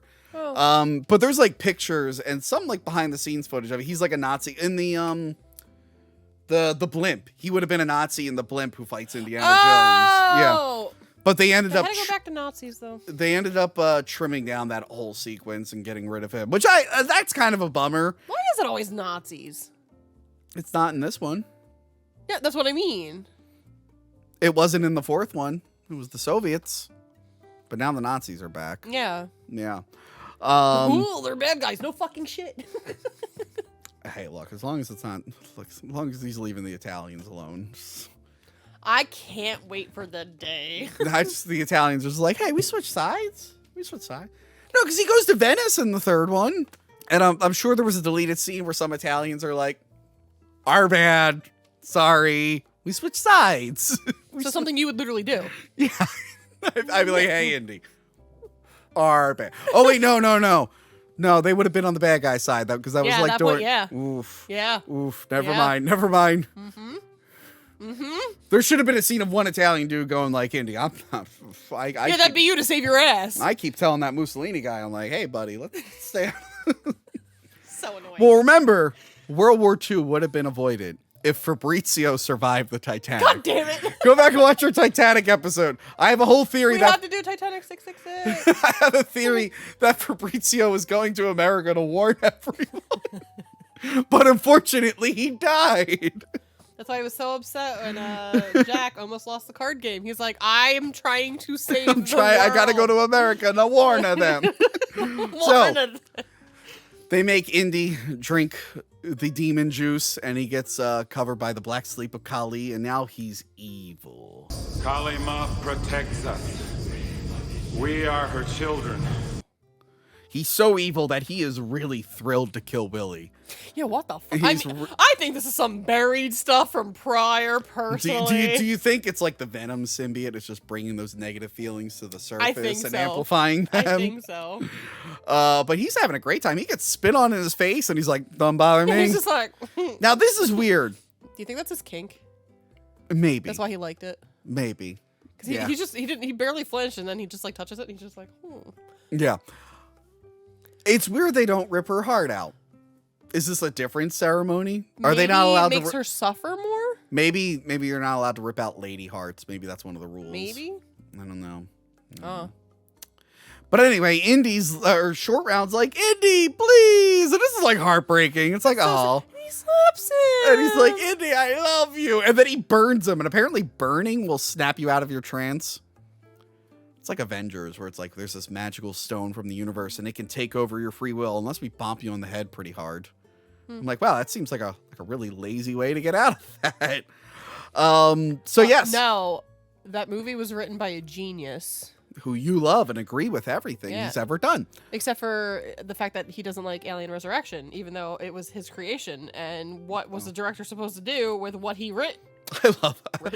I didn't have it for you for the episode, but I sent you like the interview with the director just shitting on Joss Whedon. It's like, those movies are so I'm pretty sure I messaged you back and I was like, no way! The director of Alien Resurrection is just shitting on his Marvel movies. Like, they're so stupid. And it's like, dude, your buddy made Catwoman. Relax. Anyway. I think it's more he has a vendetta because, yeah. It's funny because Jean-Pierre Jeunet didn't say anything about Joss Whedon. And Joss Whedon went around for 20 years going like, that guy sucks. Yeah, because he ruined his creation. He did everything wrong. What the fuck were you supposed to do with a script like that? Anyway. So Short Round saves him, and I love, like, he's like, don't worry, kid, I'm okay. And then they all kick ass together. It's reminding me a little bit of the Green Hornet Kato relationship, where it's like, wow, that one guy's way more badass than the other one in this case. Going back to when the original guy was burned, somehow Willie's right there above the... Yeah, Willie fire. doesn't ignite on She's fire. fine. Her dress doesn't catch on fire. Fine. She's just totally fine. She's passed out. She's a little tired. The metal on the cage would be burning her skin. This movie's great. It's a magic cage. Anyway, because it doesn't melt when it goes in the lava. It's magic. It still turns super red when it comes back up after it hits Yeah, the lava. but it's magic. Okay. Molaram has like a Looney Tunes trapdoor. He does a little giggle. He does a little giggle. Why does that exist? Did he plan us like, if something goes wrong I one love day? Molaram, and then he goes, ha ha ha.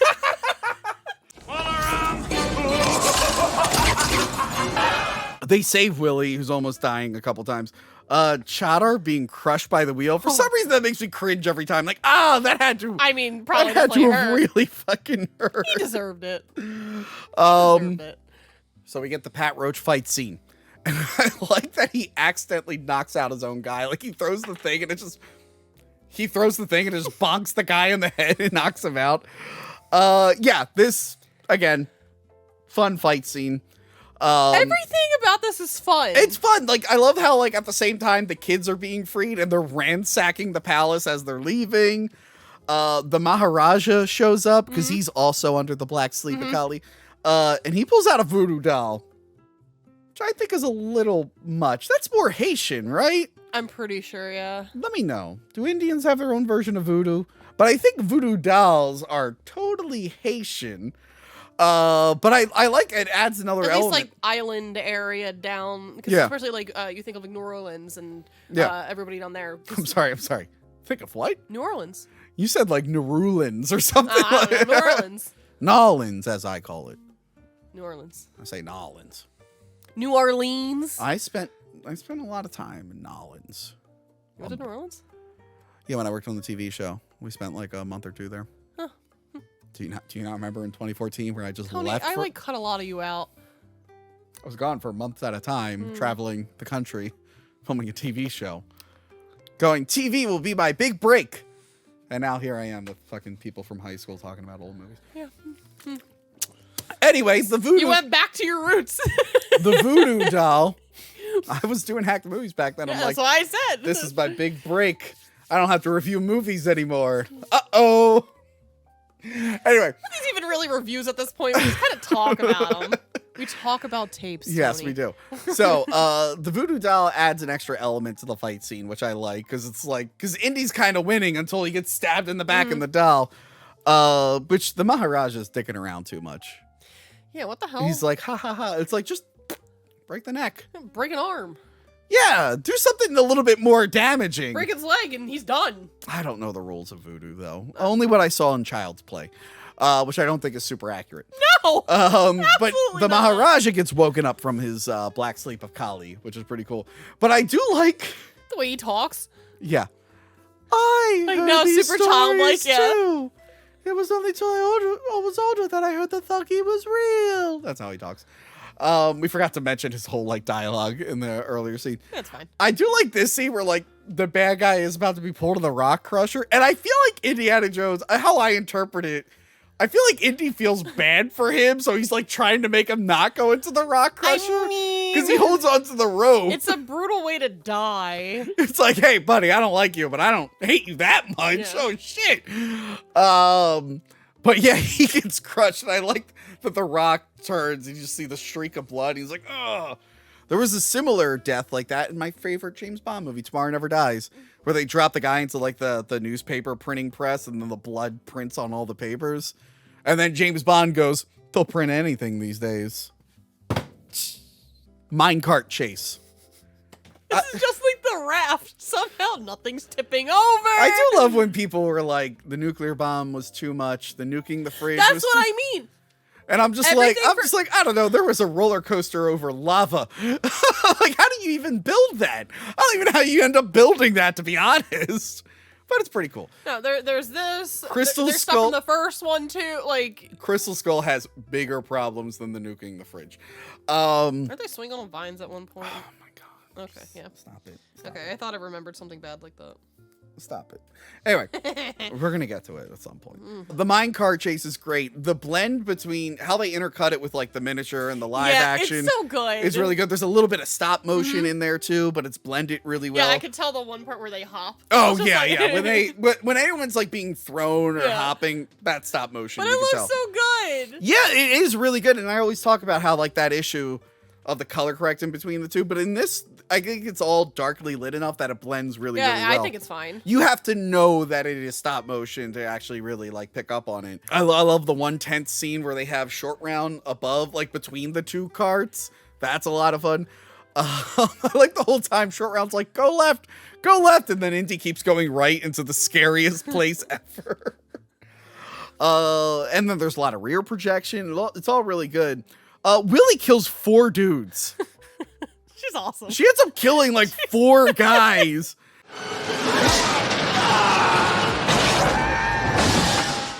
And then Molaram floods the mine, and apparently all the water in India happened to be in that big well. Although I think there was just a dam. I think I think the well was connected to like an outside source, but like all the water. Because I'm like, we saw a lot of lava. You're telling me none of the water is dipping into the lava and evaporating? It's like, no, it's just that much water. And I love the thing where Indy uses his shoes to stop the cart. He's like, water, and then he just sees the mountain of water Too coming. much water. Dude, again, like, there's so many tense scenes in this, and this is one of them where they're like on the edge of the cliff and the water's like blowing out the rocks. Not even just the rocks, whatever, like pieces of like wood, so like trees Yeah. and logs and stuff like that. And it's like, how the hell are they going to survive that? Indy bumps into 2 guys with swords. and he goes to reach for his gun, but it's missing. And now people said this is a callback, but this is a prequel. So how I interpret it is he learned from that situation, oh, I got to make sure my gun is always on me unless I bump into sword people, because that one time I went to shoot the sword people and I didn't have my gun. So he learned from this. He's like, oh, is my gun still here? Cool. So in that fight scene in Raiders, he's sitting there and he goes, I remember that time I had to fight those two sword guys and didn't have my gun. There we go. Bang.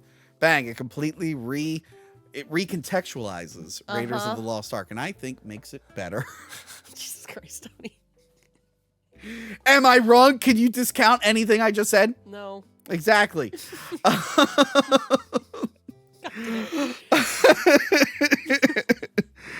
So the rope scene, incredibly tense. By the way, I love Mola Ram's confidence, because remember, they still need to find 2 stones. He has all 3 in his bag. And he's like, hey, if you try to kill me, I'll drop all the stones. And Mola's like, no, we'll find them later. We'll probably just drag the river down below. Maybe build a dam. Maybe block off all the water and dig for it again. We're already looking for the other 2. We already got the digging stuff. You can drop them. And he literally says, drop them. They'll be found. You won't. And I like that Mola puts like them all on the bridge to corner them. And then Indy's left with no other choice but to cut that goddamn bridge. And Like, again, they don't see everybody else wrapping their feet and hands. Yeah. Luckily, no one else can speak whenever Short Round speaks, because he tells him what to do. Oh, yeah. And you think there'd be one guy that was just like, he just told him that he's going to cut the bridge, sir. Like, I guess no one knows. I mean, Short Round also literally just said to Willie, like, hey. But yeah, he cuts the rope, and I've always loved the scene. Apparently, this was like a pain in the ass to film, because like they were afraid, like the camera crew couldn't go past the bridge, so they had to like drive around to the other side of the mountain the whole time. So it took a really long time to film. It's not enough that they're hanging from a bridge above crocodiles, by the way. This movie is just so over the top. They're like, no. While this is happening, they're being shot with like bow and arrows and shit. Let's just throw it all in there. Friggin', what was it? Muller at one point, whatever's like throwing his own people down to knock off Indy. Yeah. And down below, you just have crocodiles just eating dummies. Yeah. Just ripping them up. But yeah, Mola Ram gets the bag and they're fighting over the bag. And then Indy just, both movies, I don't know how he figures out to do the thing he does at the end. Like, I don't know how he figured out to cover up his eyes. And I don't know how he figured out if I do the prayer, it'll make the stones glow and light the bag on fire. He didn't remember to cover his chest, but he knows the prayer. Oh yeah, because he almost rips his heart out. Yeah. So he starts to, I understand him using the prayer, but I don't know how he knew to do it and knew what would happen. I wish that the guy in the beginning at least like told him when you do the prayer, it makes the stones glow or something like that. I don't know. Yeah. But yeah, 2 of the stones drop, and then Mola catches the one, but it burns him, which is pretty cool. And then Mola drops it. It's pretty fucking brutal. It's stop motion, and like he bonks his head on the cliff, and then gets ripped apart by the crocodiles. I like to think he's dead at that point or whatever, because no, because there's another Wilhelm scream, I think, when he's being chewed up. Somehow he survived smacking into the rocks. Do you remember around the time Crystal Skull was coming out, that old YouTube channel, they did like a history channel if it was about Indiana Jones and if he was real? No. It was a history channel thing, and it's like, oh yes, we're exploring the legend of Dr. Jones, and it's like people from the past who have different interpretations, like, oh, he was a hero, and they're like, he was a murderer, and they have like Mola Ram's nephew, and he goes, he dropped my uncle into a river and he was eaten by alligators. They have one, it's a German guy. Is it on YouTube? Yeah, it's on YouTube. I have to look that up. There's a German guy, and he's like speaking in German, and sometimes he's like, my uncle was on his motorcycle, and he put the stick, and he starts crying. He's like, and he flipped.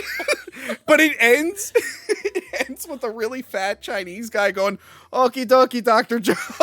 So it's like the grown-up Short Round. Oh my God. It's so funny. They're like, these are the tools of an archaeologist, and it's like a hammer and chisel, and it's like, these are the tools of a renegade. It's like the whip. God. And I'm like, that's actually really funny if there was like a whole documentary about how he was real complicated. Because there's characters saying that he's awful, and there's other characters that are like, he loved his dad.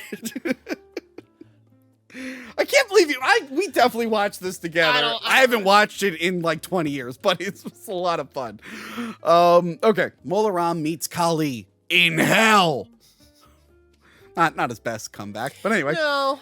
Was it you betrayed Shiva? Yeah, you betrayed Shiva.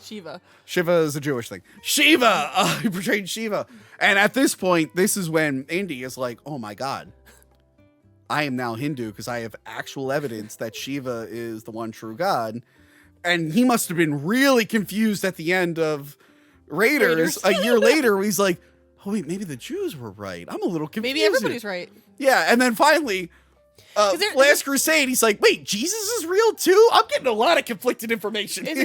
There's that thing, what was that show on Showtime, whatever? Oh my God. There was a show about gods on Showtime. Oh, or maybe it was Encore or something. It was American Gods? Yeah, and like all the gods exist, whatever, but like certain are still in power because like they're actually still believed in. And I remember Gillian Anderson was dressed as David Bowie. And then then they didn't bring her back for the second one because there was some conflict or whatever, and also that season wasn't good, so everything just kind of fell off, which really sucks because the first season was really good. I heard it got like canceled pretty quick. First season was really good. Yeah. Anyway, thank God the colonizers show up to save the day. And so the British army and like the Indian army that are like working with the British, they show up and they shoot the thuggy cult and arrest all of them. So yeah, the day is saved, and then the kids and Indiana Jones return to the village. Everyone's happy except messed up. So Indiana Jones, Willie, and Short Round appear first. Yeah. And it's just like, oh yeah, here's the kids, wait. Like, here's the stone. Wait for me to bow. And children. It's just like, yes, I am a god. I did this for you, yes. And then Willie is just like, oh, I hate you, Indy, and whatnot. And then he plays around with the whip a little bit, and then she's totally into it, which I've had many experience with. Some girls are really into the whipping stuff. I don't know. Girls be angry, you pull out a whip, and they're like, oh, wait, actually, I'm on board. What the fuck? Not like a real, I've never used an actual bull whip. I'm not that insane. I mean, that's the whip he has. Some people are into whips. I can't be grudging. I'm not king shaming. Just the way you brought that up. I'd never been into using them, but then people suggested it. I'm like, yeah, sure. I've seen Indiana Jones. I could probably do it. My God. Yeah, that's a getcha. I watched this movie a bajillion times. Girls are like, are you into whipping? And I'm like, yes, I've seen Temple of Doom many times. I like to think I know what I'm doing. So everyone lives happily ever after, except for Short Round, who gets abandoned in India, I assume, and Willie, who gets stumped by Indiana Jones. What a great movie! It's really what a fun time. It's fun. It's hilarious. It's action packed. It's action packed. It's nonstop. Again, the humor is on point. Everything is on point. I don't think I really cringed in this movie, except for the you're gonna meet Kali in hell. That's not too bad.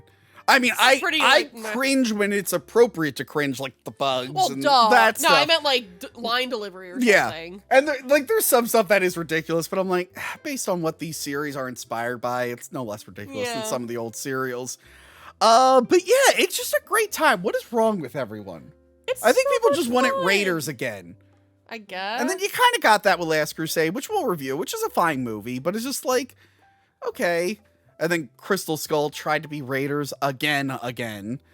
But no, it's a fun time. I wish there were more sequels like this. Yeah, where it's something different, and they go somewhere else different, and it's a different villain type thing. Like Empire was different. There are sequels, and Empire's the best one. Yeah, there are sequels to this day that are very different than the previous ones. But yeah, I think it fell out of that trap of just rehashing things, and for some reason the audience wasn't into it. Maybe they weren't ready for that type of movie at that point. Probably. Is this like a Back to the Future thing where it's like, that might not be for you, but your kids are gonna love it. But yeah,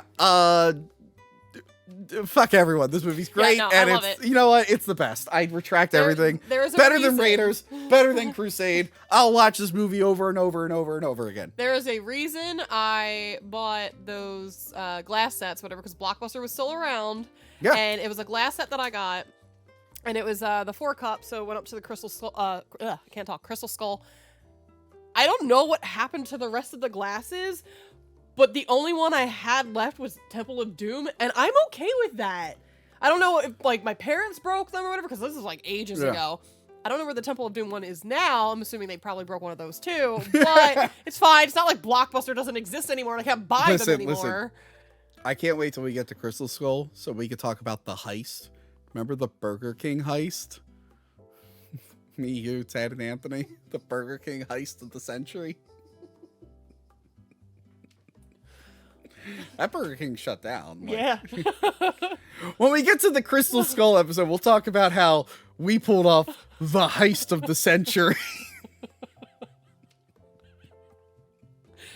We were so hyped, and then when the day came, it was like, that's it? This is not a big deal. That was so upsetting. Ready to go. We're admitting to a crime we committed in 2008. But yeah, we'll get to the Burger heist. King gets enough of my money. It's fine. We'll get to the heist of the century. Anyway, that is it from us. Please like, share, and subscribe. If you join our $10 Patreon, our $10 Patreon, you get to participate in the live episodes. We're recording this episode before we've attempted that. I'm assuming it went really, really well, and we're still doing it. If not, I'm cutting this out of the episode. So join there, and just join Patreon in general. If you're not ready to join Patreon, become a YouTube member, $2. You get all the bonus videos. If you like what you're getting and you want to up it, head over to Patreon. We got a lot of fun stuff. Maybe I'll be on other platforms too. But yeah, really, really cool stuff coming up. It's a very busy year. Can't wait till April. This might come out in April, so what do you wear? Well, I can't wait till April. Either before or after. We are finally doing Holes. At some point, we're doing the movie Holes. You You probably should have specified. You're like, yeah, we're doing Holes. We're doing Holes, guys. There's special adult sites. Watch me do some holes. No, I will never. No. Speaking of adult site, if you go to certain adult site, what name can they type in to find you? Stuff like hearts. And if you go to another adult site and type in Hack the Movies, you get some pretty spicy content. No, you don't. Fact. I'm also on Twitch. I need to start streaming again, so like harass me. But stuff kept coming up. But stuff like games. Yeah, and I've been streaming on Twitch more often these days. I'm also, I don't talk about it enough. I'm also one of the rotating guests on Here's What I Don't Get, the podcast with Tab. And I also have started, I've only done it once as of this recording, but I'm pretty sure I did it more often. I started calling into Royce. You know, Royce, the guy who broke into my home twice to talk about Blade. I started calling into his show Daywave, so you can see me in the morning. I think he took my key. God damn it. Anyway, check me out on those shows and check me out here. And I hope you have a good day. Do you love Temple of Doom? Do you agree? Or are you wrong? Or are you wrong? If you don't like this movie, please leave a comment saying, I am an idiot, sorry. I actually want to know why. Not that friggin' Willie's annoying or whatever, because like... Okay, because all women, it doesn't make sense. The complaint doesn't make sense. I agree, Johanna. I'm sure that's what you're about to say. Come here. Oh, no! This is so scary. What? Him. Indy is hanging out with one of those ladies I was talking about from my past. All right, I'm done. Goodbye. Goodbye. Hi, everyone. Tony from Hack the Movies here, and we're going to talk about everyone's favorite Indiana Jones movie because it's probably the one they watched first, even though it's not as good as the other two. Today on Talking About Tapes. Talking about tapes. Hello, Johanna. Hello, Tony. Are you excited to talk about everyone's favorite Indiana Jones movie? Yeah, I'm ready to talk about why it's probably, what, third in my lineup? Yeah, same.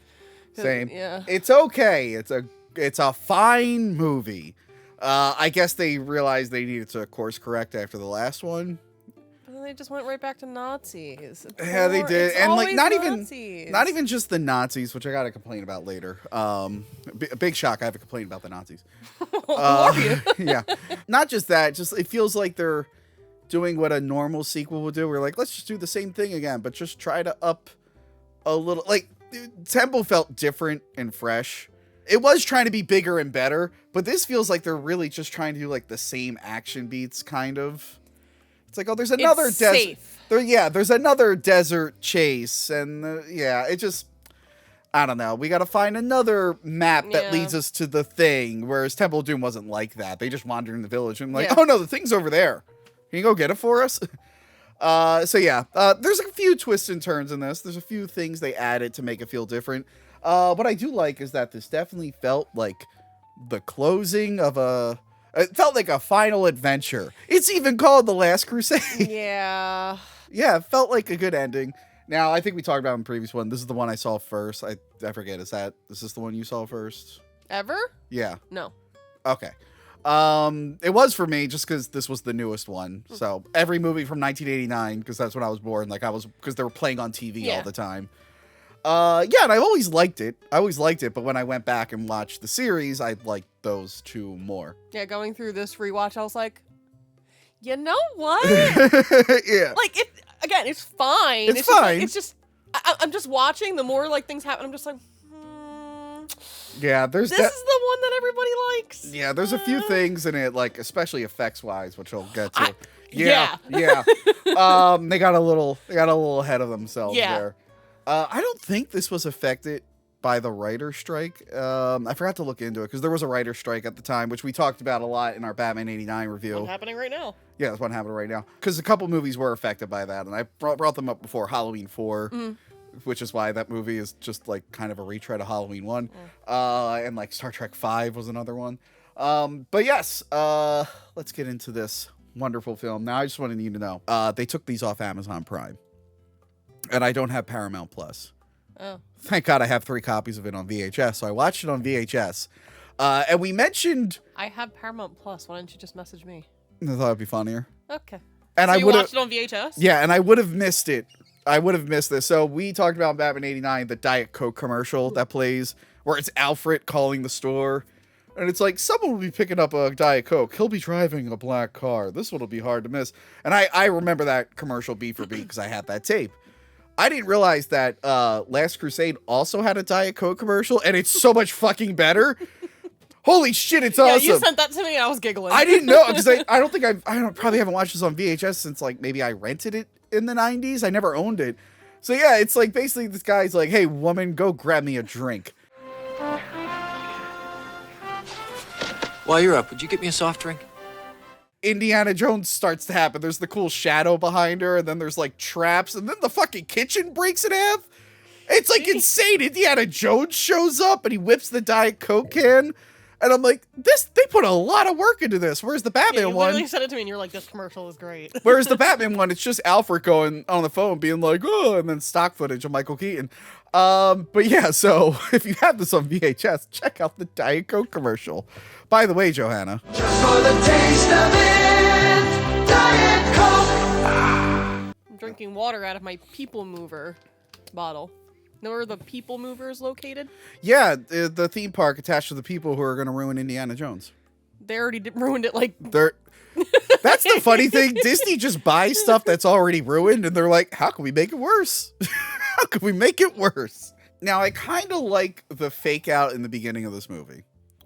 Where, you know, you see the Boy Scouts getting off their horses, and they go into the mountain. They do the dissolve, and you know, think that's Indy? You think it's Indy, yeah. And as a kid, I didn't know who Indiana Jones was when I first watched this, so I was like, okay, who's that guy? What's that guy all about?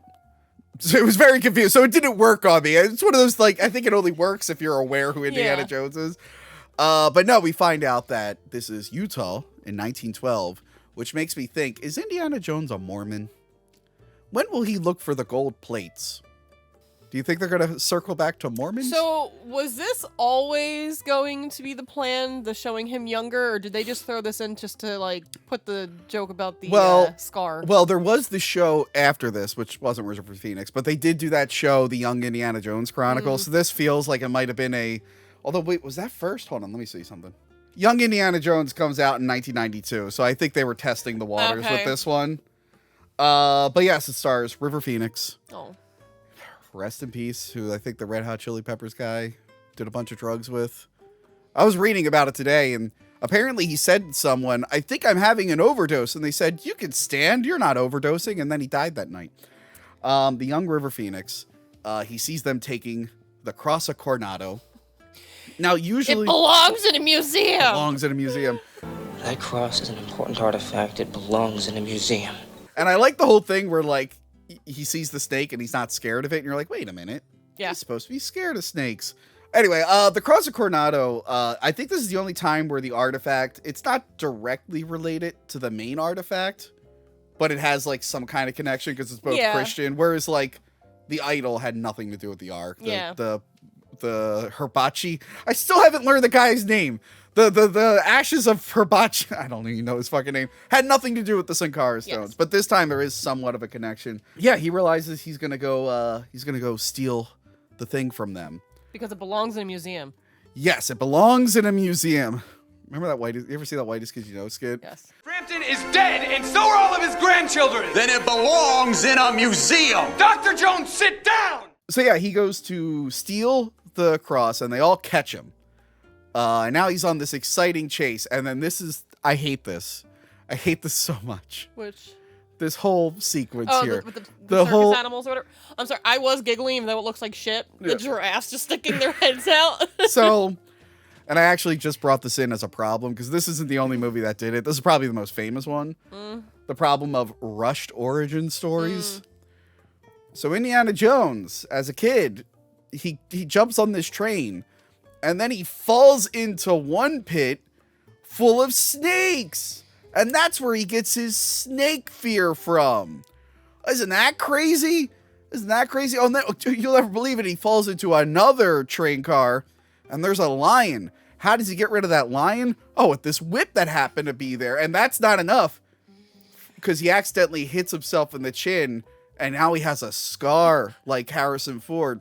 Now, I know, Johanna, you probably, when you watched the first two movies, you were like, I really want to enjoy these, but how the fuck did he get that scar? I'm going to fucking kill myself if I don't know where Indiana Jones got his fucking scar. It's just like Star Wars. Mark Hamill. I was like, oh, God. Like, what's going on with his face? They had to explain it. No, the Mark Hamill no, one. I know, that one made a little bit more sense, because it's like, what the fuck happened to Luke in between movies? But Harrison already had it. It's like, I know. Just assume he's a tough, grizzled guy. Probably got it from something. But no, they had to show that. And it's like... And the hat. The hat was so stupid. So the guy is dressed like Indiana Jones. So it's Indiana Jones is like, I like that guy's style. So he got his wardrobe, his fear of snakes, and his skills with the whip. And this is technically his first adventure, all in an afternoon. I get it. It's like funny, but it's just, when you think about it, you're like, this is kind of... I don't like that he became Indiana Jones in one day. That's kind of fucking dumb. It's stupid. I still think the worst one recently is the last Pirates of the Caribbean. I know. Where Johnny Depp became Jack Sparrow in 10 minutes. The rhino. The sound the rhino makes sounds like a dinosaur from Jurassic Park. And then I thought about it. I'm like, oh no, I think they just used rhino sounds for Jurassic Park. Question about the rhino. Yeah. So there was a big amount of space between that rhino's horn and the ceiling. Yeah. Was he like jumping? Yeah, he jumped. Push his... He jumped. Okay. He had a trampoline. Okay.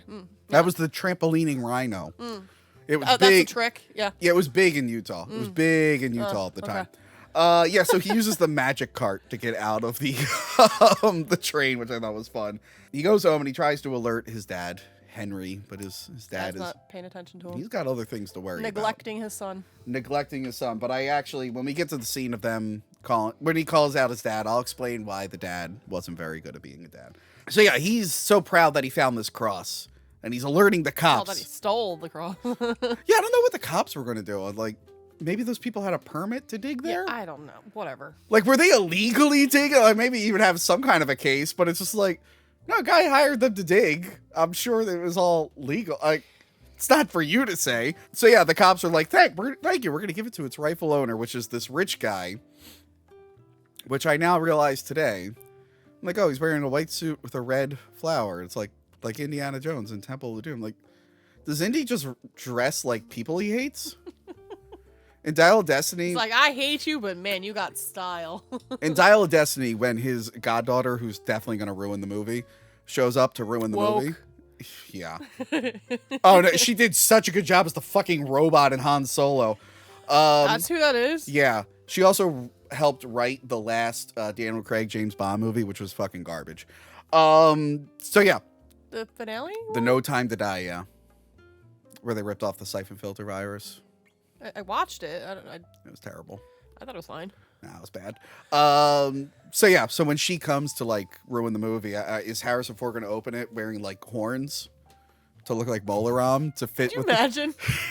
Do you think there's going to be a scene where in Kingdom of the Crystal Skull, he should have been wearing? He should have been wearing like the Jewish robe that Belloc had. It's like, I like to dress like the people I hate. It's my favorite thing to do. Because this is twice now. He dressed up like the guy who screwed him over, who gave him the hat, and then he dressed up like this white suit guy. Why not continue the tradition? Indiana Jones 6 is going to be dressed as Hitler. Oh my god. Well, no, he does dress up like a Nazi in this one. Yes, he does. He just keeps dressing up like people he hates. And the fact that he hasn't dressed up like Molaram makes me think he regretted his decision. He's like, you know what, Molaram? I could have fixed him. Instead, I fed him to alligators. God. But I do kind of like the transition with the hat. If it had just been the hat, I would have been fine. It's everything else. It's the is fucking too much. snakes and the whip, and it's like, that's too fucking much. You don't even need to explain the snake stuff because some people are just scared of snakes. Like, yeah. Why does it have to be a thing? I don't fucking know, because it was a stupid idea. It has been parodied. I'll give him that. Some people have parodied this kind of convoluted origin, so at least there's something there. We're going to do that one day. We're going to do a Hack the Movies origin. Oh my god. So years later... There's an origin story about you. Huh? There's an origin story about you already. There is? Yeah, Smurf the movie. Oh god, no. So then we flash to 1938. That rich guy is still wearing the white suit and red flower in the middle of the ocean. I feel like he could go casual. He's not really entertaining people. He likes to be fancy. Yeah, so Indiana Jones like went to school, got his doctorate, did all this, and he still wants that cross. Like, this is the longest vendetta he's ever had. And even the guy's like, this is the second time I had to take this from you. What's your fucking museum? So do you. But that's okay. Indy, he murders that man and takes his rightful property. Murdered. He like straight up murders him. Like, he really wants that cross in a museum. Like, sorry, like I'm sorry. Like, I know it sucks, but like the guy said, you lost today, but you don't have to like it. It's like, Indy, look, you're not getting that cross back. Sorry, maybe when he dies, he doesn't like to lose. I know, but like maybe when he dies, there'll be an auction or something. But like maybe let this one go. Maybe no. How about you find something more valuable, get money from it, and just buy the cross from the guy? Anyway, so that guy's dead. He murdered him. Yeah. Also, Indy's a hypocrite when he's teaching his kids. Yeah. What the fuck was that? He's like, you're not gonna go on adventures.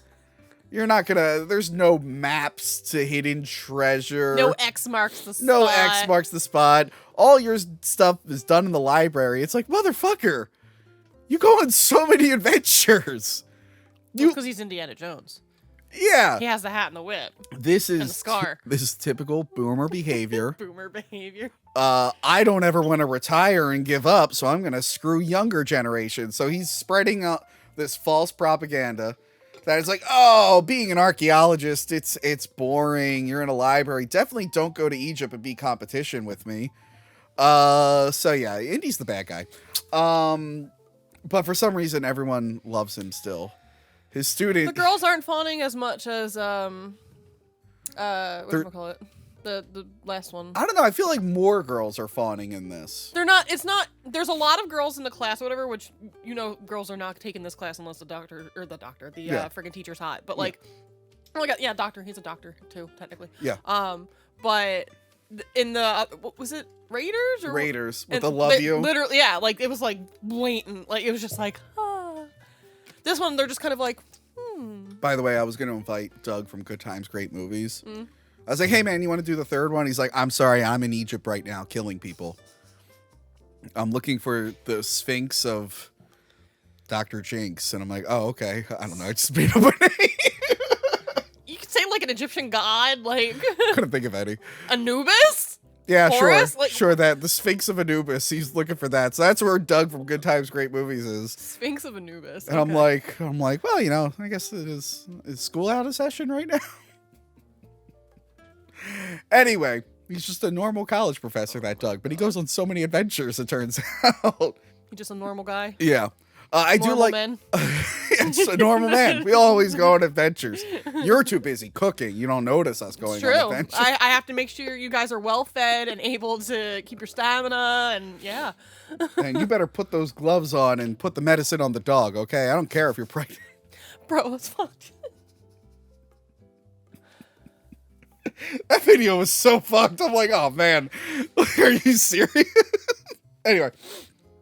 Stop bringing up politics in our Indiana Jones thing. Okay? Are you fucking kidding me? So yeah, Indy is just like, everyone needs to talk to him apparently. All his students.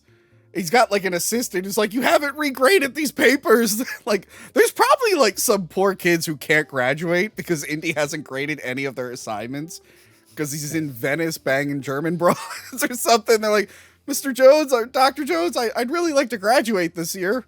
I was supposed to graduate 3 semesters ago. Will you please grade my paper? Put an A on it. You don't even have to read it. Just put an A on it. Yeah. Yeah. And I think at this point he tells Marcus about the, the cross. Yeah, so then he goes to his office, which sucks. It's in the middle of a closet. And he gets a package from Venice, and he's like, I'm gonna just dip out and go home, but he's being stalked by people. Bum, bum, bum. Bum, bum, bum. So then he gets invited to Walter Donovan's place, who was also known as...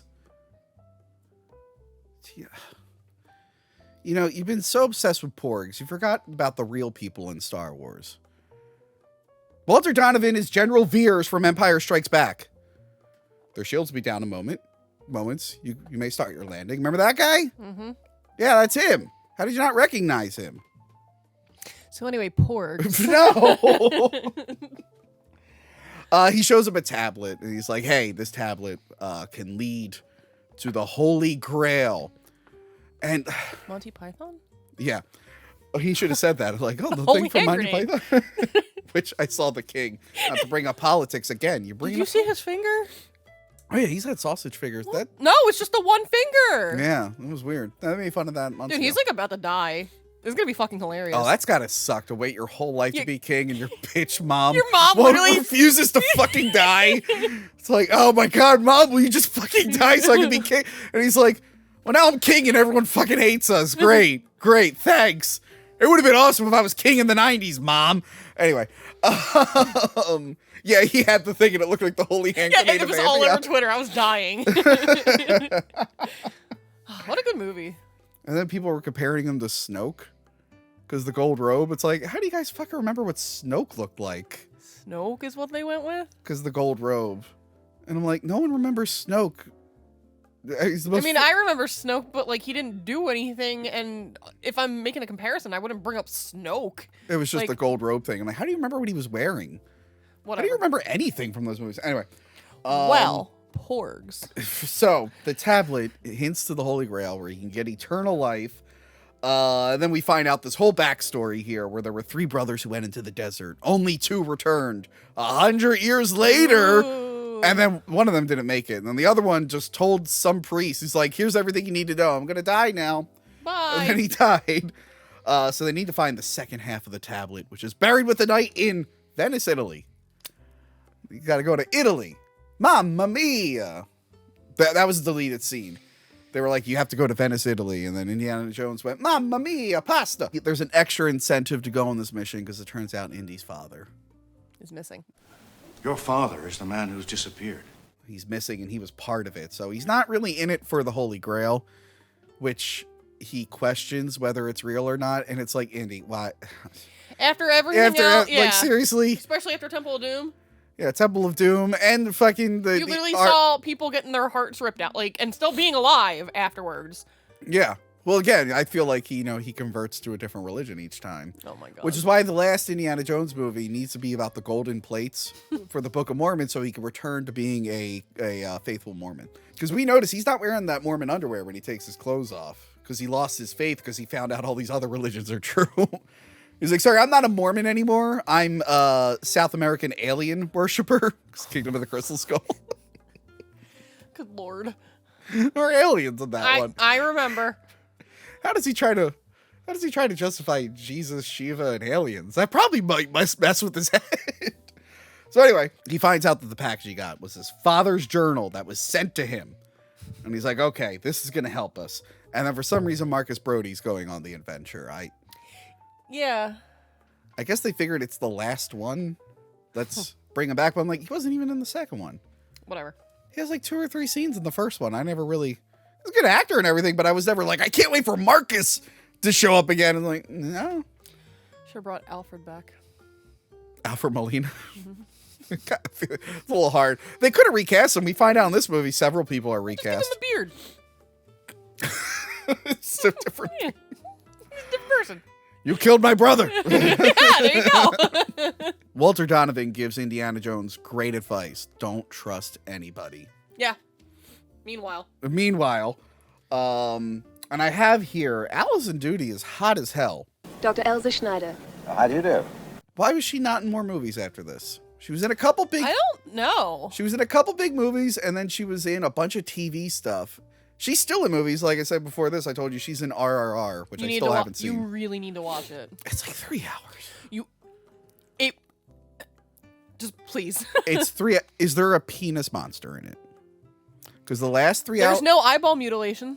The last 3-hour movie I saw had a penis monster in it, and it's the best thing I've seen all year. So if you can get... Oh, you like penis monsters? Johanna, if Bo is Afraid is still in theaters, you're going to want to go see that. No, I want to see it. You're going to want to go see that with an audience. That was one of the most fun things. We have a full review for it. When the penis thing showed up, everyone in the audience went, no one was expecting it. It was, I feel bad saying it because I feel like I spoiled it, but it was the most shocking thing I've ever seen. Anyway, but yeah, I thought she'd be in more things. She's like in like nothing I've seen. But yeah, she's Dr. Elsa Schneider. Elsa. And I'm so glad. So they do the whole thing. They're like, do you know this Dr. Snyder guy? And it turns out to be a woman. But they don't do... A lot of movies do that where they're like, you're Dr. Snyder? Instead, they're like, oh, it's a chick. Because I hate that goddamn trope. And they're still doing it in movies today. Yeah. What was the one Kong Skull Island. Yep. You're the photographer? And Brie Larson's like, yeah. And then what is it? The Snyder Cut did it too. Where the guy just assumes the dude's mom isn't a doctor. And she's like, it's doctor. And he's like, okay. So they explore the library, which is kind of fun because he said, all your work will be done in the library. And then there's another fun callback to the X marks the spot because they're looking at the Roman numerals. I'm like, that's funny. So it turns out the library is literally where the knight is. Doesn't lead to the knight. The knight is literally down there. It's on top of the catacombs. Yes. And there's a fun gag where he's like banging the ground while the guy's stamping the books. I did enjoy that. That got me. That was giggling. Yeah. There are like a lot of like wacky stuff like that in this. Again, I don't know. They said they wanted to go lighthearted and whatnot, but I'm like, I don't know. The second one was kind of funny. It's only like a few scenes that are super violent. Yeah. But also the first movie, like you could have just went back to like the first movie is also violent, but also kind of fun. I don't know why they felt the need to be like even more like this one doesn't seem as bloody as the other two. Yeah. Yeah. He doesn't shoot anyone in the head driving a truck in this one. Yeah, there's really like nothing. Like we got melty faces in the first one, whatever. Yeah. Hearts ripped out in the second or whatever, and then. But even Indy himself, like he kills people in this, but not as cool. Yeah. Not as cool. No one's getting crushed in a grinder in this. No one's getting shredded. by propeller blades. Well, it's just what we just see. The dad gets shot, and then the other guy ages backwards, basically. Yeah. Or no, accelerates in age. Yeah. That's what it was. Yeah. That's really like. I heard they updated the Indiana Jones experience at Walt Disney Land. Apparently, they've changed it to where like the people in the audience don't participate anymore. They like got rid of the guns. They make it seem like the live show. Yeah. I've never seen it. Really? Yeah, I went to watch it one time, or whatever, but they were like completely full, and it was like standing room only, and I'm like, I'm not standing in 90-degree Florida heat. I saw it when we all went. I didn't get to see No. it. I've been on the ride in Well, Disneyland. they said I think it might be the one in Disneyland is like apparently been super sanitized. I'm like, when I saw it a couple of years ago, it seemed fine, but apparently this is another thing Disney's trying to ruin. They've already ruined Star Tours. I will never go on They're that. updating it again. Oh, what? Why? Probably Why? fixing it. What? Probably fixing No, it. they're gonna make it worse. It was already fine. It was fine. Is the little robot gonna be the host of the ride, or is it still C-3PO? It's 3PO because... Oh, fuck it. No, they're... Rex is in the cantina. I can't believe And he DJs. I can't believe He's they like kicked this. him out of his own ride. Like that. But he's a DJ now. He's living his life. No, that sucks. No, go to the cantina. I guarantee it's fine. Star Tours used to be a lot of fun, and they ruined it. Were you ever the Rebel Spy? What? You said you went on Star Tours before. Were you ever the Rebel Spy? The original Star Tours? Any of them? No, I'm talking about the original Star Yeah, Tours. were you from a the Rebel Spy? No. Oh, I was, bitch. I just remember it was a little robot going like, let's go on a tour. Oh no, we're stuck here. And now it's like, I'm C-3PO. Here's Jar Jar Binks. I literally walked out of that ride and looked at the lady and I went, is there a version of this that doesn't have Jar Jar? And she said I could just go right back on because I got Jar Jar the first 2 times. Was it Gungans or whatever it's Yeah, called? so you go to 2 different locations in Star Tours, and I got prequels every single time. I got Hoth and Coruscant, I think. It would have been cool to see Hoth. Anyway. I was also the Rebel Spy, so. I hate Disney. So I anyway. loved it. So yeah, they're going down into the catacombs. Now this callback to the Ark is cute. Yeah, I like that. It makes sense because Old Testament, New Yeah. Testament. It would make sense to reference that artifact here. Yes. Like, what's that? Oh, it's the Ark of the Covenant. Apparently, there's like a cave drawing of C-3PO. What did she say? Like, are you sure? And he goes, "I'm pretty sure." And then like the music plays. Yeah, I'm like, that's cute. We don't need to literally see the Ark of the Covenant like they do in the next movie. It's like, okay, you already did the callback. You already did it. So the catacombs are like full of oil and rats. And we find out Henry hates rats. We find out Henry Jones hates rats. Because I don't know if you know this. When Henry Jones was younger, he tried to steal an artifact from some people who were wearing floppy hats. A peluso, as it's called in some countries. And he was on a train and he fell into the rat cart of the train. And that's why do they have to give a backstory? so stupid. Why can't people just be scared of a thing? Like, again, rats are a thing that you can be scared of. I personally am not. Same with snakes. I just got a snake. But like, you don't have to have a backstory for it. Apparently you do. Apparently people were really wondering, where did he get his fear of snakes? I need to know. It was the same circus cart. It was the same circus cart. Disney's working on the origin of that circus cart. Giraffes are still alive. You see, the owner of that circus cart, he was on a train and he fell into a cart full of other circus carts. So fucking stupid. Christ.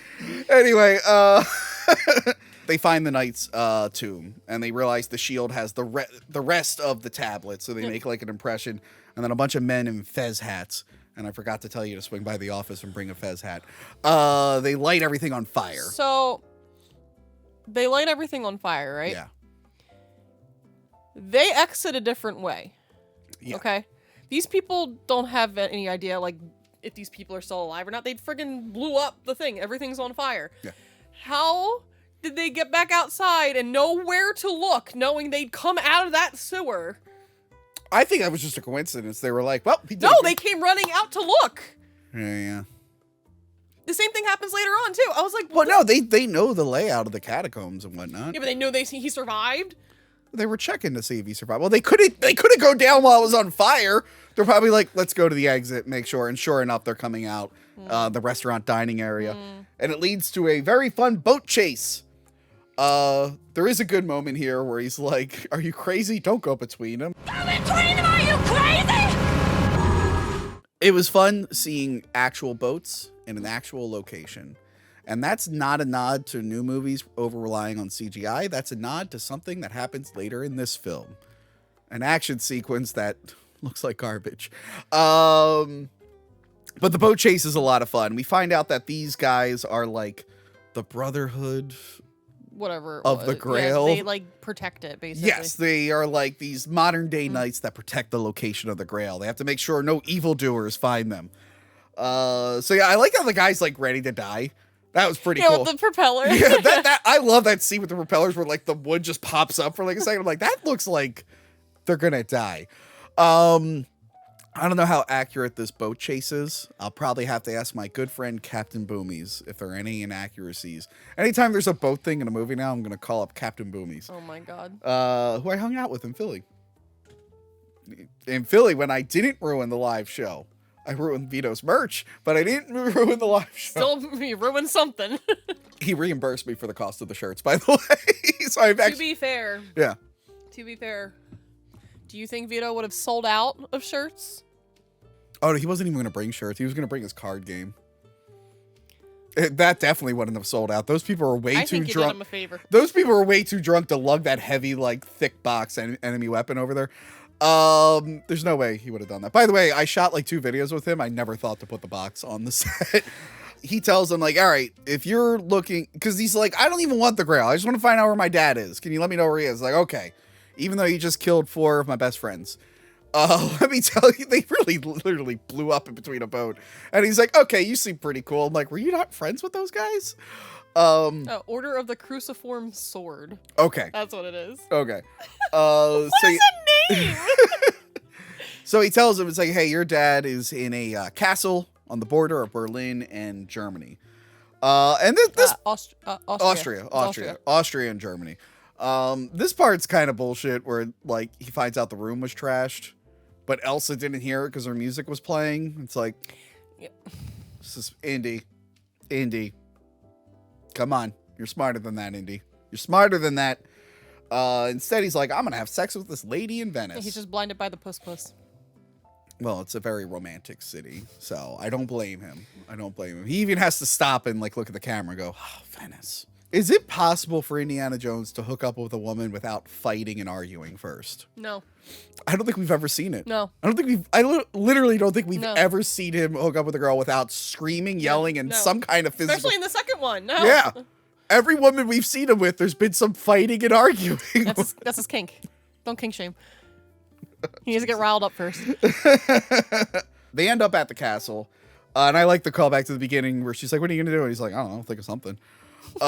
Which is what he says in 1912. He pretends to be Scottish.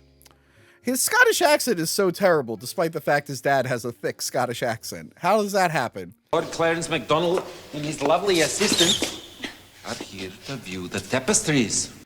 How the fuck does that happen? His dad didn't spend a lot of time with him, so he never got to mimic it.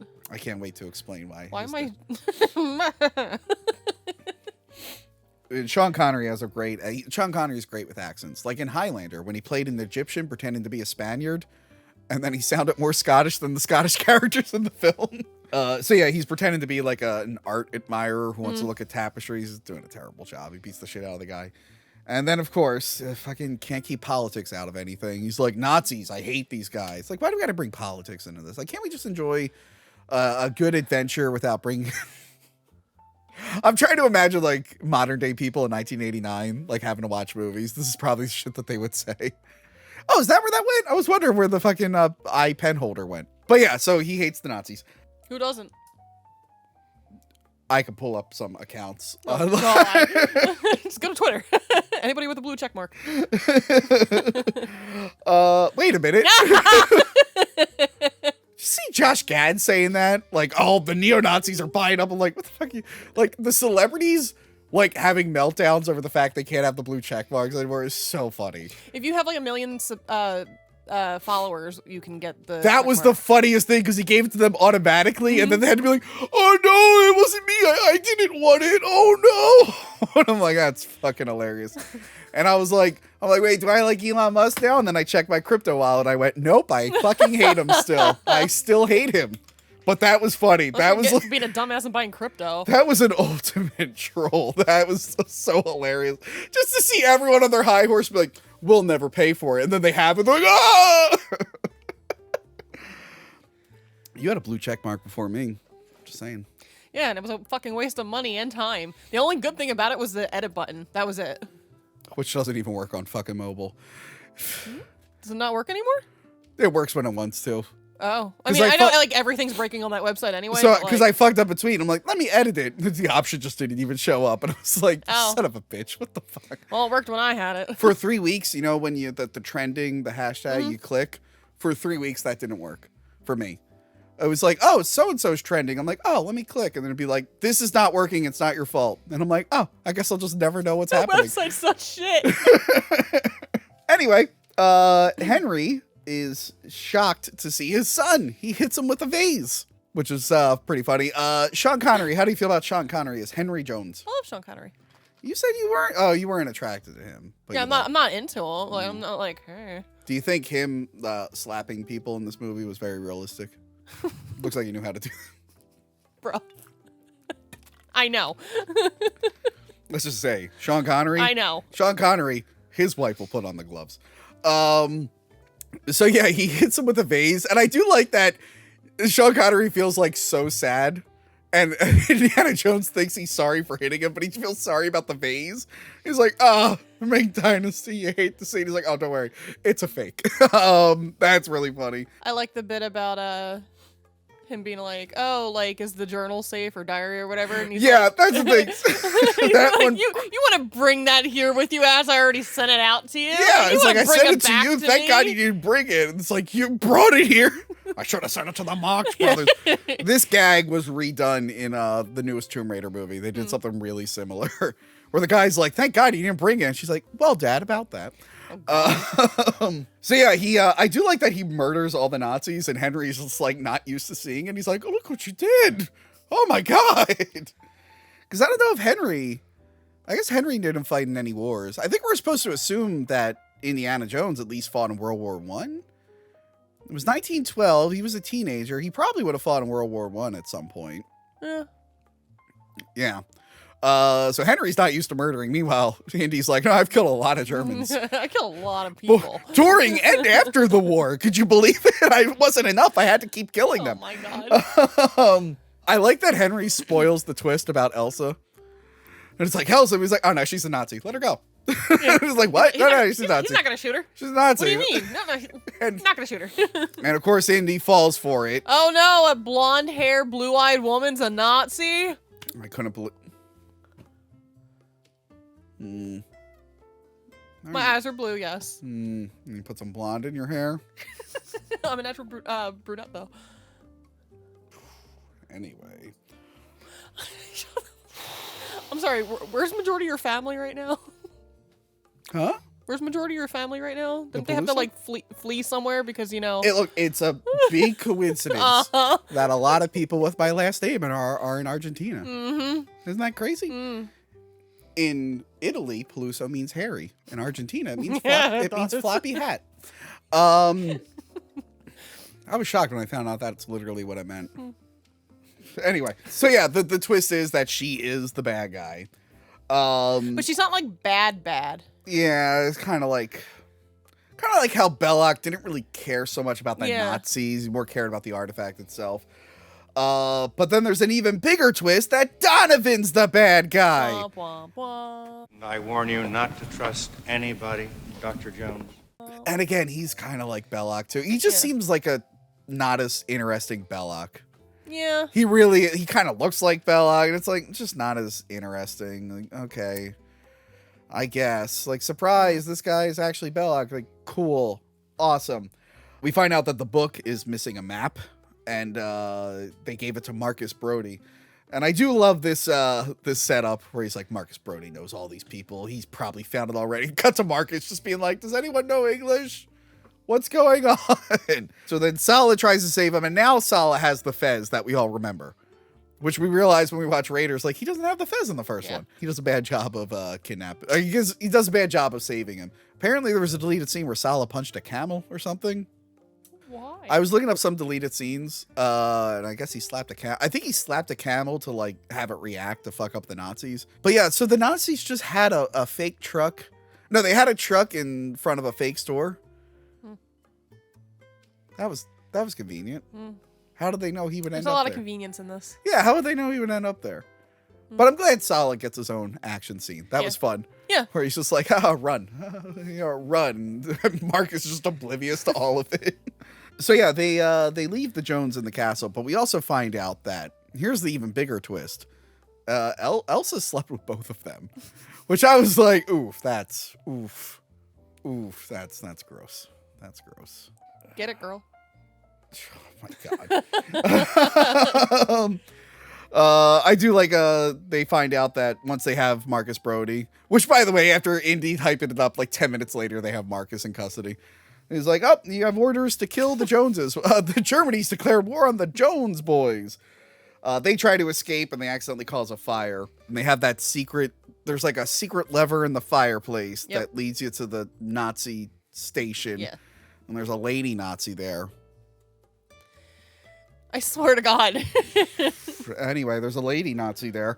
But they get out and Indiana Jones heroically lights them all on fire.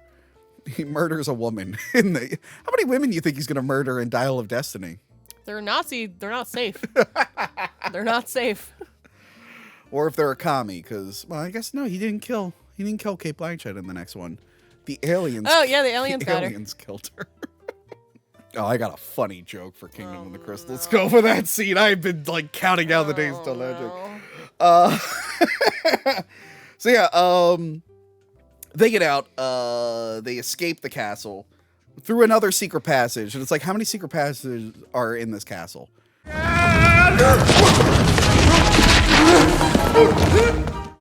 This one, there's like a chair that you have to sit on to make a staircase. Oh, yeah. The motorcycle chase is awesome. Isn't it, Johanna?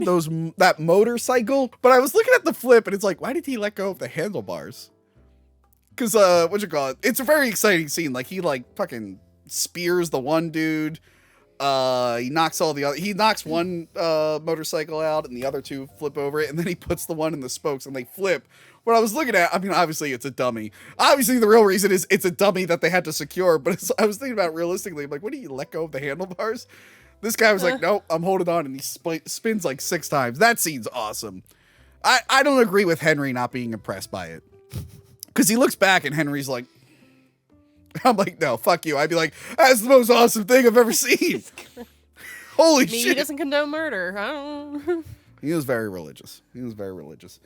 So yeah, they're like, okay, we got to go to Egypt. Let's go. And it's like, no, we got to go to Berlin. And Indiana Jones is like, that's like the worst place we could possibly go. That is literally the worst place on earth right now. Unless you look like Johanna. But yeah, he tells him, it's like, no, look, my diary has the hints and tricks, kind of like the secret codes book I have there to beat video games. He's like, my diary's got the secret codes to beat the traps at the Grail shrine. What? Didn't know this existed. Yeah, Blockbuster used to sell those. So I like the whole thing where he's like, Dad, why don't you just don't remember? He's like, no, I wrote it down so I don't have to remember. It's like, if this is your life's work, you should probably remember certain things. Yeah. Then they bring up the mom. They don't mention the mom too much. It's a little unclear. We're like, she died, right? She died. I think it's suggesting that, like, she wasn't bothered by Henry's work, even though Indy thinks so. But then Henry admits that she, like, I think he says she hid her omens from me. So I think maybe she got sick and just didn't tell them in time. But yeah, they go to Berlin. Elsa's sad about the book burning because they're burning so many great books, I guess. I mean, yeah. I don't know. I don't know what books they're burning. What books were popular in Germany at that time? It's not about popularity. It's about burning things that don't fit their agenda. We have that today. People try to ban and boycott stuff all the time today. Yeah, like buying Bud Light and then, yeah. People are so stupid. I know a guy who keeps updating me on how much money they're losing, and then I have to keep showing him the stats on Robinhood that shows that their stock is still up for like the year. Like do they specifically look at like Bud Light, or do they like? No, Anheuser-Busch Okay. altogether. Because that's the thing. Like, they're like, oh, it was the most successful boycott. I'm like, not really. People are gonna forget about it in a few months. Like, it's so stupid. It's Bud Light. Yeah, I'm like, I don't even drink it anyway, so I don't really care. But yeah, they're like, yeah, they lost $4 billion. It's like, you don't know how stocks work. Whatever. It would have lost if everyone sold their share, but not everyone sold their share, so they did not lose $4 billion. People are so stupid. Ugh. Whatever. Anyway. They're going to use the Dial of Destiny to go back in time, and Indiana Jones is going to be throwing Bud Light into the fire. Jesus Christ. I've seen the future. Wait, why is he homophobic? I don't know, because he's from the early 1900s. He probably would be, to be honest. Oh my God. He probably would Captain be. America wasn't. We didn't see those scenes. We didn't see those scenes. Oh my God. Anyway. She has the diary on her. Yeah, she has the diary. She saved it from getting burnt. And he like threatens to murder her. He's like, all I have to do is squeeze. She's like, all I have to do is scream. And it's like, okay, we're at a stalemate. I'm going to leave you alone now. But she gives Indy the book. And then Indiana Jones bumps into Hitler and doesn't kill him. He would have died right then and there. It would have been worth it. Oh my God. It would have been worth it. Nah, never mind. America wasn't in the war yet. Never mind. Indiana Jones is an American man. He's like, is this our problem yet? Nah. All right. I don't care. I'll wait 5 or 6 years or whatever until we're in there. But yeah, Indiana Jones could have stopped everything. That's not true. Another person would have been. Yeah. However, speaking of Hitler, he is played by Michael Sheard, who was also an admiral in Empire Strikes Back. He's the guy Vader force chokes through the screen. Oh! Yeah. But he also played the submarine captain in Raiders of the Lost Ark. And in this scene, Ronald Lacey, who played Tote, is one of the German higher-ups, the guy with the little monocle. That's him, but they never do a close-up on him. So he came back. Both of them came back for different roles. I think there was, like, more of a scene of like Hitler and his like top guys marching together, but they just trimmed it down. You only see like a wide shot of him with his little mustache. I did giggle that he got his autograph. Yeah, I did like that. He like bumps it and like Hitler doesn't know what the book because he's just signing autographs and he's like, okay. Imagine what crazy things we've signed at conventions because we're not paying attention. Now, because of this movie, I'm gonna have to like look and be like, what am I signing? What is this? What is this? So yeah, that's a close call. That is kind of a cool scene to see Indy with basically his main bad guy that he never really encounters ever again until we find out in the Dial of Destiny that Indiana Jones is the one who killed him during the war. I'm sure that'll be a thing. Then they board a cartoon blimp. The blimp looks terrible. It's a Zeppelin. Whatever. It looks terrible. It never looked real to me. It never will look real to me. It looks like a straight up cartoon. Like, I don't know what they were thinking here. It looks bad, right? Like the blue screen of them walking up to it is pretty bad. Even later on when they're getting in the tiny plane. plane. God, I'm getting to that. Yes. So the Nazis board the plane, and this is the only time we see Pat Roach as the big muscle Nazi because they cut out his entire fight. I tried to look. It's never been released. There was apparently a TV special or some video that was released of like famous Hollywood like fights and stunts. And they had footage. They had footage of the deleted fight scene in that, but it's never been released. But I do like the whole thing where he like kicks the guy out. That was pretty funny. Yeah. No ticket. Yeah. Everybody's just like, ah. Then they have a scene where they just sit and talk, Indy and Henry, about their childhood and what they could have done better. He's like, Dad, you were a shitty dad. He's like, I was a great dad. I gave you your independence by not fathering you very well. But this is a very important thing. The reason Henry is such a bad dad is because he was 12 years old when he had Indiana Jones. because Sean Connery and Harrison Ford are only 12 years apart. And look, kids can't have kids, okay? You okay? And you know what's really stressful for Henry is that he's so Christian that he had to have gotten married at 12 years old and then had that kid. So cut him a break, Indy. You know, he wasn't ready to be a dad. Were you ready to be a mom at 12? I definitely wasn't ready to be a dad at 12. He'll never be ready enough to be. I'll never be ready. I'm not ready now. At the ripe age of 25, like I am now, I'll never be ready. I think we're supposed to imply that he's older, but I like thinking that he was 12 years old when he had Indy, and that's why he's such a shitty dad. A 12-year-old immigrant, by the way. He wasn't ready to have this kid. So the blimp turns around and they get into a plane to escape. And the blue screen's rough. It's so bad. It like is distracting from an otherwise like fun scene. Like I love the things that are happening, like Henry not realizing what the clock means. It's like 12 o'clock, 11 o'clock. Oh, okay. But yeah, it's just a rough blue screen. It reminds me of Return of the Jedi when they're on the sand dude going to the Sarlacc pit. Like that's a rough blue screen too. And it's like, this. Like, there were only a couple shots in the earlier movies that look kind of bad, and we've called them out, but this whole sequence, every time it cuts to the cockpit, I'm like, they're not, like, there. It's jarring. But it is kind of a fun scene. I like that he shoots the tail. He's like, they got us. Which I've 100% been like, I've definitely, like, broken something and be like, can you believe they broke that? I tried to stop him. I learned that lesson from this. I'm like, if no one sees you, you can blame it on someone else. I do like when they switch over to the car and they go through the tunnel and the plane just decides, I'm going to crash through this tunnel too. That cracked me up. I'm like, what did that pilot think was going to happen? And they're next to each other. I do like the pilot looks and he's like, what the fuck's going on here? And then he doesn't eject when he gets out of the tunnel. It just explodes. And even the blue screen in the car is rough too. I do like when he's just like, they don't get closer than that, and then a bomb drops next to him. And then Henry murders a flock of seagulls to kill. What the hell?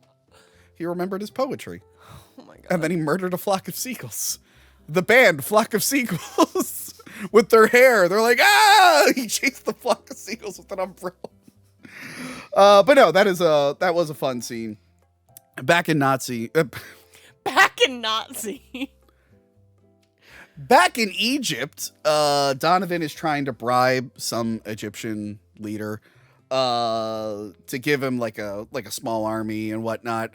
And they offer him like priceless treasures from the finest families in Germany. And the guy's like, I want the car. Yeah, I want he the knows car. He has knows like the turbo engine thing. He knows the whole specs of he knows the Carfax. Speed. He looked up the Carfax and he's just like, this. And I like when he goes, I even like the color.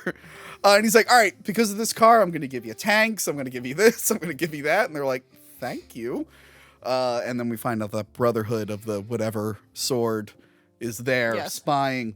This is another funny gag where they drive to the canyon of the crescent moon. I like where he's like, Dad, we're well out of range of this tank. And then it blows up their fucking car. So the Brotherhood attacks. Indy's trying to steal Nazi horses, and in the meantime, Henry sneaks into the tank. I don't know what he was thinking, because right away they get caught, and he's getting slapped over and over again by the Nazi. Tables have turned on Sean Connery, have they not? Deserved. And no, this tank scene is fun. Yeah. But it feels like they're trying to one-up the chase scene from Raiders of the Lost Ark. Yeah. That's how it feels to me. But no, it is a fun scene. It gets a little ridiculous. I mean, it's Indiana Jones. When the car like jumps up on the tank, so they got to shoot it off. I like where he has to like plug up the cannon to blow that up. Yeah. And obviously, like the dumbest, funniest thing is when he shoots the Nazis in a row. No, it's like a really well done action scene. I just feel like they're just trying to up the ante from the first one. Where it's like I would have liked a different kind of action scene. Honestly, the plane scene would have been refreshing if it didn't look like shit. One little detail. So in between this and Temple of Doom, Indy has learned to fly, but he hasn't learned to land. Yeah. He's like, no, I can fly. I can't land. Which he landed pretty well. Cut to the clip of Harrison Ford crashing his plane, which I did in the last one. He crashed into the golf course. One of the times he crashed his plane. Yeah, there's a big scene between him and the like main Nazi guy. And he goes off the cliff. He also won't let go. When it cuts to an obvious miniature and a toy, like the toy, they clearly strapped it to the top of the tank. But if you're thinking about it realistically, it's like, wait, so he held onto the top. He didn't just let go. But it blows up, and everyone's sad because they think Indiana Jones died. But it turns out he was alive. And it's a very sad scene, but I think it was done better in Thugs versus Dinosaurs. Because my character, whatever his name was, is it on the DVD? No, my character's name is not. So whoever I played in this movie, Thugs versus Dinosaurs, at one point we think the main character died. And Johanna, I went one step further than Sean Connery. I actually sing in that scene. I start to sing Amazing Grace. And then I realize that he's alive, so. Amazing Grace, how sweet. Oh, he's alive. I like how Henry's like sad. He's like, there was all that wasted time. Oh God. And then as soon as he finds out he's alive, they're like, okay. Yeah, he's just like, let's get on the horses. Let's get out of here. So the Nazis are volunteering the Egyptian soldiers to go get the Grail. Yeah. And they're not doing a good job. Their heads are being cut off. So the Jones boys get caught. And Donovan's like, Indy, you're going to go get it for us using your dad's notes. And he's like, what makes you think I'll do that? And they shoot his dad. Yep. But if he gets the Grail in time, he can save his dad. He's mortally wounded. He's like, I'll help you, James Bond. Oh my God. Who I am based off of partially. So yeah, he's got to go into the thing. This is like my favorite scene in the movie. I love this whole temple thing. When he's trying to figure out everything. Yeah, this is like the thing I remember the most when I first saw it as a kid. Like everything else was fun, but I was like, okay, this is like a whole different level. So first he has to be the penitent man, must kneel before God. And then he's like, oh, I have to kneel. And there's these big buzzsaws that come out. He's like, that's what it is. So it's weird because it's like, okay, so they're not magic. They're clearly man-made. I think we're led to believe that the three knights made all these traps. So yeah, he avoids his head getting cut off by kneeling. Although I do feel like the blade underneath is a bit cheating. I feel like that's cheating. Cheating. Whatever. What if a little person went there and he didn't kneel? He would just stand up. Walk right through. Yeah. They didn't account for that. Those knights. Fucking stupid. He has to spell the name of God. But he gets the letter wrong. Yeah, he steps on the J instead of the I. Yes, which is a fun gag. But then I thought about it. I'm like, I would like just get like a pole and just like poke all of them. Yeah, or you can just like lightly step on each one and be like, oh, okay. Yeah, I would just get a pole and be like, psh, psh, psh, psh. Or when he fell underneath, peek down. It's like, okay, it's that one. Apparently this scene went on longer. I guess he was going to fall through another hole and like tarantulas were going to come out. New fear. No, he's not afraid of tarantulas. No, he will be after that. Well, no, if Raiders of the Lost Ark didn't scare him. The Canyon of the Lion's Head or whatever. First off, the blue screen to put him in that match shot, rough. That's the classic, like the color correction doesn't match. Yeah. It's rough. Is it invisible, the bridge? I never know. Like, people said it's painted. It's like, yeah, but he would just have to go like this. Like, oh, there's something here. If I go like this. I thought it was like a trick of the light, maybe. I don't know. It's not really well explained. Yeah, I get the idea. I get the idea because, you have to be a man of faith, take a leap of faith. And it's like, oh, there is a physical bridge here. You just can't see it. But yeah, I never really understood how it worked. Like, I'm like, it's a little confusing. Whatever. But while he's doing this, he's making sure like everyone knows how to get past it. So I do like the shot of him throwing the dust on it. The next thing is to beat the knight in single combat. He wins right away. So the Grail will give you everlasting life, but no energy. I mean, he's like old as heck. So you're still aging, just aging slowly. I would assume. That's a shit deal. You want to be young forever. Then what's the point of living forever if you're just gonna be a fucking dinosaur? But yeah, the knight looks relieved. He's like, finally, someone can replace me. Oh God, I've been waiting for this. Thank you so much for coming here. You got to pick the Grail. Make sure you pick the right one. You're gonna fuck up. By the way, you can't leave. It's like, that sucks too. What's the point of this thing? So Donovan and Elsa comes in, and Donovan makes the worst mistake anyone could. Trusting a woman. All women do Thank is God. eat hot chip and lie. Yeah. Hot chip Be and lie. bisexual, charge they phone, eat hot chip and lie.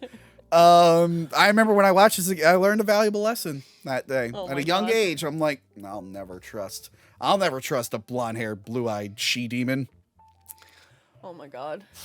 I'm just saying, you dyed your hair blonde. It's suspicious. There's highlights. It's not even blonde. Elon Musk buys Twitter, you dye your hair blonde. It's the timing of it is very suspicious. You bought it a while ago. This is new. I bet you made the appointment a while ago. Oh my God. You're just gonna get it.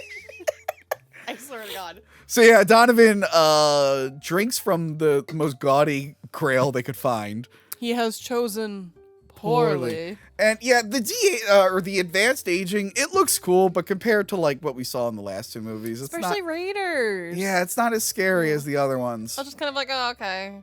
Yeah, I get the idea. But he dies. Another one bites the dust. Yes. And Indy's just like, wait a minute, it's a cup of a carpenter. It won't be gaudy and whatnot.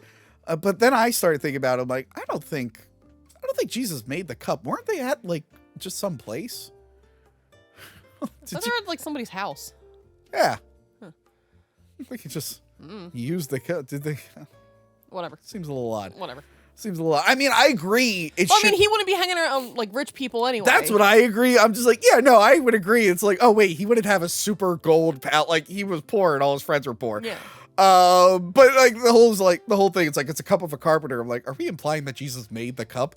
But yeah, so he made the cup apparently, and he drinks it, and he's fine. He chose wisely, but he You can't. have chosen wisely. Yeah, and I bet the knight was like, okay, so I'll show you around, and then Indy's like, I gotta leave. He's like, what? What the fuck? I thought you're the new guy. I wanted to retire. Indy really should be like, dude, you don't want to retire right now. It's kind of a shit show. It's kind of a shit show. So yeah, he leaves. He saves Henry. And the knight also said you can't pass the seal with the cup. He's like, that's the boundary. You can have eternal life and live forever as long as you hang out in this stupid fucking cave, and reset the death traps. Is he resetting the saw blade? Does he have like a lever where he has to reset? Probably. Yeah. Oh, what about the when they step on the thing? Does he have to make a new stone and carve it? Maybe. Painting that bridge has got to be a He dick. probably has like a bunch in the back. He gets bored. He has nothing else to do, so he's probably literally just making everything. If they left it in the back. if they left the tarantula thing, does he breeding tarantulas? Yeah. It's his hobby. Imagine like that lion head falls and he has to remember what a lion looks like. He's like, I don't even fucking remember what it looks like. So yeah, he saves Henry's life. Everyone's happy, but then Elsa picks up the Grail, and she's just like walking backwards with it. I don't know why. So it is cool to see Henry look at the Grail because that's like been his life's work, and he's like so amazed that it exists. But yeah, like she just saw all this evidence that the Grail is legit. Why would she think the shield was the one part that didn't work? And she's like, let's leave. It's like, no, the knight told us not to. How much more evidence do you need to know that this is not a good thing to do? So, of course, everything starts to collapse. The Grail conveniently falls, and she's just so full of greed. She's not righteous. She falls to her death. Which, that tripped me up as a kid, because I'm used to the guy getting the cute girl at the end. Yeah, well, she was also an asshole, so... Yeah. But remember, as a young kid, I didn't know what a Nazi was. Or else I... Yeah, I know. Or else... You ran around in the costume. So let's see. Raiders. I ended up dressing up as a Nazi for a play. Temple of Doom. I ended up dressing as a Chinese person for a play. Oh, and then this movie, people wearing fez hats. I played Aladdin. In Angry Video. Hashtag cancel Tony. But I didn't do blackface as Aladdin. If I did, I could be the Prime Minister of Canada. Why are people like this? Stop bringing up politics. Like, you bringing up we have a lot of Canadians who watch the show. They love him. So yeah, this scene is great. You know, Indy thinks he can reach the Grail, but then Henry, whose life work was to find the Grail, is just like, no, let it go. Indiana, let it go. Let it go. And then everyone who had a bad relationship with their dad watches this, and they start holding back tears. They're like, I wish my dad would have realized the error. I felt bad for the knight. Yeah, and like, and he's just like, oh, bye. And I'm like, oh. No, because the knight's sitting there, and he's like, I gotta go down there and find that fucking thing. I gotta reset this whole thing by myself. I had help last time when I was young and spry, and I had two brothers. Like, I gotta fucking, oh God, do I have a shovel? Because then the entrance gets collapsed. You gotta think he's gonna be like, I don't even have a shovel. Can you guys leave me a shovel? Or does God just come down and take the cup and be like, all right, you're good, buddy? No, God literally just comes down and goes like this, and everything's fixed. At what point do you just snap? Like, that's what happened on Lost when they had to reset the button, and the one guy just got so tired of doing it. He's like, I'm just going to see what happens if I don't do it. And that's what led to the plane crash. Spoiler for Lost. What was that? Also, Sunshine. You ever seen the movie Sunshine? Mm-hmm. The guy just went crazy looking at the sun all the day. All right. So, yeah, him and his dad, they finally reunite. And they finally love each other. And, like, Henry realizes the error of his ways. Like, you know what? My son is more important to me than the cup of Christ. And then the knight does wave at them. But really, I think he was saying, like, can you give me a shovel? Can you help me clean this up? Can you help? And then they're just leaving. And they're like, bye, knight. He's like, no, come back. Okay. Poor guy. Then they get on their horses. We find out Indiana came from the dog. I'm sure they tried to work that into the opening, and they couldn't figure out how to do it. Thank God. Thank God. He came home, and the dog's bark, and he's like, hi, Indiana. Like, I'm sure that was a scene they thought about doing. But yeah, he named himself after a dog. He loved his dog. You gonna name yourself after your dogs? I already have a name, so no. So did Henry Jones Jr. Yeah, but he was a child and was just like, all right, I'm going to change my name. You're gonna come in one day and you're gonna be like, I'm Bear. Oh, okay. You're like, I'm Bear now. I'm like, oh, okay, Johanna, that's a weird. Yep. I'm sorry, Bear. I'm sorry, Bear. Oh my God. It's gonna be confusing because I look more like a bear than you do. Anyway, they get on their horses and they ride into the sunset. And it's like, you know what, Johanna? Even though it's not our favorite, I feel like it's a very good ending to the yeah. Yeah, it was a good ending. To the trilogy. It was a good ending. This was more about Indiana Jones personally and his backstory and whatnot. So it feels like a good ending. And then they ruined it. Yeah, they ruined it. And even Spielberg didn't want to come back to do a fourth one. But did we see that together too? We did. Okay. We did. We didn't hate it the first time we saw it, which we'll talk about next time. And that's finally when we'll talk about the heist of the century. When we pulled off the heist of the century.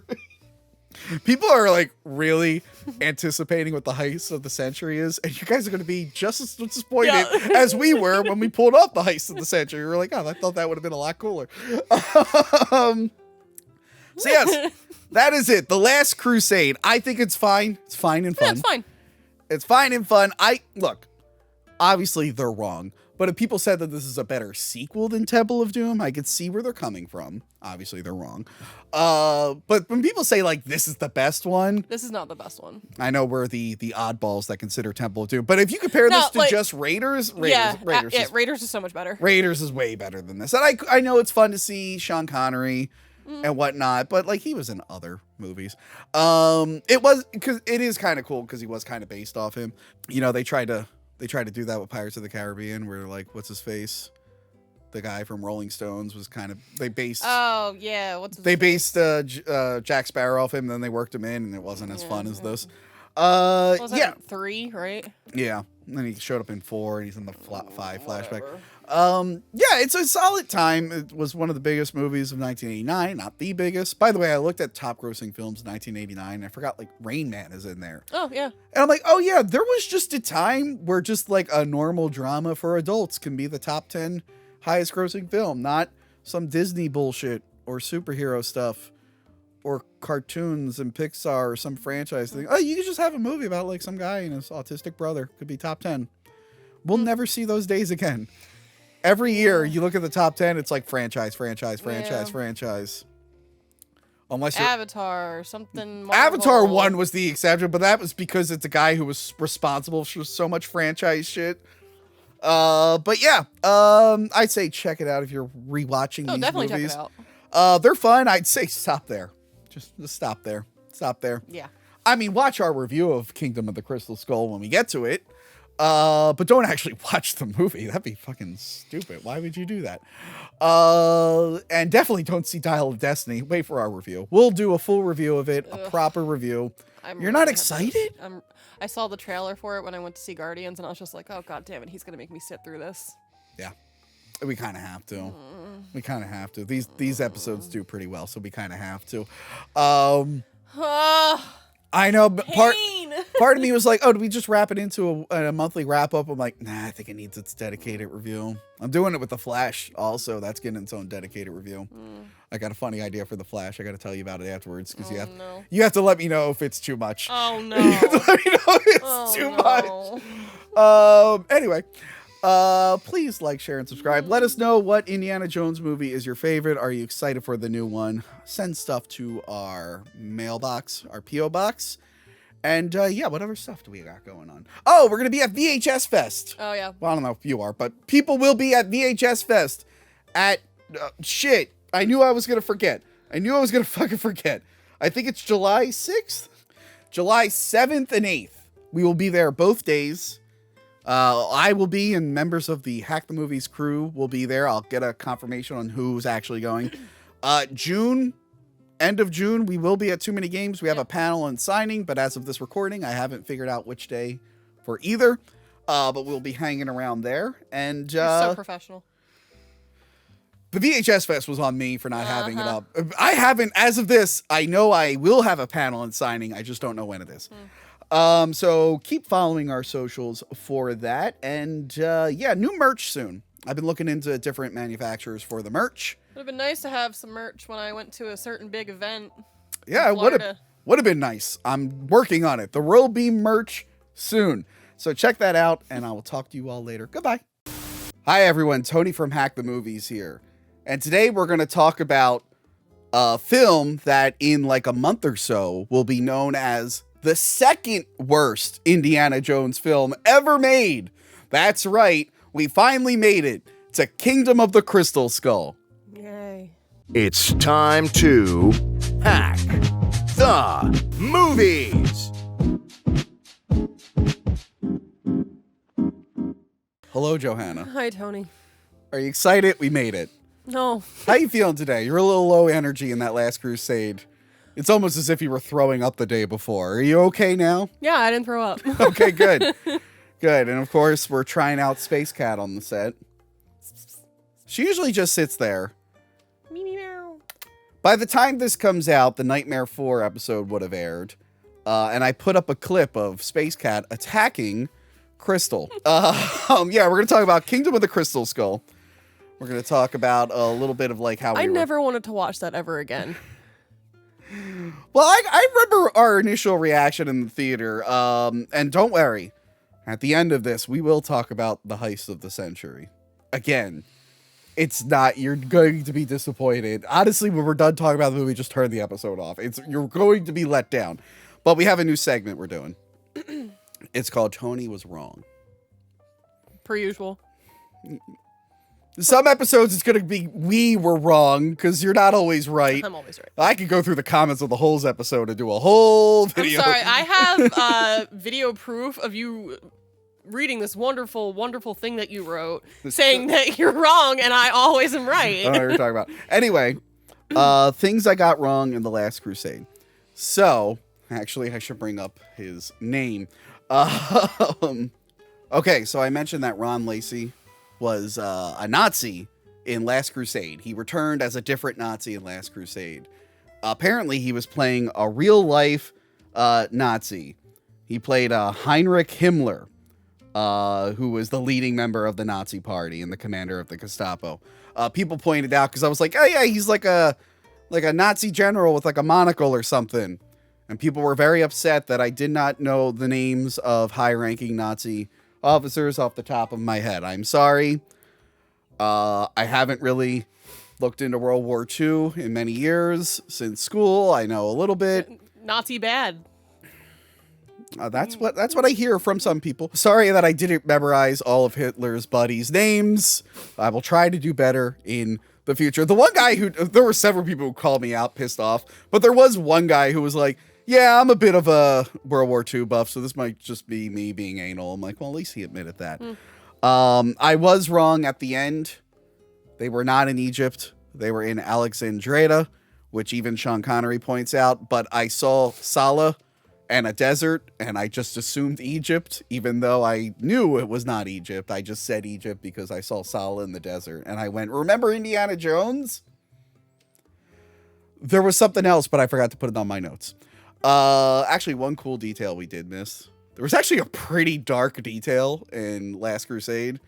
Remember when he was like, here's all these treasures from the finest families in Germany. Oh, yeah. Yeah, someone's like, those might have been like treasures from like families they murdered. Yeah. And it's like, oh, that went under my radar. Anyway, I was wrong. I'm sorry. Kingdom of the Crystal Skull. Oh, God. Now, you're dreading it, but like, back in 2008, we were hyped for this. Duh. And I think we actually enjoyed it the first time we saw it. I think we said it was okay. Yo, we definitely didn't love it.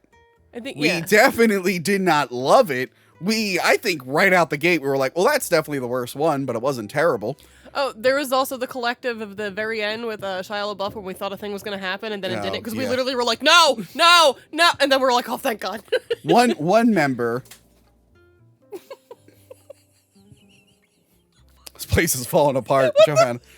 Johanna, this place is falling apart. Patreon.com/hackthemovies for repairs. Anyway, one member of our viewing party who will remain nameless because they were the one who actually carried out the heist of the century.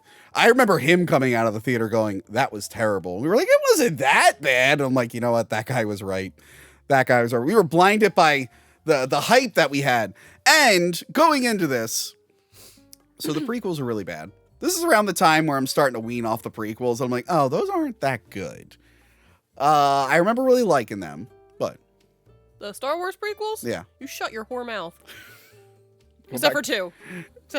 Go back and watch our worst Star Wars episode. But like, so people were expecting something like that going in. People were really disappointed by Star Wars. So they're like, oh no, I'm scared of the new Indiana Jones. But Spielberg came back for this and he's a way better director than George Lucas. So it's like, okay. Yeah, but George Lucas still wrote this. Well, he came up with the story. It was George Lucas and somebody else. So yes, George Lucas wrote this with David Cope, who actually has written a few movies we covered on the show. Spider-Man in 2002, Mission Impossible, and Jurassic Park. So his track record was pretty good so far. I think he actually also wrote, let me make sure this is the right guy. Hold on. Yeah, he also wrote the Lost World Jurassic Park, but he made sure to have himself get eaten by a T-Rex in that movie. So that was his apology. So yes, this one had a better team behind it. Spielberg brought in his director of photography, Janusz Kaminski. Michael Kahn is editing again. And it's like, okay, this one might be good. And the obvious thing was like, well, Harrison's a little old. He's getting a little too old for this. Also, the previous film felt like a nice ending to his adventure. Yeah. Which even Spielberg said in interviews. He's like, I was done with it. That was the end. It's like, why did you come back, you dumb asshole? Why would you agree to do this? Why don't you just tell your buddy George, nah. Let's let good things just die. However, I think Harrison Ford really wanted to do it again because he loves being Indiana Jones. I think he likes money. I would agree with you, but he hates coming back for Han Solo. Like, he just doesn't care about Han Solo.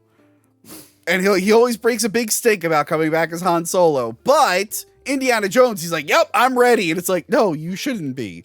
You suck. Stop it. You're not Indiana Jones anymore. You're too old.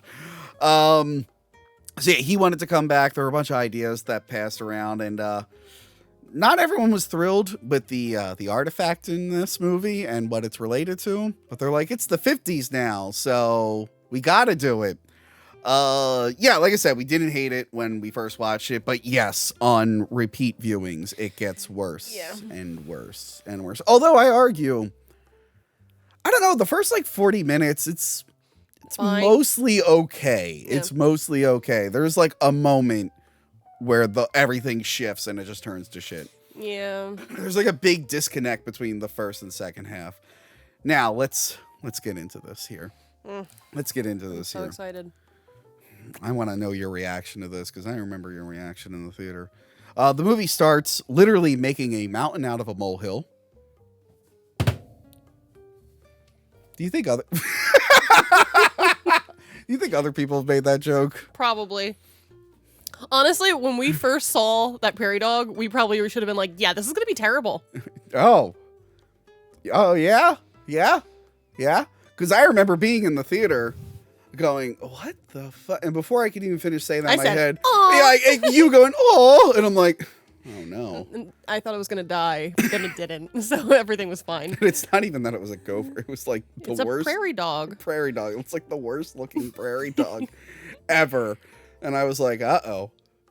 Uh-oh. Meanwhile, Drat is like, ooh, an animal. Can I throw you at him? She doesn't care. Johanna, Indiana Jones is in the 50s now. Yay. Remember, George Lucas made American Graffiti, so we got to show kids driving around in a roadster listening to Elvis. Ain't nothing but a hound dog. And people are clearly not American soldiers. Yes, they're the. What are you talking about? They look like the most. America is a great melting pot, so they look like the most American soldiers I've ever seen. So yes, this is a weird scene where they're trying to like race the soldiers, but like you know the soldiers are bad guys, but then it's kind of humanizing the Soviets a little bit because they're like having fun with the race. I think it's a little odd. Unless they want us to believe that those are actually American soldiers. I think that was supposed to be the point. Again, USA, every shape and color. Everyone's welcome here. I'm woke now. I don't know if you found that out, but I'm woke now. Oh. Yes. So you're not going to vote for DeSantis? I got a big thing here about that. So those dirty commies, they kill the guards. But thank God they don't show anyone actually getting shot. Yeah, there's like no violence in this, really. Yeah, this is the PG-13 era Spielberg. Like, there's like two Spielbergs at this point. If it's PG-13, we're shying away from every bit of violence. Yeah. We're shying away from all of it. If it's R-rated Spielberg, we're having concentration camps where people are getting shot in the head, point blank. We're having Saving Private Ryan where people are on fire and their guts are spilling out. Two very different Spielbergs. It's like, Spielberg, there's a middle ground. He gets worse after this. Fucking, you ever see the movie War Horse? No. It's actually an okay movie. But, like, they shy away from, like, all, like, the military violence. And it's like, well, this is a war movie, Spielberg. You don't have to church this one up for the kids. This is supposed to be a depressing story we're watching. But, yeah, this is awkward where they just don't show anyone. Unless it's a cartoony death, we don't really get a lot of violence in this. But yeah, so they kill the guards and they pull Indy out of a trunk. I did like the little reveal. Russians. Yeah, it was well set up. And they also have pretty good actor Ray Winstone as the worst Indiana Jones character until his goddaughter in the new one, I'm sure. The worst Indiana Jones character so far. Mac, I hate him. Yeah, I thought he at least was gonna just kind of pop in and out or whatever, but like no, like especially in the like later half or whatever, he's just there and doesn't go away. Yeah, and then we're supposed to be like sad about it later. Oh yeah, I got a whole thing about like, that. What the? It's weird because like okay, I get it. It's been a while since the last Indiana Jones movie, and he's kind of aged in real time, so he's probably had plenty of adventures during World War II. When we last left Indiana Jones, World War II had not started for America yet. So it's fine if he would have a friend and whatnot, but like the way they're playing the relationship off, it makes you feel like they've had this long friendship that we knew about. It's like, no. Or like he should have been in like the previous movies, whatever, because there's such a connection with them, and it's just like what? But like there's like a moment in Temple of Doom that we like where that guy dies and he's like, I went on all these adventures with you. I'm like, that's fine, but like if that was it, if Mac had died in this scene, I wouldn't have cared. But then he's throughout the rest of the movie, and it's like this will he won't he redeem himself. I'm like, I honestly just don't care about the character to be honest. Like I really don't care. Like cool, he likes money. I'm not invested in his journey or anything. So yeah, he sucks. Which I feel bad because he actually is a good actor. He's been in good things, but this was terrible. You know what makes me even madder? People said they wanted him to be Sala, and like I don't think Sala would be around. Sala's got shit to do. Yeah, Sala's not leaving Africa or whatever to hang out with Indiana Jones. Yeah. But I get like it not being Sala, but like what really bothers me is like this is the Sala replacement. It's like, oh, okay. This sucks. So yeah, Indy hates Russians like I do because I want to stay on YouTube. And I'm on the fence about those damn dirty commies. Yeah, I hate them all. One of the Russians is Andrew Divoff, aka the Wishmaster. He's barely in the movie, but I saw him for like a second, and now I'm trained to know when Andrew Divoff is in something. When I saw him, like, that's Andrew Divoff. I forget if he. That's so random. I know. I forget if he dies or anything. I don't think he makes it toward the end of the movie. I think he's only in this scene. But yes, Andrew Divoff, the Wishmaster, is in there for a second. Kate Blanchett reveals herself. And now this is fresh off of like, well, maybe not fresh, but this is like after the Lord of the Rings and a bunch of other movies. She's like huge right now at this point, and like, oh cool, she's the new bad guy. Female bad guy woke. Before Kathleen Kennedy, can you believe it? Kathleen Kennedy produced this. Oh, never mind. Never mind. Kathleen Kennedy got her claws in it. Yeah, so anyway, she like does nothing. She sucks. There. They introduce her as Bob, and she brags about her background and whatnot, and then she mentions that she's a psychic. But like not really? Yeah, I don't know. She's not a psychic, right? She never actually does any psychic shit in this. No, she goes and she like stares at Indy for a second, and then that's it. And it's not even like, it'd be one thing if it's like a funny running gag where she thinks she's psychic, but she's obviously not. Like the episode of South Park with all the fake psychics, and then they have the fake psychic where we're like, what's she sleeping? Yes. It's not even like a running gag. It's like, it's just another mystery. It's like, is she actually psychic? It's like, well, you never answer it, movie, so why even put the idea? Isn't it only in this beginning part? Like, it's never brought up again, right? She mentions it a few times, and then she talks about, it ties into her plan for how she wants to use the skull. So it's stupid. But I like Kate Blanchett. I thought she would be good. She brings him to a giant warehouse, and they open it up, and it's Area 51, and you're like, oh, I get it, 50s. But then you look at all the boxes, and you go, oh, that's where everything goes. Decent idea. Yeah, I guess so. It's not the end of the world. Like, I don't hate it as much as some people do, but it's like one of those, like, okay, I get it. It would have been nice if we just never knew what that room was and Indy never went there. Didn't we reveal that to Doug, that that's where the crates were at the end of the first movie? And he was like, what? Because he still hadn't seen 4. So yeah, she tells him that there's a box in there that they need to look for. And he was involved in some kind of search team for this box years ago. And he like comes to the conclusion. He's like, oh yeah, what we were looking for was highly magnetic. So I need gunpowder because that's metal. And he throws it in the air. And that's actually a pretty decent scene with the gunpowder flying around. I do like the little detail when it goes under the lights and it sparks. Yeah. That was I like cool. That. And like the digital set extensions here with the crates don't look too bad. Everything else does. In this scene? Yeah, like it looks like it's like weirdly screened, like blue screen or green screen or something. Maybe it's just because of how bad it gets in the movie.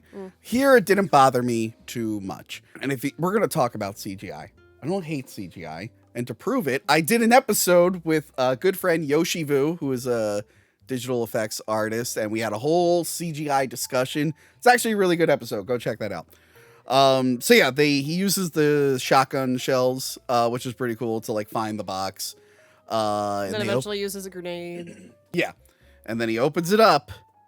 Well, he doesn't open it up. They open it up. They open up the metal box, and I like how all the lights kind of go toward it. And they weren't doing that before. Because the lid was closed. That's how magnets work. Mm-hmm. Do you not know how magnets work? Magnets, how do they work? Do you want to talk to a scientist? Yeah. No, you forget the lyrics of that song. Because the next line is, I don't want to talk to a scientist. Those fuckers lying and getting me. Whoop whoop. Isn't that what they say? I don't know. I listened to that once. Are you a juggalo or a magic ninja? Oh my god. Did you expect juggalos to be brought up in the Indiana Jones 4? You know, you probably did because of the magnets. Anyway. So yeah, they open it up and it's a spaceman. And all the Russians are like, what? Oh my god. And Kate Blanchett's just like, yep, I knew it. And then Indy tries to turn on the Russians. But he's betrayed. And I love editor Michael Kahn.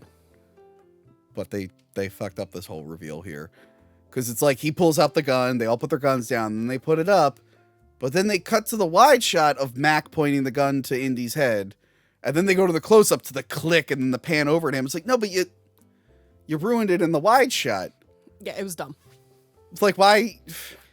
Like, there's a way to cut that. I could probably cut it right now and do it the correct way. Like, why would you show the wide shot? You fucked it up. So that upset me a great deal. And I remember being in the theater going, Johanna, let's get out of here right now. Right now. And you were like, Tony, we got to see the end of the... I'm like, okay, fine. Jesus Christ. Imagine if I did that. I'm like, there was an editing mistake. Like, opening night, just like, I'm just like this. And they're like, I go out, I'm just like, this is the worst movie ever. It's like, because the nuke. And I'd be like, I'm sorry, there was a nuke in the movie? I left before that. So yeah, tiny alien man. Indy tries to fight them. He basically, this shocked me upon rewatching it. And I hope Dial of Destiny walks this back. I know this is probably your favorite scene in the movie. But Mac brags about being a capitalist, which lets us know that he's a bad guy because we hate capitalism. But then Indy says he likes Ike. I like Ike. Dwight D. Eisenhower, who was a Republican. And Disney's about to put out a movie. You know what? I actually wasn't good. I was telling myself, like, Tony, you've been doing too many topical political stuff. And then I watched this movie and I'm like, no, this is the movie's fault. The movie keeps bringing this shit up. But yeah, Disney's about to put out a movie where a Republican is the hero. What movie? Dial of Destiny. Oh. And he's fighting the Nazis? Not believable. Oh, no, Nazis again. They used the Dial of Destiny, I guess. No, when I was rewatching this, I'm like, Indy's a Republican. I wonder if Disney will keep that in. I'm sure there will be a scene where he's like, my biggest regret was voting for Eisenhower. Did you hear any spoilers for the new movie? No. He's divorced and living alone and sad. Because it works so well with the Star Wars movies when it made all our old heroes sad and depressed, except for Lando, who was doing acid in the desert, apparently. But everyone else was sad and depressed. Now we're going to do it again with Indiana Jones. Yay! So then this movie serves no purpose. Yeah! Cool. Didn't need to exist. Didn't need to exist at all. This Republican runs around dodging bullets and whatnot. I'm sorry, his whipping is lame. He's very, OP in this. He's too, they do that shot of him whipping, and he's just so slow. But then the cut, it's like the whip is over the gun, and he's like, and I'm like, oh man, that looks bad. I remember the behind the scenes footage of them being like, he looks great with the whip. And I'm like, no, he doesn't. He looks like if you wanted Indiana Jones at a kid's birthday party, you just got some old guy who didn't watch the movies, and he's like, oh, what do I do? Oh my god. I will say Gary Powell, famous stunt coordinator, did a lot of the James Bond movies and whatnot. He worked on this. There are some really good stunts in this. I do like when he jumps off the boxes and swings, and then he That is very Indiana Jones. Yes, I did like that a lot. Where like sometimes that's one thing I like about Indiana Jones. He does badass things and then he does stuff that you think is going to be badass. Because he's supposed to be a human being. He's not supposed to be like freaking To a point, he's supposed to be a human being. There's no way he could have survived that trilogy. He would have been dead 10 times over. But I do like where he's like, oh, I thought that was closer. Now I have a question. He drives into a bunch of boxes. Why do the boxes explode?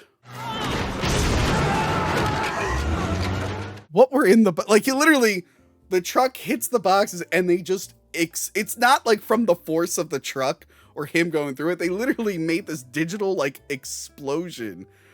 What was in those? Well, we find out what was in one of the boxes. Did we really need to see the Ark? No. When the doors opened and they played the music, we got the idea. Yeah. And maybe it would have worked better if they didn't do an Ark callback in the previous film. The Ark of the Covenant. Are you sure? Pretty sure. This stuff should be in a museum. Yeah. But again, this is after the prequels where we have to do like all the Easter eggs, what the prequels are known for. It's like, look, remember that thing from the other movies you like? It's like, yeah, I remember. You don't have to remind me. The car stunts are actually fun, besides that box blowing up, like when they crash into each other. Yeah. Except Mac is talking during it. I'm just like, shut up. So how did Mac not die? That's a good question. How did Mac Because not like die?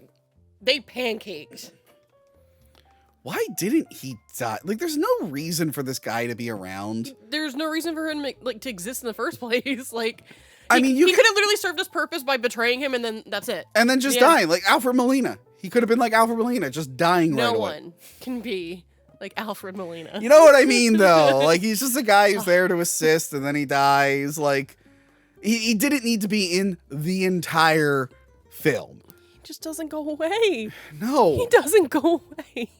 So yeah, some of the car scenes are fun. I kind of don't mind this opening a little bit. It was fine. There's some stupid shit in it. It's definitely not, again, when I watch it, I'm like, all right, this is kind of fun, but I don't feel like ever rewatching this scene ever again. Whereas with the trilogy, I'm like, I'm going to watch that scene again. I'm going to watch that. Oh, you know, I'm going to put that movie on. I like the whatchamacallit, the tank chase from 3. Oh, I like the mine car chase. But with this movie, Not the like, plane. Huh? Not the plane. Not so much the plane. But yeah, no, a lot of the stuff in this movie, I'm like, okay, that was okay, but I have no desire to ever watch it again. Yeah. Like, I could watch the trench run from Star Wars a million times. The whatchamacallit, the Padme in the droid factory, I never feel the need to rewatch that. Oh yeah, that happens. Exactly. That's how I feel about this. I don't pay attention to 2. I hate 2. Yeah. Well, that's one thing about this movie. I'm like, I forget that there actually are some decent stuff in this film. But it's weird that, It's not like, redeemable. Huh? It's not redeemable. No, it's not, because you think about it, like, what are all in pop culture, what do you remember from this film? It's all the bad stuff. Like, none of the good stuff is able to shine through. Like everyone can recall good stuff from the first 3. And then with Indiana Jones, unless you watched it recently with Crystal Skull and someone says, do you remember this? You're just like, oh, the aliens. Yeah. The nuke. Yeah, it's literally it's the nuke with the refrigerator. Yeah. It's the fucking Tarzan scene. Yes. And then the alien at the end. Yeah. And doing the most of the jungle stuff, which we'll talk about. But yeah, it's like nothing, and there's positives in this, but none of those positives ever get brought up. And unlike the prequels, it hasn't even gotten memed yet. The prequels have gotten a second life through memes. I love prequel memes, Star Wars prequel memes. They're pretty funny. Me and Keith, our friendship these days are just sending Sam Raimi Spider-Man and Star Wars prequel memes to each other. Like, that's literally our friendship right now. There's a really cool fight scene where they go into some kind of testing area. It looks like where they made Wolverine. And I do like that moment where he jumps off the thing and then swings and kicks the guy into the glass. And then they end up on a rocket sled. I get the Indiana Jones like hat meme stuff or whatever. Like, you know, he needs his hat. If he loses his hat, he gets it back. Type. Yeah. How did that hat stay there the entire time and not just go whoosh? Well, you just don't understand G-forces. I don't know. That would have blown off as it started. I'm going to need a scientist in the comments right now to prove her wrong. God. So next time she's on, she gets to read what she got wrong. I'm not wrong. But like, yeah. I get it when it's like super fast or whatever, Yeah. like it would be like plastered there or whatever, but like My bigger problem is like, did we need a reaction shot of the prairie dogs looking at them? no. Why did they keep showing them? They're shown multiple times. Well, they try to do a comedy of threes because they come back again, but like it wasn't Yeah. funny each time. And it didn't become funny on the third time. Oh, big yawn. As we say how cutting the animals is pointless, fucking Space Cat decides to draw attention to herself. CQ pie. So yeah, he gets out. He doesn't try to kill that Russian guy right away. Like as soon as I'm conscious, I'm like, oh, I should probably slit this guy's throat because he's trying to kill me. Instead, he runs.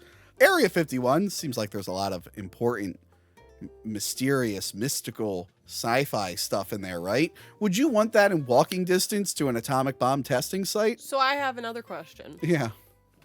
So it's Area 51, right? Yeah. So just those dudes at the front gate were here? Who was setting the nuke off? Oh, you know what? Point in the movie's favor. It was probably a lot further because he takes the rocket. It seems closer because it's such a quick trip. Oh yeah, and then they But there was a big trip. The cars are right there too, right after. Oh, yeah, wait, never mind. No, then it has to be a short distance because Yeah. if the regular cars were able to...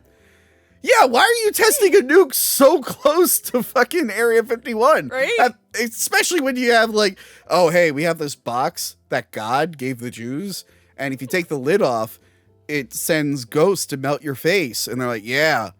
So we're going to drop a death bomb just like, you know, a few 30 miles yards. away from it. It's like, could we maybe space the bomb away from the Jewish God death box? I feel like if we blow that up, it's going to be really bad for all of us. Like, it's pretty stupid. Like, I know it's the 50s. They were testing nukes. It was during the Cold War. And I get you wanted the nuke scene, but I'm like, I would have spaced this out from Area 51, I think. Although I like him walking around the town. And like when he realizes like they're all dummies, that was pretty funny. I don't know why the TV would be plugged in and turned on. And they had the dude watering the grass and like what? Yeah.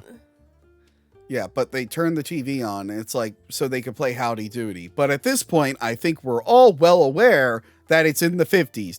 Did you need any more cues that this was in the 50s? No? No. It made it clear, right? Yes. I think they literally showed the date.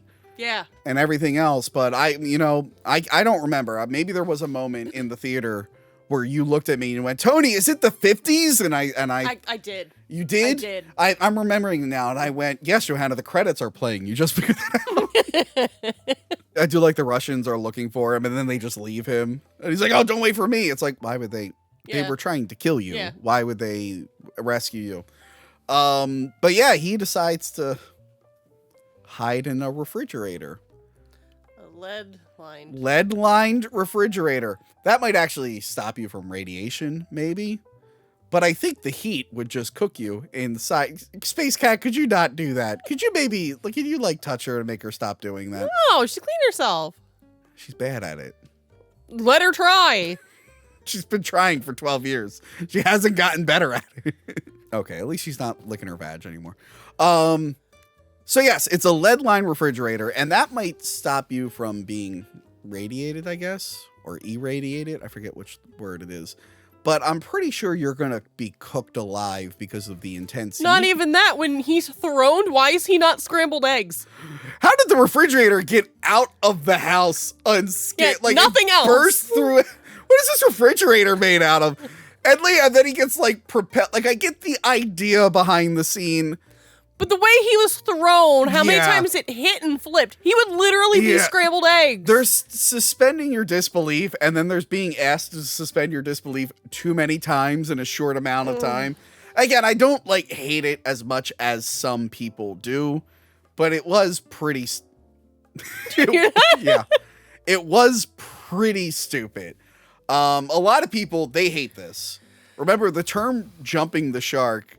For a brief time, it eventually reverted back to jumping the shark. People started saying nuking the fridge after this because they're like, oh, nope, that's when it was beyond all redemption, was when they nuked the fridge. I mean, it is a cool shot of him looking at the the Cloud. I mean, I'm pretty sure he has every bit of cancer now. Yeah, but how is he alive in this next movie? I don't know. Is that Maybe that's why he needs to die. He needs to rewind time and just not go to that town so he doesn't get cancer. Oh God, what was that movie? John Wayne, I believe, played Genghis Khan in a movie. Because when you think of Genghis Khan, you go, "Oh yes, John Wayne. He's the perfect person." And I think they filmed near like a nuclear test site, and I think a lot of the people in the cast ended up having like cancer afterwards, and they think it might be related. So yeah, I don't know how Indy's still alive in the new one. They someone finds him, I guess. They clean his dick. They make sure to let you know that his dick is being cleaned, and then he gets questioned by the janitor from Scrubs. I remember even in the theater, we're like, "Is that the Scrubs guy?" That's a weird. He makes fun of himself in a Scrubs episode by saying he's like in like random shit. Because remember, because he is in The Fugitive. He is in The Fugitive, and then they play The Fugitive, starring Harrison Ford. This is the reunion we wanted. The janitor from Scrubs and Harrison Ford. Their chemistry. Yep. Their chemistry in The Fugitive was so good. Where is it? You don't have it up here? You know what? I should have it up here. I actually do own Kingdom of the Crystal Skull, and I lent it to a friend 7 years ago, my 4-pack, and I never got it back. So they think he's a traitor because he worked with Mac. And he's like, Mac was the bad guy. I didn't know anything about this. And then there is like a general who comes in. He's like, no, I know this fucking guy. He's not like, he killed so many Nazis before the war. He should have said that. It's like, no, you don't understand. He killed the Germans during the war, before the war, and in the previous war. Like, he's got a long history of killing America's enemies. But they don't trust him, which I understand, I guess. And they also give him the background on, could you not lick that area right now, Space Cat? Well, she's getting it in. Yeah, can you just bump her a little bit? Yeah, You tell him. Could you maybe do that later? You tell him. Do it later? Okay, good. Thank you. Anyway, so they give him the background on Arena Spunko. Arena Spunko. Something like that. Yeah. Kate Blanchett. They give her background. Russian lady. Yeah, they're like, she digs up artifacts for Stalin. She's his best friend. And then because after the big action scene, you have to have the university scene, because Raiders, The Last Crusade, and this are very, very similar, which is why we like Temple of Doom so much. The actor who played Marcus Brody died before the movie came out. Yeah. And it's like, okay, but now we have a guy who's basically Marcus Brody. It's like, yeah, but I don't know that guy. I know the actor. I know Jim Broadbent, obviously. But yeah, he comes in, he's like, Indy, we were questioned by federal agents, and you're suspended indefinitely, but with pay. And he's like, what? How did you do that? He's like, Indy, I resigned. And again, I'm sure that's supposed to be a big moment, but I'm like, I don't know who this character is. Is Indy friends with him? Like the way they film it, it makes it seem like he's been friends with this guy. Mm-hmm. Like he should have been in the previous movies type thing. Yeah. And again, this would have been great if it was Marcus Brody, but he died. So maybe just rewrite this a little differently. But I did like that they had the picture of Marcus in the hallway, and they should have left it at that, but they didn't. So yeah, then they cut back to his house, and Indy's like, I'm going to take a train to New York and go to Europe. And he actually is in New York in the new movie, so maybe he never makes it to London. Oh, God. We find out because no one can have just happy end. Would you have cared if they just didn't mention Henry's status, Henry Sr.? Like, they don't think, they just say, Dad is doing well. He's just, because they try to make it about, like, loss. Dad's in a retirement home or something. They're like, oh, Indy's losing everything, but he's going to gain a son. It's like, yeah, but the movie's not well written enough to, like, kind of relay that. Yeah. So they're like, Dad died. And Sean Connery was alive at this point. He didn't die till last year. They asked him if he wanted to come back, and God bless Sean Connery. He was just like, I'm old and I just want to stay retired. He's like, he should have said, did you see League of Extraordinary Gentlemen? I shouldn't be in these movies. Space Cat, are you okay? What do you have to say about Indiana Jones? Oh, God. Oh, God. What do you think of the movie Holes, Space Cat? Do you want to go down? Do you want to get down? We're not doing this anymore. I'm leaving Space Cat off the set. She's very distracting.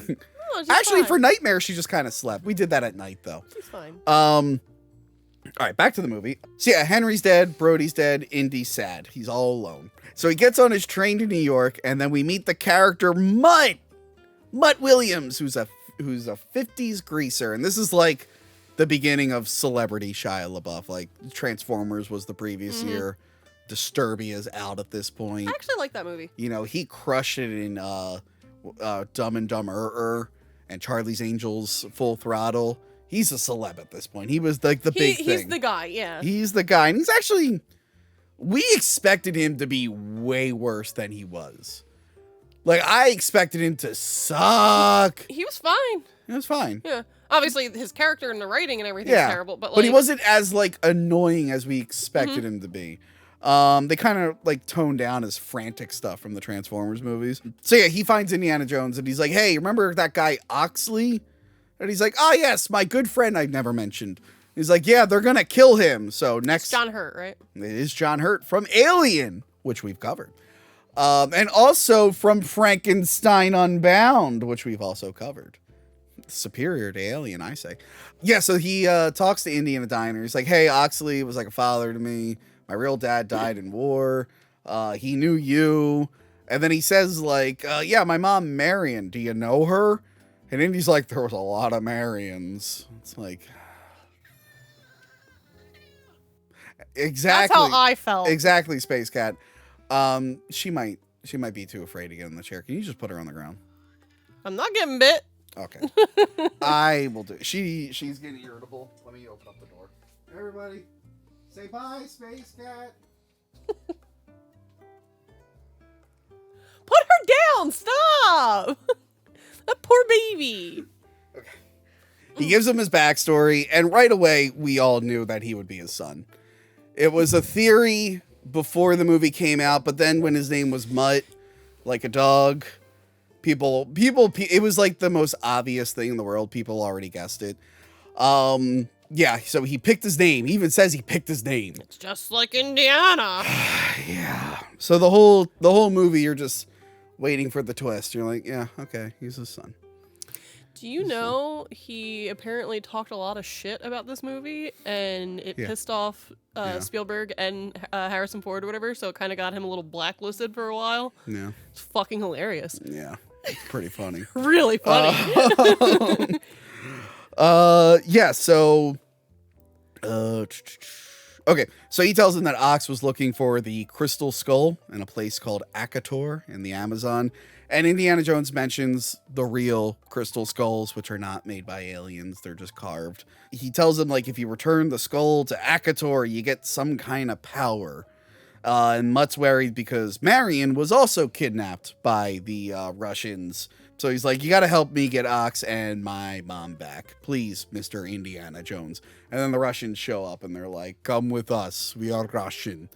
And this is a fun scene where he tells him to punch the jock to start a fight as a distraction. But I like when the jocks are like, get that greaser. And there's like a ton of greasers. Yeah, they're like all together. Yeah. It's, what are they called in Greece? The T-Birds. They all look like the T-Birds from Greece. Or they just look like greasers because that's the style. It was the friggin' preppy boys and the greasers. Nah, they look like the T-Birds from Greece. Oh my god. Are you gonna watch Rise of the Pink Ladies? No. Isn't it funny that all the Pink Ladies of the prequel are multicultural? But I guess by the time Grease 1 starts, they all moved out of town. I was looking at the trailer and I'm like, oh, this is a prequel?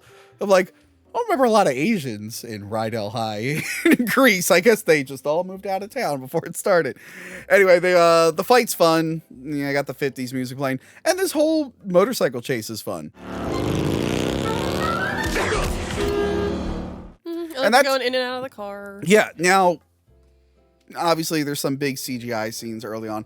But like a lot of this, what was refreshing when compared to the Star Wars prequels, like, oh, this is like an actual set. Yeah. This is an actual location that they're on. Oh, that's a real motorcycle that they're going around with. I'm like, oh, that's actually a lot of fun. This seems right. This seems good. Mm-hmm. Meanwhile, they released the clip from the new movie where they're driving those little... It looks so bad. I saw that. After all the criticism Disney's gotten for what they did with Star Wars, to get people excited for the new movie, why would they release a clip of an annoying woman going, I'm smart and beautiful and blah, blah, blah? It's like... Resourceful, daring, beautiful, self-sufficient! You know, you've already killed one, because, like, I'm sorry, no offense, Johanna. But more men are into these franchises. You can't argue that with me. More men are into this. I think it's about even. It is not even bullshit. When it comes to buying toys and merchandise, it is not even. Fucking yes. Have you not seen my house? Yeah, you're the exception. Thank you very much. I'm not like other girls. God. I should punch you for that. So, yeah, it's about even. About even. Yeah. Anyway, and like you saw, like doing all this kind of shit, like kind of alienated their target demographic. That's why a lot of Star Wars toys are on clearance and everything. So again, to get people excited for Indiana Jones, like let's put the most CGI'd clip ever with a bunch of girl power. It's like you've killed whatever little expectation people had for this movie.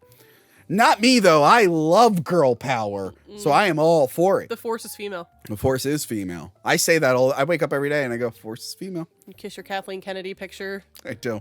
I do. I have my Pride Disney ears over there. I should put them on. It's not Pride Month yet. No, this might actually come out in Pride Month. Oh. So yeah, the motorcycle chase is a lot of fun.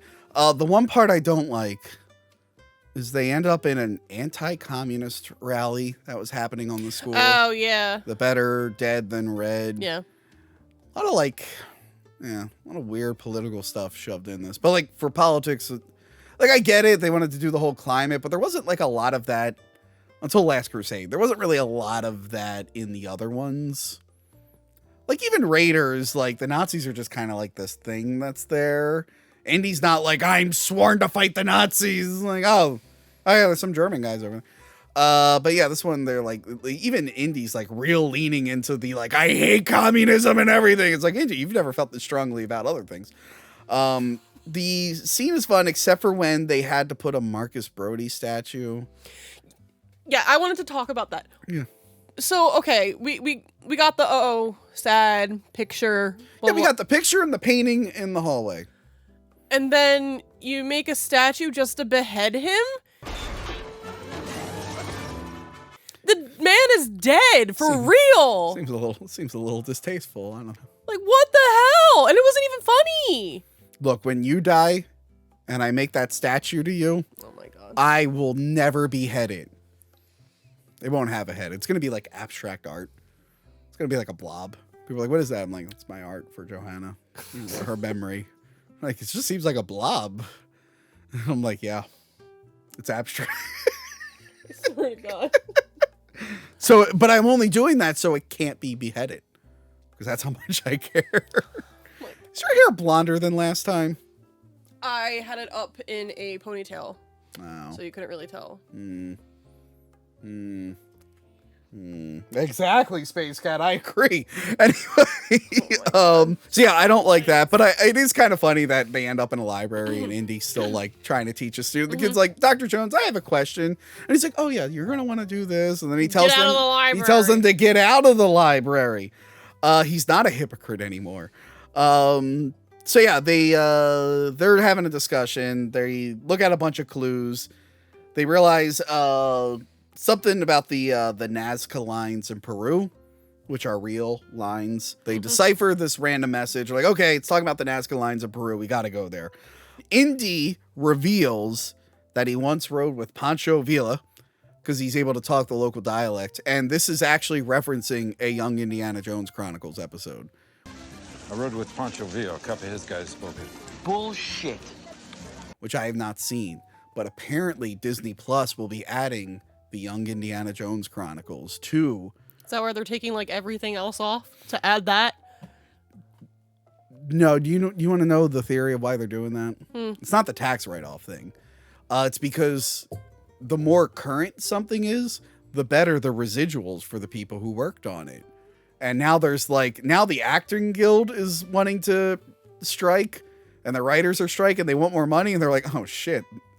Let's just take it off so they can't even make royalties because we're not playing it. That's the theory I heard. I don't know if that's true. You know what? I could see that. Because it's all like newer shows, right? They almost took off Howard. It's about oh yeah. Yeah. And right before Pride Month too, and it's like, what is wrong with you people? And then they came out with a thing like saying like, no, it was a mistake, and it's like, you're an idiot. I love that they took off Willow. Like, yeah. Why did you reboot Willow? Willow is like the Lucasfilm thing that many people don't care about. I think. And the funny thing is, they just released a pin for Willow, like a Disney trading pin for Willow on Shop Disney, and then they're taking it off. Look, literally, the audience for a reboot of Willow is literally just Joe Lascola, and I don't think he liked the show. I think he was the only one that I know that actually watched that. Not many people like Willow. Actually, you know who really likes Willow? Kira. She is obsessed with Willow. Yeah? She is very, very obsessed with Willow. Apparently watches all the time. She is yet to watch the new Willow series. Someone had to have told them, like, no, you're not going to make any money from this. Hey, they got Willow's spell book. You know Willow? Little guy? Young Indiana Jones apparently is coming to Disney Plus, and I've never actually got to watch it. I'll probably watch it when they put it up. I know it's got one of those, like, there's a lot of big actors before they were famous in it. Like, the guy from the new James Bond, the new Commissioner Gordon from the Batman, he played like a jazz guy in it. And I think Harrison Ford is actually in that episode. I know they're like more educational. It's like Indy meeting people in history. But apparently this whole thing is like directly referencing the Chronicles. And I think there might be more references, but I never got to watch them. So I don't know yet. And we find out that Mac is spying on Indy. He really stands out. You think he tried to cover himself up more. Or maybe they could hire a local person to spy on Indy like they did with the Monkey Man in Raiders of the Lost Ark. Why didn't they get a local Monkey Man? We see some monkey men later on. Indy checks out the jail cell where they held Ox, and they see all the writings about the crystal skull. Mutt gets very sad. Mutt gets very sad. And they realize the skull is weird looking. It almost looks as if it's a saucer man from Mars, would you say? And we get this whole story about the conquistadors who went missing. I don't fucking care. They have to find the tomb of some conquistadors. And they go to a grave. Yeah, this is a lot of just bouncing around, finding a thing, going to another place, finding a thing. And you know what? It's not even like the other movies where we're like, all right, we're bouncing around to here to have a big action scene. Yeah, no, it's literally just bounce, get thing, bounce, get thing, bounce, get thing. What the hell? Yeah. What? Yeah, it's really like, think of like the digging section from Raiders. Like, but if that was earlier and that was it, like the digging section was a nice break between like the Nepal action scene and the Egyptian action scene. So stupid. So they go to the grave, and I think the grave is actually a miniature. It looked like an actual miniature. It looked like a miniature. And I'm like, oh, that's right. We were still kind of doing that around this time. And now only Christopher Nolan does it. I'm sure there's other people who do it, but Christopher Nolan's the only one who does it in AAA movies, as far as I can tell. But yeah, that was. Bring him up because of a certain thing. Huh? You only bring him up because of a certain thing. Why? Why would I bring up Christopher Nolan in a movie unrelated to him? Are there other movies? I don't know what you're talking about. Okay, so while they're at the grave, the tomb, the graveyard cemetery, they get attacked by monkey men. Men are just and I mean they're jumping around, going like, "Ooh!" They're like literally monkey men. The one looks cool. He's like wearing like a skull, and I thought it was a zombie at one point. It's like, no, these are just guys jumping around. And one of them is Ernie Reyes Jr., famous martial artist. He was in the Ninja Turtle movies, Surf Ninjas, The Last Dragon, which I reviewed with Tim. He's a great martial artist. He was in The Rundown, which I reviewed with Tom. Yeah, he's in this for 5 seconds, and then he dies by having a dart blown the wrong way in his neck. Remember, Indy blows it and it's like, yeah. Is the back end of it poisoned? Did it go like through him? And then Indy pulls out a gun, but doesn't actually shoot anyone with it. He just scares them. He doesn't use it at all. No. This is like the first one where he actually doesn't use his gun, right? I can't recall him actually using the gun to kill anyone. At this point, I'm still kind of on board with the movie. when I was watching, I'm like, okay, I remember around this point, I'm like, okay, there's some stupid stuff here and there, but I'm still going along with it. But this is when it starts to feel repetitive. It's like, okay, now we're going through a tomb with someone who is scared. I've seen this before in Indiana Jones movies and done better because Mutt's scared of being in the tomb. And he gets scorpions. He gets stung by a scorpion, and we find out if they're bigger, it's better because they're not as poisonous. But like, I thought that was gonna be like a clever thing. Like, he's scared of, that's his biggest fear. Doesn't really amount to anything. It's just a one-off. Yeah, it just feels like you're trying to do the Alfred Molina spider scene again, but not as good. And then they're on that weird seesaw thing, which doesn't even like. I'm like, oh, is it when he goes to the other side? Will there be like a thing? I'm like, no. I'm like, just cut that out. Just cut that whole. It wasn't interesting. It wasn't a cool set. He's on a big seesaw, whatever, fuck it. But yeah, they go into the tomb. They find all the corpses that are like cocooned. And when I like when they open it up and the guy just starts aging really quick. Why did he ask if Mutt had a knife? Was he being sarcastic? It sounded like he was literally asking. And it's like, Mutt has a knife. He's whipped it out like multiple times by now. And then they do. Oh God, what was that cringy ass interaction they had too, where it's like, oh, you're a professor? Oh yeah, you're a teacher, part-time. The way he's part-time. And other reviewers, I think Red Letter, they pointed out like the trailer had a better line read. Oh yeah? Yeah, the trailer, he says the line better, and they use a worse line read in the actual movie. I mean, the people who cut trailers are not the people who cut the movies. I don't know. Maybe the editor thought this was the better one. Wrong. I'm pretty sure there were other takes. And then they do that weird thing where Indy takes the knife from the conquistador, and then Mutt's like judging him, and he puts it back. I don't think Mutt would care. Yeah. Also, is this the scene? Is there a scene around here where he? Yeah. Oh no, it's coming up. It's coming up. Actually, it's right here. He gives Mutt like a corpse, and he's like, "Hold this," and that comes up later. They do a weird callback to that. But yeah, they find Oriana, the main conquistador, and his golden armor, and all his gold and his artifacts. No one took the gold or artifacts. And then they see the magnets again, and they realize the crystal skull is there. But it's a real crystal skull. A magic alien one. Maybe. It looks like a freaking piece of quartz I could just get at any, like, witch shop. Yeah. Yeah. Like... They discover that Ox actually took the skull out of there and then brought it back. Like, he returned the skull to this cemetery, and they're wondering why. But before they could do that, the Soviets capture them, and they bring them to their camp in the Amazon. Also, Indy hates Mac more for siding with the communists than he is for, like, Mac almost getting him killed. He's like, how many of my men did you betray? By the way, Mac is doing this because he's bad at cards and owes a lot of money. Yeah, he just wants money. Anyway. Ew. But now he's like, there's a room of gold there. We can get it and we'll be rich. Indy quotes Oppenheimer, which reminds me that Oppenheimer is coming out, directed by Christopher Nolan, who did The Dark Knight Rises, starring me. And we find the main plan. Arena wants to use the skull to manipulate people and do like psychic warfare.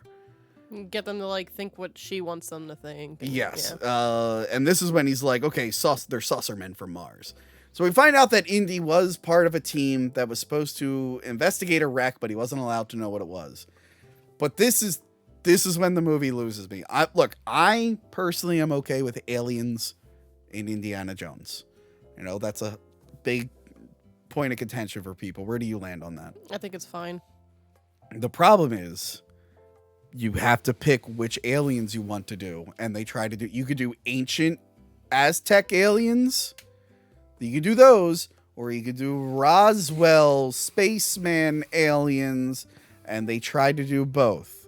And that's where they failed. Because now I realize... Because they have the body of the one alien. Mm-hmm. And they're like, we found a couple in Russia. And they're like, look at this. It also has a crystal skull. But it's different. But it might be a cousin who was also looking for Akator, and those are different aliens. Then it's like, wait. So you had other aliens with crystal skulls. And I guess their psychic powers don't work. So for some reason you thought you needed to get a different alien that you knew would not be the Akator alien. Because they knew Area 51 is not where the crystal skull was. They knew it was in Peru or whatever. What was the point of getting the Roswell alien from them? What was the point of it? To confirm that there's other aliens? To what end? I don't know. It's like, oh, there are aliens with crystal skulls, and then there are tinier aliens that may be related, but not really. Okay. This is where the movie loses me. I'm like, you overcomplicate it. Just do the ancient aliens thing. Fuck Roswell. Don't do any of that shit. That shit doesn't really work for Indiana Jones. Like, I know sci-fi was big in the 50s and they kind of went to play with that, but you go the ancient aliens route of like the aliens came to Earth and gave us all this stuff. It's stupid. It's stupid, and I still don't get it. John Hurt finally shows up, and he's crazy because he stared at the skull too long. Then they test out the skull on Indy, and it just makes Indy kind of tired. What did it do to Indy? I thought it was gonna like blow his head or something. You know what I mean? Like I was expecting blood to start running like down his nose, and yeah, he just kind of stares and he's like, and they're like, it might kill him. Stop. It's like, okay, well, what's it doing? Like, what's it doing? Anyway. We will be everywhere at once, more powerful than a whisper, invading your dreams. Mutt is fully intending to die to hide the mystery of where Akator is so the communists can't get it. But then they reveal they have his mom, who's Marion Ravenwood. Who could have guessed, except they announced her like a year before the movie came out. Also, she's right in the credits in the beginning, too. And she's in the credits, yeah. Karen Allen, right? Karen Allen, yeah. There's Marion, and she's like, Indiana Jones. Remember, she said it the way she... I did think this was really cute, like their interaction, because he looked so happy to see her, and it looked like they actually were going to hug or whatever, and then they didn't, and that's a very, like, indie thing. Yeah, she falls for him again really fast. Yeah, what the... Well, he got her when she was young, as we explored in the Raiders. It's true. But yeah, he's like, you had a kid? And she's like, yeah. It's not that hard. I had a nice life without you, blah, blah, blah, blah, blah, blah. I know, and Indy's just like, all that grooming I did, and she forgot about me. But we find out that he's kind of the dick later on. He notices Ox wiggling his hand. He's like, okay, give him a pencil, and they translate a bunch of his ramblings, blah, blah, blah, blah, blah. Mutt gets them out of there. He's going to make them escape. And they run into the jungle, and they fall into a dry sand pit, which is different than a quicksand. He makes you know that. He's able to get Marion out, and then he tells Ox to go get help. And then they get Marion out, and how does he get him out? A snake. I get it. You needed to have a snake scene. I get it. Why was it this scene? It's just so stupid. He's like, get a rope. There are no ropes. It's like, get a branch. You were literally in a jungle. Like, yeah, get a, I don't know, vine, pull some leaves out of it. Like, you could have done this with a branch. You didn't need an actual snake. And also, it turns into like the fakest rubber snake ever. Well, yeah, they can't fucking use a real snake. But like, at no point do I think that's a real snake. And the whole time I'm like, that snake's dead. It was at one point. Huh? It was at one point a real snake. It was at one point a real snake, but I'm like... I didn't like that he was throwing it like that, but... I'm like, I don't think a snake could survive this. I feel like you're going to break its vertebrae and whatnot. Yeah, I have a feeling it would, like, rip. Yeah. Like... Maybe not tear, but its bones are definitely being pulled apart. Like, I feel bad for the snake, to be honest. It is kind of funny. He's like, don't call it a snake, call it a rope or whatnot. Yeah. I would have liked this idea, this interaction with a different setup or something. But yeah, then Ox brings back the Russians and Indy seems confused. He seems like, good job. And it's like, there's no one else around, you idiot. So yeah, now we're at the point of no return in the movie. The cartoon jungle. I think it was around this point when I was rewatching this, aka this afternoon. Yeah. I paused it and was like, oh, God damn it, there's still an hour left. Yeah. So there's a cartoon tree chopping machine, which I think is to give us an excuse for why there's roads in the jungle. But a few minutes from now, they blow that up and there's plenty of roads afterwards that are just in the jungle. So this only exists to sell toys. And I do remember they did have like toys of it. So yeah, Indy gets caught up on Marion's backstory. She's like, I married something Williams after you left me a week before the wedding. which I'm like, that was a dick move, Indy. And she's like, and I was pregnant and I didn't bother to tell you. I'm like, well, that was kind of a dick move, Marion. That might have kept him around a little bit. And he's like, I introduced you to that guy. And it's like, yeah, so what, Indy? You weren't around. Like, who gives a fuck? And I do kind of enjoy the shift where, like, earlier on, Indy is like connected with him. He's like, you don't need school. You're all right. And as soon as he finds out it's his kid, it's like, You're going back to school. You gotta go back to school. Don't do that. I do like the Russian tries to gag them because they don't shut up. Then there's that awkward moment where Mutt throws Indy the knife, and then there's like a rip sound, and you think maybe the knife fell, but then it didn't. Yeah, what was that? I don't know. Oh, shit. I don't know. I've seen other reviewers point that out, and I don't think anyone has figured out what that scene is meant to be. Do you I don't know. No. What is it? Did we miss something? What was the point of the rip sound? I guess it was just him cutting his constraints, but why would Mutt say, oh shit, to that? It's stupid. It's stupid. It's almost as if it's not a good movie. Also, now Marion is the love of Indy's life who he can never get over. He's like, none of them were you. I mean, he wasted time grooming her, so. Yeah, I guess so. But it's like, Indy, she's not even the hottest chick you hooked up with. What are you talking about? I mean, Willie Scott was hotter than Karen Allen. I mean, that one girl, unfortunately, was a Nazi, but she was way hotter than Karen Allen. It's like, Indy, I think you would have been able to bounce back from this pretty well. So yeah, the big tree cutting thing gets blown up by a bazooka. They're on this big car chase. So yeah, it's a mixture of actual cars in a jungle driving very slowly, and it's not interesting, to fake cars in a fake CG jungle where everything's just flying around the screen. It looks so bad. It's awful. It looks fucking terrible. So 10 AK-47s 5 feet away from another truck, they can't land one shot because there's some trees in between them. Those are bulletproof Amazon trees. You're aware of the bulletproof Amazon trees. Yeah. That's why they had that big shredding thing, because they're like, yeah, I know those trees are bulletproof, apparently. And the leaves and everything else. It's like mini Kevlar. Yeah.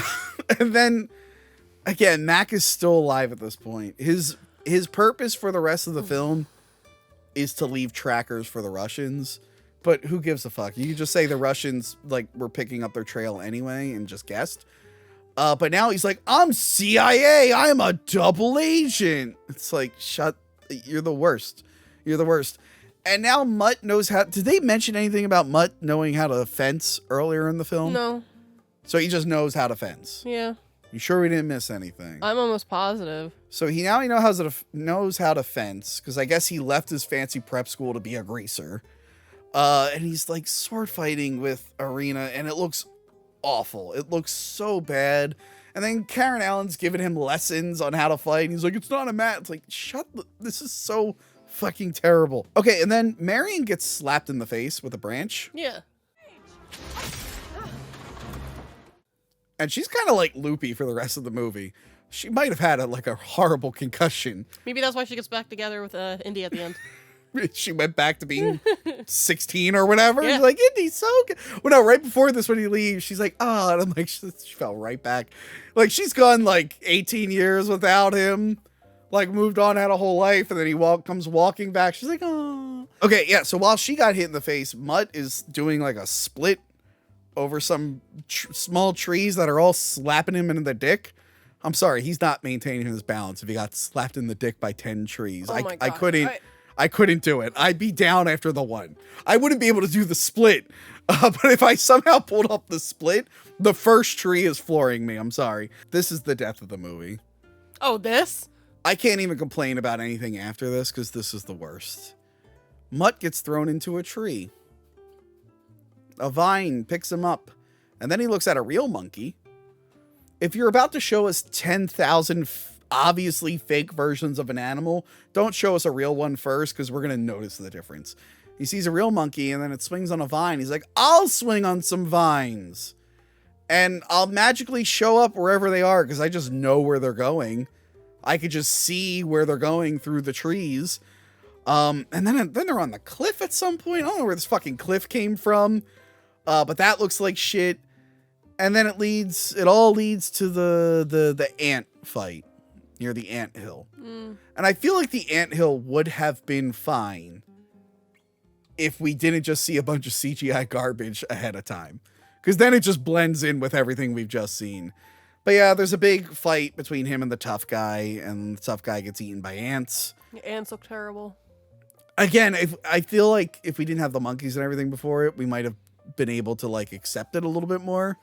But yeah, it just looks as bad as everything else. And there's that Especially weird... when they were like on his mouth. It looked so stupid. Yeah, that looked bad. And then when it cuts to his body covered in ants, it looked really bad. What was up with the one scene where she like crushes the ants with her knee and like blood gets on the camera? That was weird. She's so badass. It's She a can cool kill an idea. ant. It's a cool idea for a setup, but I don't think they had the effects to pull it off. And then, yeah, for some reason, the ants hate crystal skulls. They hate them. They hate them. Pause. I'm gonna order the wings. After that terrible, terrible, terrible action scene full of garbage that I will never forget. Again, this is all the stuff I remember from the movie. The monkey swinging and all this stupid bullshit. Oh my god. But I forgot Marion does the dumbest thing ever. So the Russians are over the cliff. They got away from the ants. They think they're out of there. They think they're in the clear. So they're like, all right, we're going to go over this cliff and continue on our journey. And then Marion's in the car and Indy's like, stop. Why are you driving off the cliff? And Marion's like, I got an idea. And so she jumps off the cliff. Just knew there was a tree on the other side of the cliff. She just knew. Lands in the tree and then slingshots it to kill like 3 guys. But when I was watching them, like, they could have gotten out of the car and cut all the ropes for the commies and killed them all. Yeah. Yeah, that would have made more sense, Yeah. right? Now, I'll give her a break because she was slapped in the face with a tree.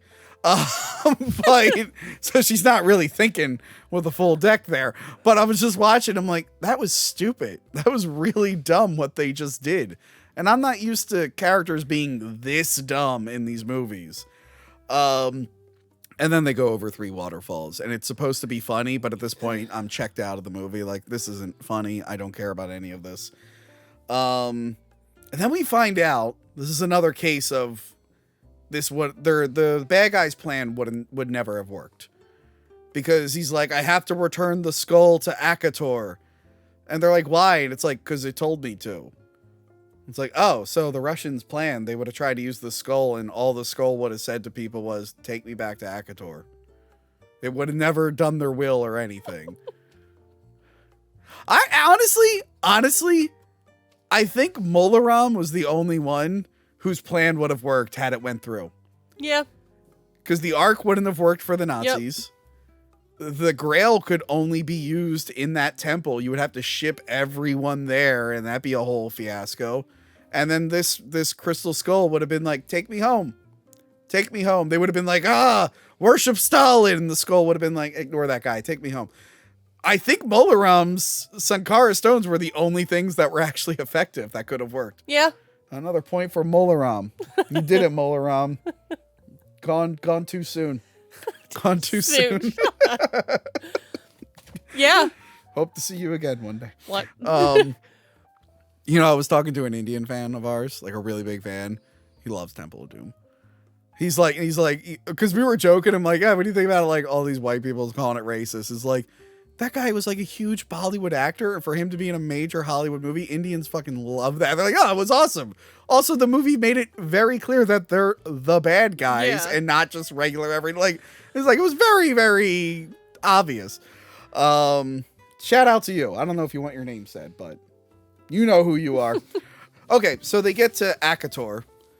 And again, I don't care about any of this, but they're like, look, there were 13 big alien guys. And they're repeating stuff we kind of already know. Like, they gave everyone civilization. It's like, yeah, I mean, we got it. Agriculture. Yeah. We saw Alien versus Predator 4 years ago. We're up to date on this idea.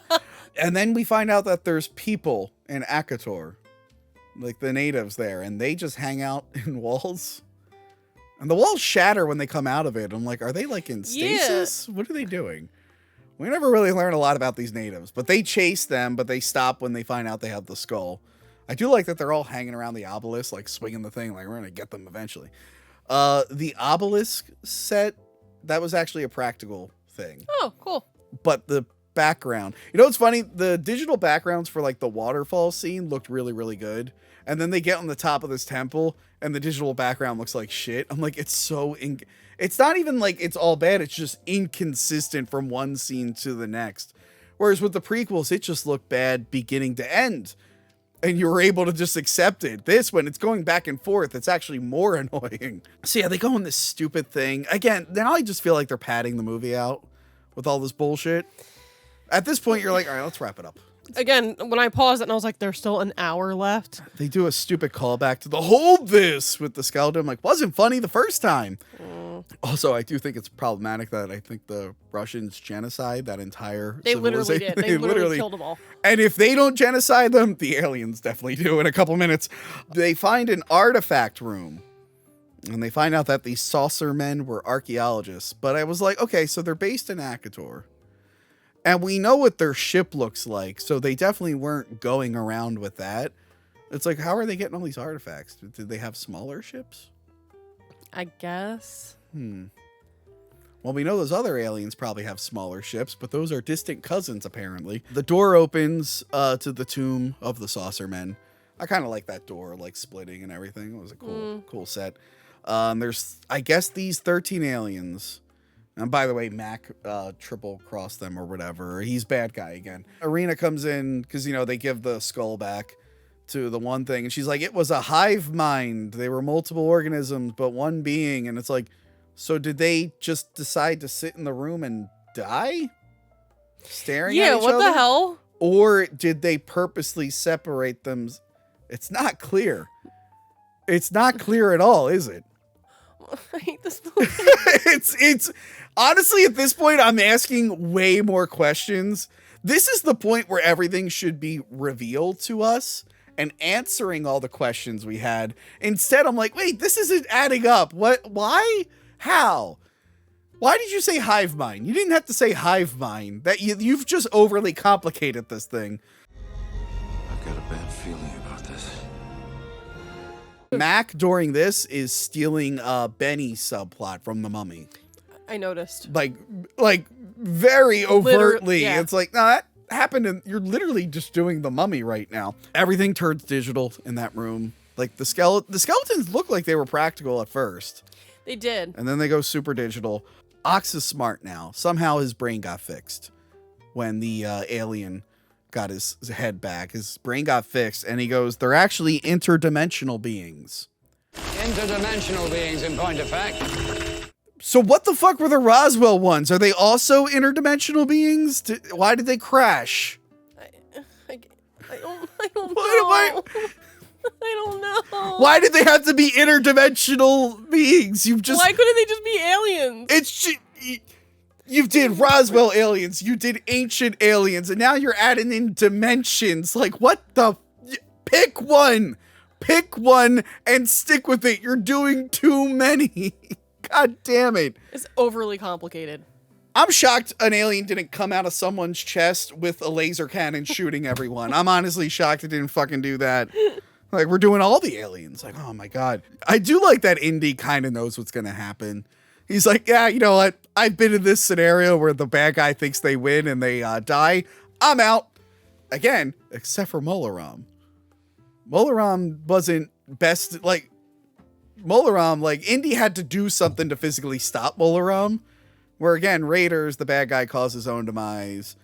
Holy Grail, the bad guy. No, not Holy Grail. Last Crusade, the bad guys caused their own demise. Same here. It's like, yeah, Molaram's the only one who had a chance. Yeah. And Indy actually had to do something. Yeah. But no, this time Indy's like, you know, 2 out of 3 times I know how this ends. Let's get out of here, guys. Let's just leave. And she asked to know everything. And then it's too much. And it's too much. She's like, her eyes start glowing. I know. She's like, I have too much information. I know how to parallel park now. I know the year of every major war and when it took place. Oh my God. So why did she just turn into like pixie dust? I got one more. Oh my God. I now know that everything in the ocean is not a fish. Were you not? Yeah, I dated a girl who thought everything in the ocean was a fish. I had to explain to her, like, that dolphins were mammals and, like, crustaceans and, like, other stuff. And Johanna, she refused to believe me. She got angry. She not go to grade school? She didn't pay attention, I guess. But she, like, got, like, really annoyed that I'm like, no. I'm like, okay, a shark is a fish, but, like, a dolphin is not a fish. A whale is not a fish. And she, like, just didn't get it. Turtles? Fish. Like, literal sea turtles. Seals? Like, Those are fish. bro, I can't. I knew another girl. I think I might have explained this one before, but I knew a girl who thought the sky was blue because it was reflecting the ocean. But see, that's what happened to Arena right now. Because again, anyway, why did she turn into pixie dust? Yeah, she did turn into pixie dust. Like, why couldn't we get it like an explosion thing or whatever? Like her head popping. Because they already did that. So, but I like what you said earlier about the alien. I like that the alien now has skin. Yeah, all morphed into one. And it looks really bad. Again, it looks like Jar Jar looked better than this. And this is like 8-9 years later. But yeah, you're right. It does go like, It gives it like a dirty look. Like, yeah, I'm giving you all that information. The ship, it's kind of a cool reveal of the ship underneath the ground. But if there were any survivors of that civilization, they're fucking dead now. Yeah, the entire thing's flooded. I like the idea of a ship coming out of the ground and being covered with water, but like not for this movie. It's stupid. But yeah, so they go to the space between spaces, as Oxley calls it. And everyone goes, where was the treasure? We skipped over his death. Oh, okay, yeah, Mac dies. He gets sucked in the portal, but there's that thing before he's like, gonna be okay. It's like, so what does that mean? Even before that, so he like fell, right? Yeah. There was a good amount of time that he could have just got the fuck up. Yeah. Why was he just laying there? I don't know. But he says, I'm gonna be okay. And it's like, oh, has he come to terms with that he's a bad guy? He just decided that now? But then he screams afterward. He's like, ah! It's like, well, you don't look like you're going to be okay, buddy. It looks like you just got sucked into a portal. I don't know. That was terrible. That was supposed to be like an emotional, like I was just like, oh, thank God, he's finally gone. Yeah, I'm like, that overdue, if you ask me. But yeah, Indy, I shit you not, goes, knowledge was their treasure. Their treasure was knowledge, or reverse. He says it twice. And then you'll never believe this. There was a deleted scene where he looked at the camera and goes, the real treasure is the friends we made along the way. That's literally what he's basically saying. It's like the real treasure is in the hearts of the smiling children of the world or whatnot. It's so bad. It's so fucking bad.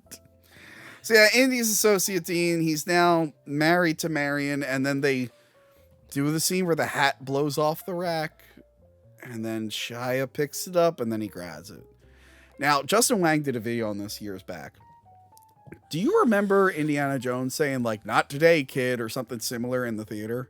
I thought people have a lot of people have a memory of that, and Wang did a whole video on it, and I don't know if it's been proven yet or not. Because I don't remember. What do they call it? The Mandela effect. That's it. But a lot of times they do change stuff for home releases of films. So he had a good theory. It's like, hey, if you have a bootleg DVD from 2008, like a cam rip from a theater, upload that shit so we can find out if it was a false memory or not. But yeah, then it ends with the music, and I don't think I'm ever going to watch it again now that we're done reviewing these. Yeah, please. Oh, God. And again, we liked it at the time. You know what it was? I think at the time it wasn't as bad as we thought it might be. Definitely wasn't as good as we wanted it to be. Yeah. But it definitely wasn't as bad as we thought it might be. Now, that was very, very disappointing. Do you want to hear another disappointing story? The heist of the century. Okay. So in 2008, leading up to this, I worked at a shopping bag in Northeast Philly. It was the shittiest grocery store you could ever imagine. Remember, that was two hellish weeks. Whenever I think about it, I'm like, oh yeah, I was there for a while. I'm like, I think it was only like 2 or 3 weeks. It was like a second. Like they made me cut my hair. And you're like, nah, bye. They made me cut my hair, and that was bullshit. So I hated it. But on my way home, I drove past a Burger King, and we had a friend who was really into Indiana Jones. Again, I'm not going to say his name because I'm admitting to a major crime here. And I drove past a Burger King, and I saw that they had a cardboard cutout on their lawn of Indiana Jones. And I'm like, well, that's just right there for the taking. But it was at a busy intersection along, what is that, Cotman Ave or Bustleton? Bustleton, right? It was Bustleton, yeah. I don't even think that. One, that shopping bag is definitely closed. Two, that Burger King, I think, is gone. So I saw it like every day, and I'm like, you know what? My good friend who loves Indiana Jones, he deserves that. I'm like, but how am I going to get it? It's by a busy street. I know there's cops around here, and it's in like across from the street was this residential area. And I'm like, where are we gonna do this? And then I called my good friends, who will remain anonymous, but the one was the one who went to the theater, who was smarter than all of us, and went, that movie sucked. And I told him, like, hey, we're gonna steal this Indiana Jones from Burger King. I figured it out. We're gonna go at night. It's not as busy at this time of night. I know where it is. I've seen where the cameras are. We're going to go and we're going to steal this thing. Make sure you wear all black. And then we drove to the Burger King. We were all hyped for it. We thought we were going to like crawl up. And our friend just looks at it. He's like, that's what you want? And I'm like, yeah. Like we were all nervous about it. We're going to like steal this from Burger King and they'll never know. Cause it was actually, if you remember. No, I remember that Burger King. No, but I'm saying like, if you remember the cutout, it was Indiana Jones, and then there were two cutouts that went along with it. So by stealing this, the other two just made no sense. So we're like, there it is. And we were like all nervous. He's like, that's what it is? And we're like, yeah. And he just goes, gets out of the car. And he just pulls it out of the ground. We also thought that maybe it might be secured to the ground. And we're like, it might be really hard. It might take all of us to rip this thing. He just yanked it out of the ground. And he's like, he was like, you made it seem like it was going to be a big deal. We're all worried about the cops. It was just a fucking lawn ornament, basically. It literally was like during election time when you see that. And he just pulled it out. And then we went home. We were like, we were happy to have him. We were like, really disappointed. And then we left it in my room. It scared Bella, my dog Bella. Remember, she came in the next morning. She's like, she's like, who's that man there?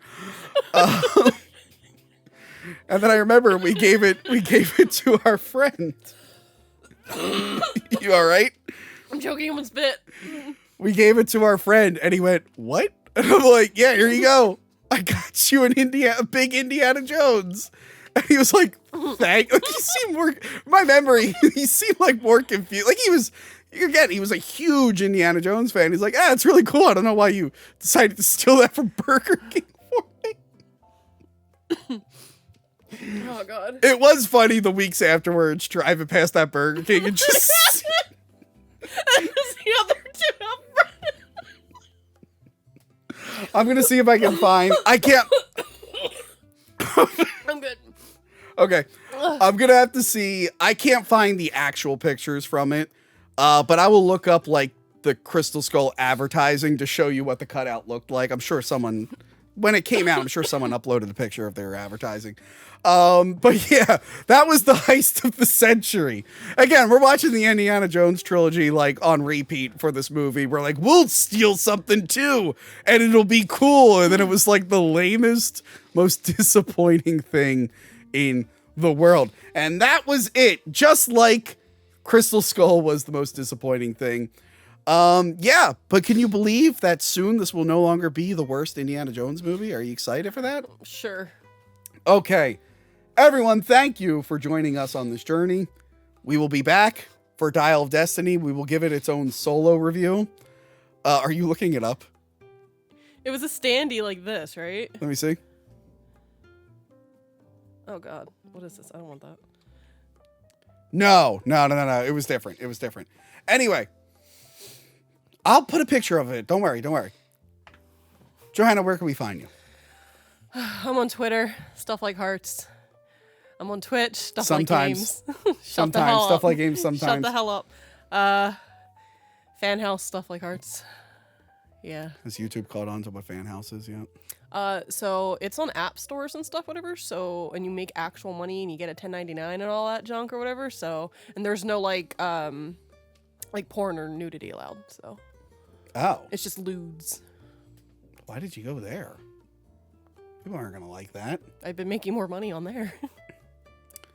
Well, there's a site that's only for fans. Oh my god. And if you type in Hack the Movies, you'll find some spicy content. I did a... Johanna, I know you turned down my offer of a free sample, but I did a Star Wars photo shoot that's pretty spicy. That is it from us. Please like, share, and subscribe. Become a patron. I've been doing the voicemail segment again. Been really enjoying doing the voicemail segment again. We will be at Too Many Games at the end of June. We will be doing a panel Saturday night, and I believe a signing on Sunday. We will be at VHS Fest in July. That'll be fun. Look up VHS Fest 7, and we will be at PA HorrorCon in September. So come out and meet us there. I love you all.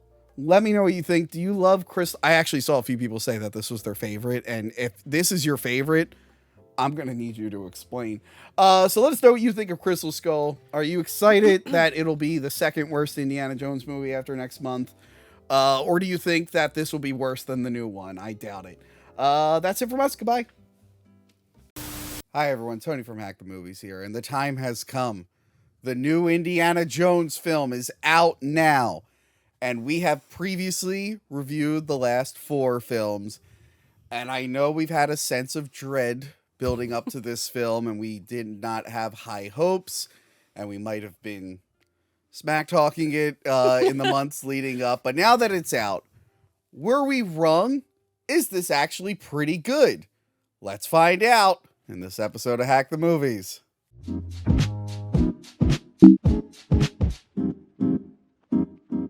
Hi, Johanna. Hi, Tony. And Space Cat, apparently. Did you come with us to see Indiana Jones? She did not, but as soon as we started recording, she made her presence known. And I'm sure she'll sit here and cry for a little bit until we let her down. She's fine, yeah. So yeah, the new Indiana Jones movie is out. We have just seen it. This is fresh out the theater. Yeah. Fresh out the theater. I do want to say I saw something that I felt like was like an omen before I walked in. Oh. So I went to and I do have pictures of this, but out of respect, No, I'm not do going to not. post Yeah, them. no. Oh my Not that I God. didn't really get to see a lot. So I went to the Dying Mall near my house where a fan recognized me recently. If you're that fan watching, for the love of God, don't say what goddamn theater it is. And I was like, oh, you know what? Let me swing by the food court. Not realizing there's only 2 places left in the food court. Oh my God, really? A pizza place and a stir-fry place. They got rid of the Chick-fil-A too? Everything is gone. That's so funny. Oh my God, what stores are still in there? Hot Topic, Spencer's, GameStop, Boscov's. Damn, dude, rest in peace. That used to be a good mall. We'll talk about malls another day. Wolf. So as I sat there eating a oh, do you want to know more about this story, Space Cat? Yes, I will tell you. I was like, wow, the stir-fry place is pretty busy. There's a big group around the stir-fry place. Even the security guards are there. And then I realized, oh, there's an elderly woman just on the ground. It was weird. She didn't look like she was in pain, and no one around looked bothered. Like, they're just all huddling over this elderly woman who's just on the ground. And then I bought a slice of pizza, and I sat there like, what's going on? And then they picked her up, put her in a stretcher, put her in an ambulance. And then another ambulance came, and they took her out of the first ambulance to put her in the second ambulance. Huh. And as I watched that elderly woman just sitting on the ground, looking like life had escaped her eyes, I was like, wow. I hope she doesn't go on any adventures for any artifacts anytime soon, because she would be a burden to everyone on that adventure.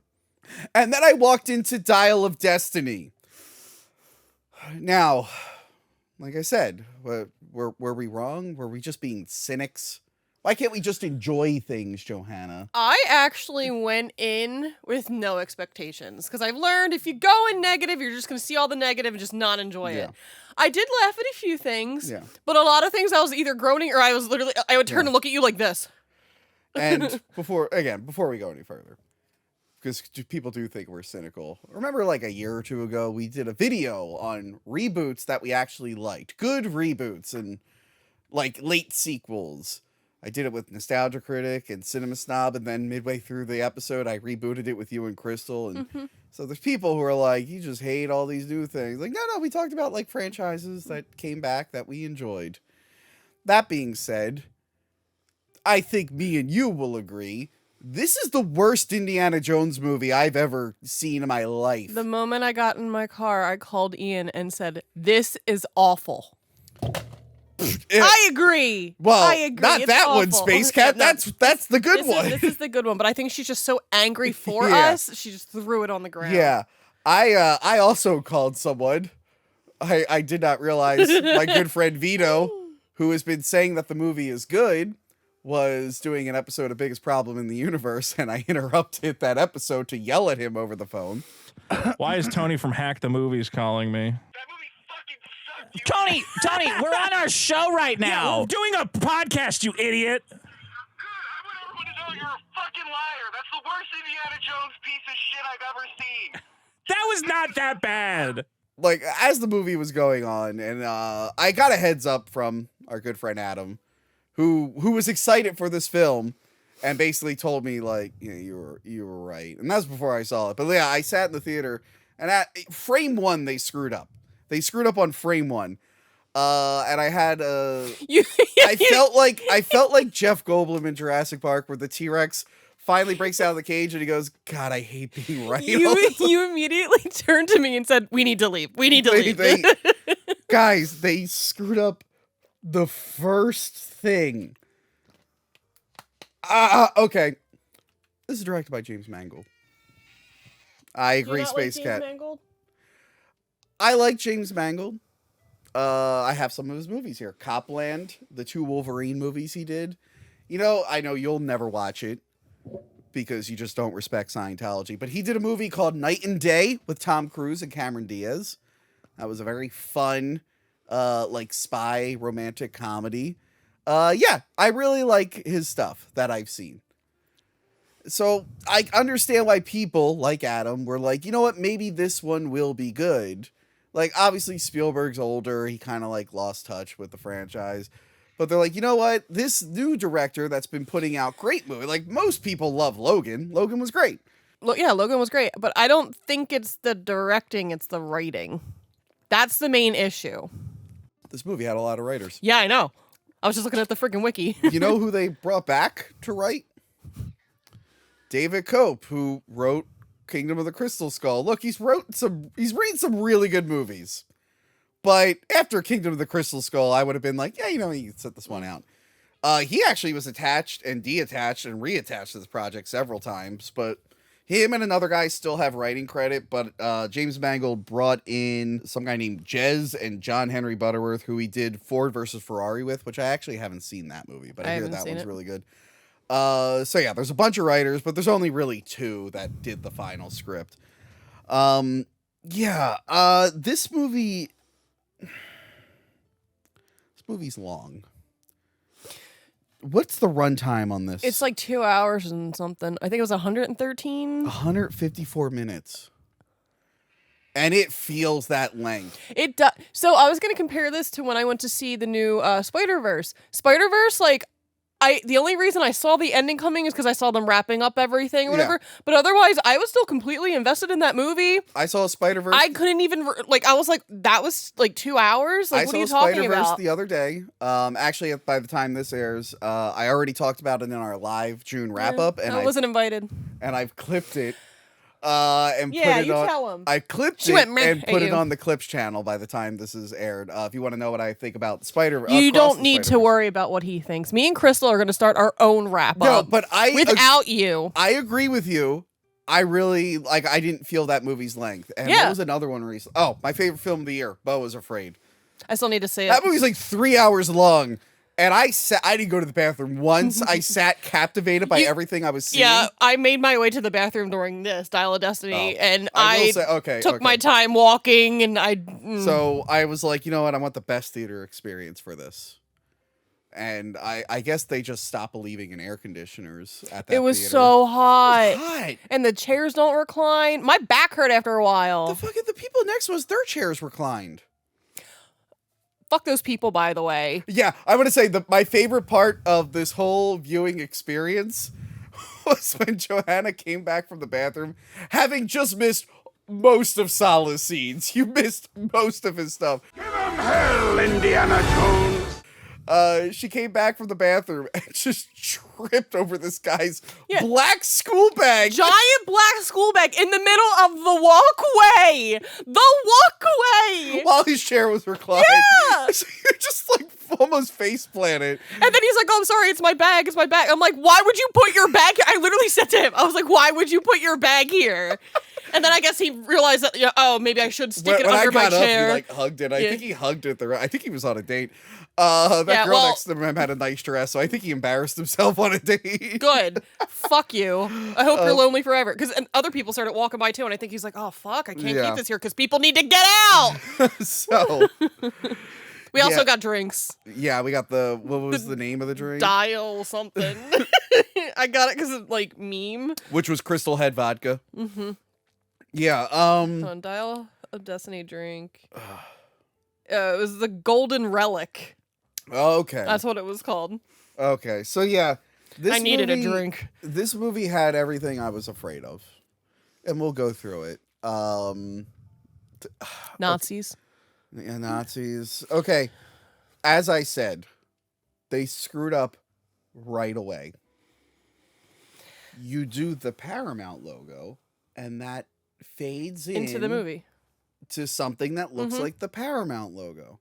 They did the Paramount logo, and then they did the Lucasfilm logo, which faded into like a lock that was shaped like the Lucasfilm. And I'm like, they've already fucked it up. They already messed up. Oh, they messed up. Now, maybe there's like a reason, like studio-wise, maybe some credits need to play at a certain point, but it's like, you couldn't have just bend the rules for this one. Jesus Christ. And then we're treated to a cartoon Indiana Jones for 20 minutes. So, it wasn't bad when he was in like a little bit of darkness. When he started talking and then they purposely shined the flashlight on his face, I'm like, oh my god. It's not as bad as the Pirates of the Caribbean one. Yeah. That one was god awful. They do this every time. They're like too overconfident with it. And didn't a YouTuber go in and fix the Mandalorian one? Yeah, but I still think it looked bad. It's still better. Even in Boba Why couldn't Fett, they pull? Even in Boba Fett, I wasn't really impressed with it. Why couldn't they pull this guy for this? Like, well, here's the thing, like, and also because we like know, so it sticks out to us more. Like we know that's not his face. Duh. But, well, I mean, it is his face. But I'm trying to think of like when has this worked? Like the only time it's ever worked for me throughout a whole film was, I think, Sam Jackson and Captain Marvel, where at no point was I taken out by his de-aging.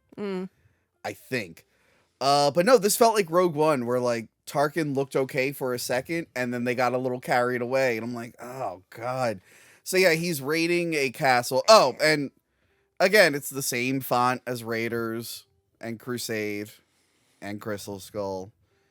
And now this. Temple of Doom was the only one who decided to have a little fun and open up with a big song and dance number. Yeah, so he's raiding a castle looking for the spear that killed Jesus. Yeah. Which I was like, oh.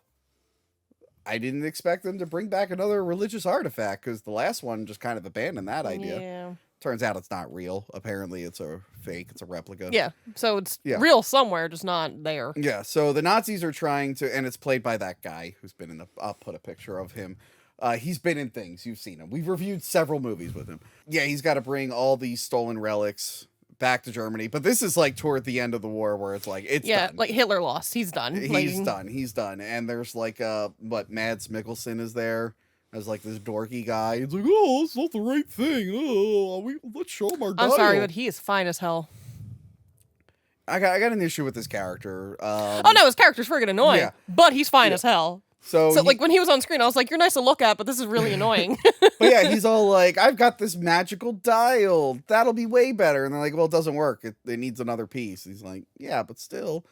So Indiana Jones and Toby Jones, playing Who Gives a Fuck, have to steal this dial away, and they're trying to save the train because of all the relics on it. Mm-hmm.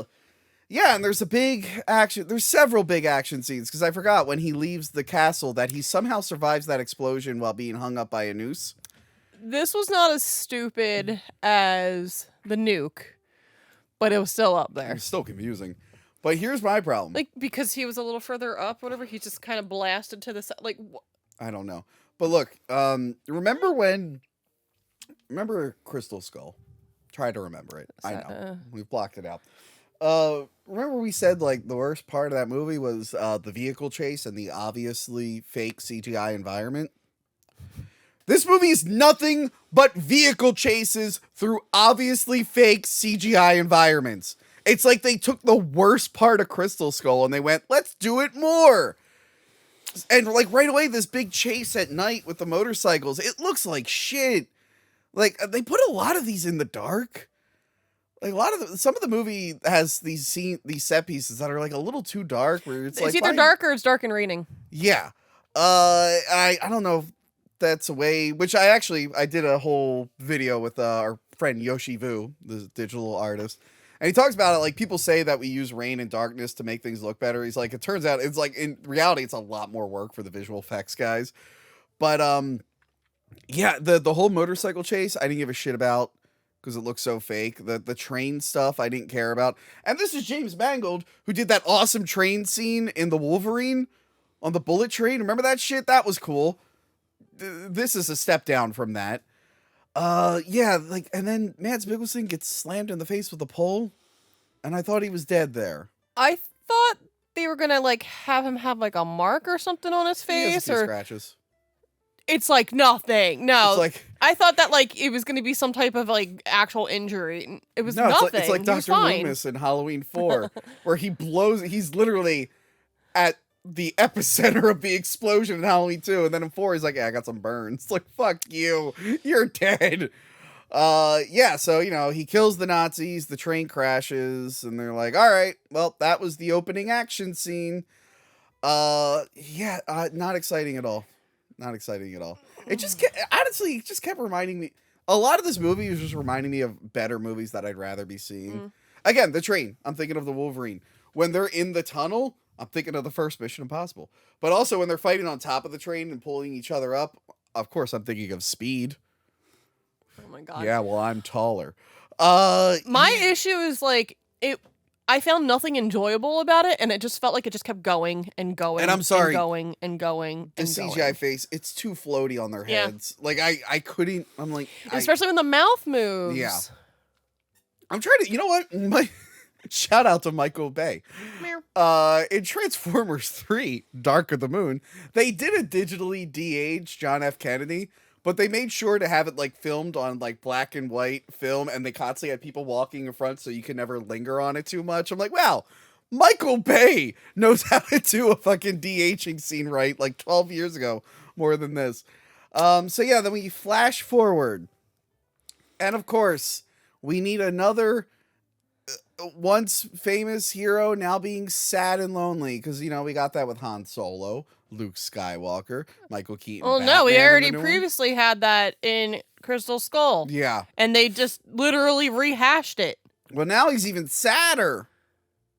And he's going through a divorce. Yeah, it says separation, and then there's a little thing in the corner saying it like it's like easy if you have no children or something. There's a little note with it. Yeah. Basically, it's like, oh, well, Mutt's dead. Okay. Yeah, which was spoiled by Vito. Thanks. Yeah, they kill Mutt off, but we'll get to that scene. Yeah, so he's miserable. It's Moon Day because the astronauts came back. What was the year that we landed on the moon? Wasn't like 1960? Oh my god! No. I thought you were gonna sing the Even Stevens song. No, was it 1969? Yeah. When the fuck does this country do stuff? Chrissy Carlson Romano knows when we landed on the moon. We landed on the moon in 1969. Oh yeah. Yeah. Jesus. He's being mean to me. Yeah. Oh, and it's also his retirement, but he's still teaching class, and the semester's not over, but it's his retirement day. Whatever. On Moon Day. So yeah, he's a bit. I've had enough of these. Exactly. I've had enough of these elderly male hero being depressed and sad. You know, I didn't see the new Willow show, but it looked like he was sad. Didn't they take that off of Disney Plus? Yeah. So no one's gonna see it. Yeah. I think we talked about it last time. It's 'cause the theory is because of residuals. But I'm trying to think, like the last James Bond movie where Daniel Craig is sad and lonely. Well, then he kills himself. So Yeah, thanks to the woman who acted in this, because she wrote part of that movie. Yeah, I'm trying to think, like, an elderly man who came back that I enjoyed. I'm thinking Ash from Ash vs. Evil Dead. But that's because he was always kind of an asshole, so it kind of fit. I'm sure it could be done right. It's just we're seeing too much of that trope right now. there's too much rehashing of old shit. Yes. There needs to be more new movies. Which I'm seeing new movies. I just saw Asteroid City. I'm seeing this new one. I forget the name. It's got a very long title.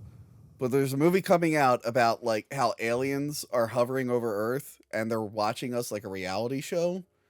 And then they're giving, like, the humans, like, directions to make the shows more interesting. It looks so good. Huh. It's a very quirky sort of thing. Like, oh, that's great. I want to see that.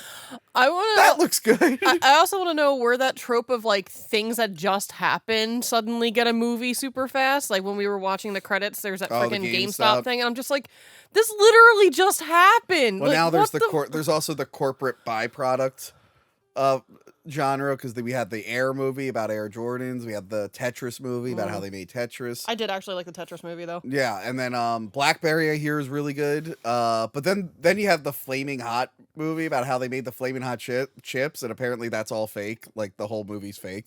Whereas the other ones... She did a cute little thing with her feet. She'll probably cross them at some point. You gonna crush your feeties?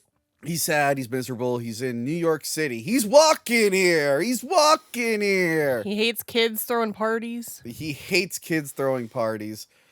We got to hear a David Bowie song. Cool. That was my favorite part of the whole movie. Besides you tripping, my favorite part of the whole movie was that we got to hear a David Bowie song. But you're... So yeah, then he runs into his goddaughter, who he doesn't recognize right away. I did enjoy that, where he's like, whatever I did, I'm sorry. That was... A lot of people giggle at that. Phoebe Waller-Bridge, right? Is that her name? That was her actress name, but she plays Helena Shaw. Yeah, she's Helena Shaw. She is Toby Jones' character's daughter. Yeah, and she's like, I want you to help me find the Dial of Destiny.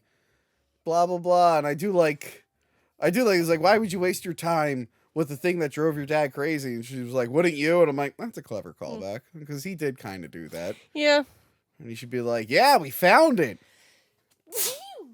Bless you. Thank you. He's like, I'll never forget that when we found out Jesus was real. And then years later, I found out aliens were real. And it made me really confused. So yeah, she tries to convince him to do this. We got to find the Dial of Destiny. But he's like, no, it's not buried there. I have it at the museum. And while this is happening, they're being stalked by some agents, which has happened multiple times in these movies. Yeah. Who are these people? We need to get out of here. Are they with you? Not an inch, Miss Shaw. It's really formulaic. Because what? Yeah. Yeah, because, like, all right, they're introduced to the thing. There's someone spying on them. She ends up, like, betraying him and leaving him with the CIA agent and these bad guys. So it turns out the Nazi survived. Shouldn't he look older? Like, I know they gave him gray hair, but he didn't look as old as he should. Mads, like, doesn't age. How young was he in the opening of the movie, then? Oh.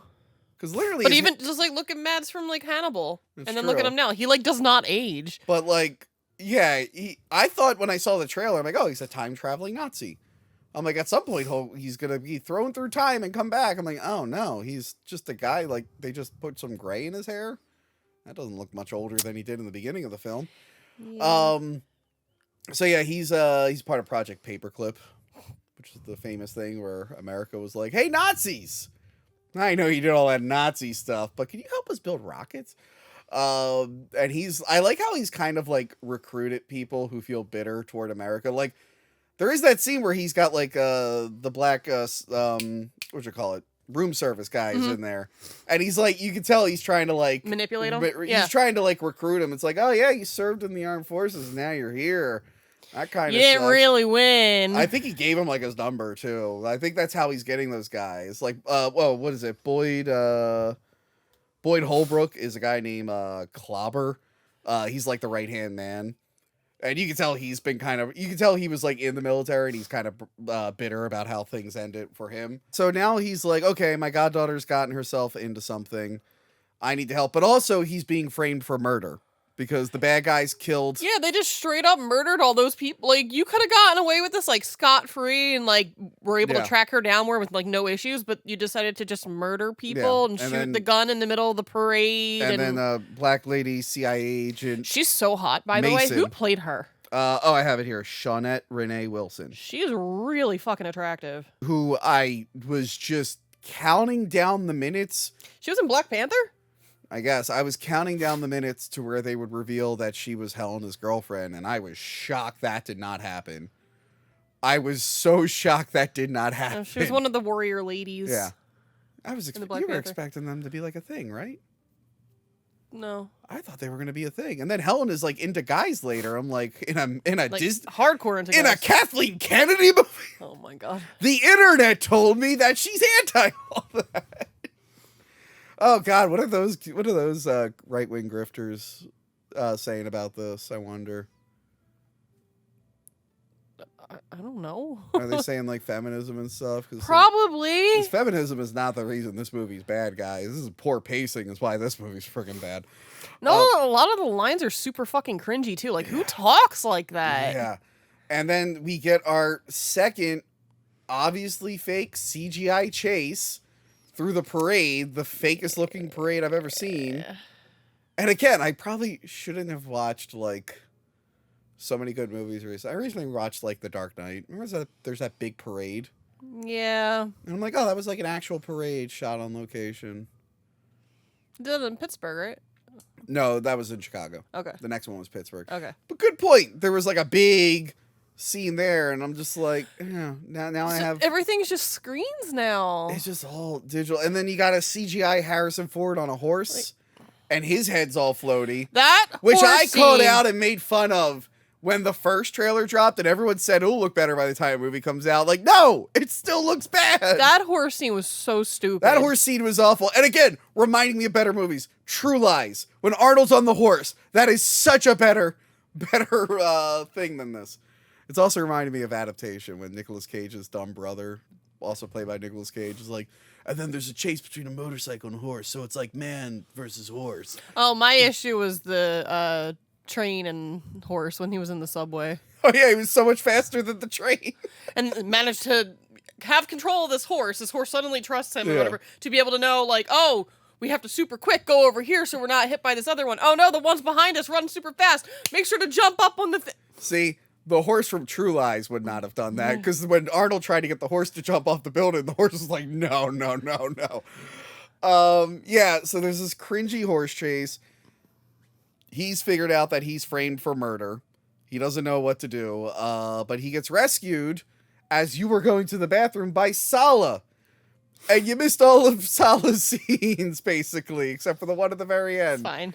So we find out, and actually, I was like, how do you get Sala into here? And when they explain it, makes sense. So, like, during the war, obviously, Egypt and whatnot got taken over. So Indy, like, paid to get him and his family into America. And now he's a cabbie in New York. He even says, he's like, sorry, there was bridge traffic. He looks up, while you were away, he looked up Helena. He's like, hey, she's actually won it for, like, selling antiques on the black market. She was involved with this Moroccan gang lord's son, and she broke his heart, apparently. And she's about to do an auction in Morocco. So we got to go to Morocco.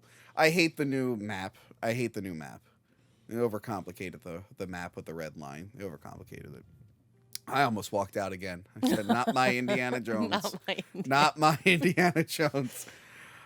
Fun fact, Young Indiana Jones is on Disney Plus now. Oh. And everyone freaked out because they thought Disney re-edited it. Because when the show originally aired, it would start with these wraparound segments with an elderly Indiana Jones who had like an eye patch. It was like him in the 90s explaining to his kids like these adventures he had. And that's not in the version of Disney Plus. And everyone was like, Disney Plus is erasing it. But it turns out George Lucas had all those removed in like the 2000s or something. Or no, actually the mid 90s. I think he like re-edited the whole show and got rid of those segments. But the elderly Indiana Jones in those in the old show with like the cane and the eye patch and everything, Harrison Ford's older than that actor was. He's now older than that character was supposed to be. No eye patch in this. I think that's bullshit. So yeah, he goes to Morocco. And he finds her doing the auction. The Nazis find her. And then what? Don't get me.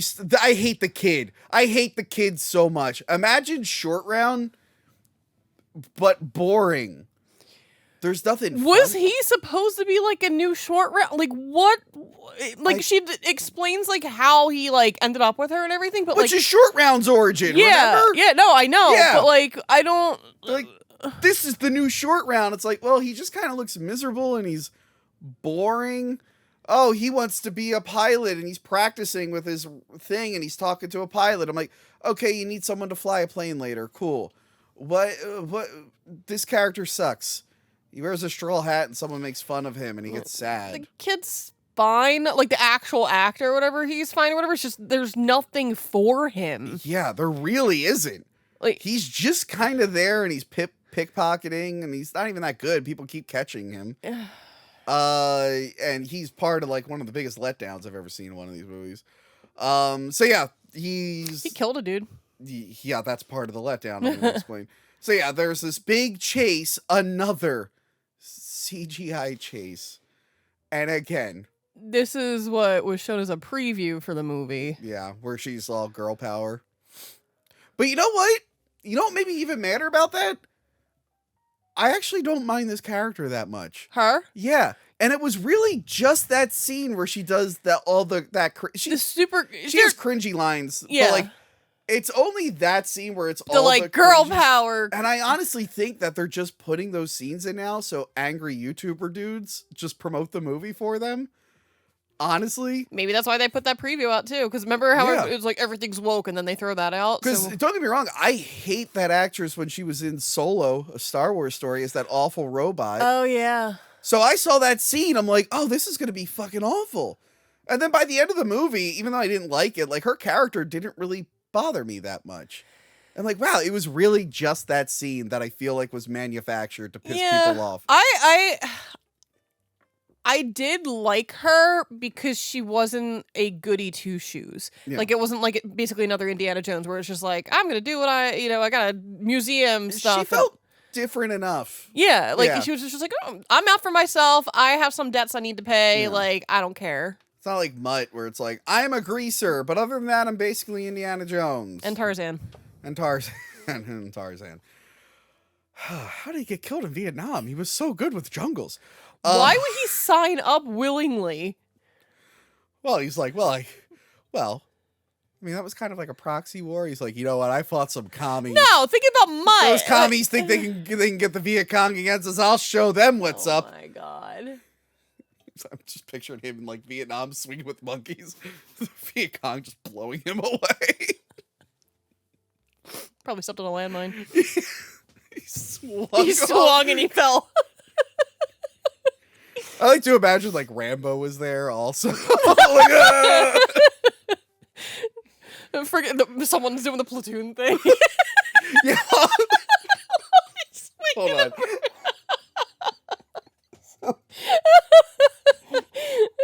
Now I just want to Photoshop Mutt into like no, famous do it. Do it. Full Metal Jacket when they're at in the beginning where the guy goes crazy and kills the drill sergeant. Like Mutt just walks in like brushes. She's like, "War!" Please do it. Please do It's gonna it. take a while. I don't care. I'm literally picturing Willem Dafoe getting blown away in Platoon while Shia LaBeouf is swinging on him. think he hooked up with that Me So Horny hooker in I Full Metal Jacket? hope so.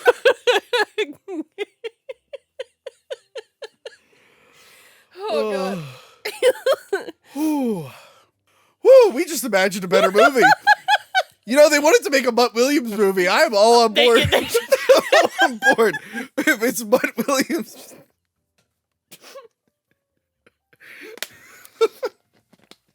We'll get Shia LaBeouf back, too. I'm so sorry.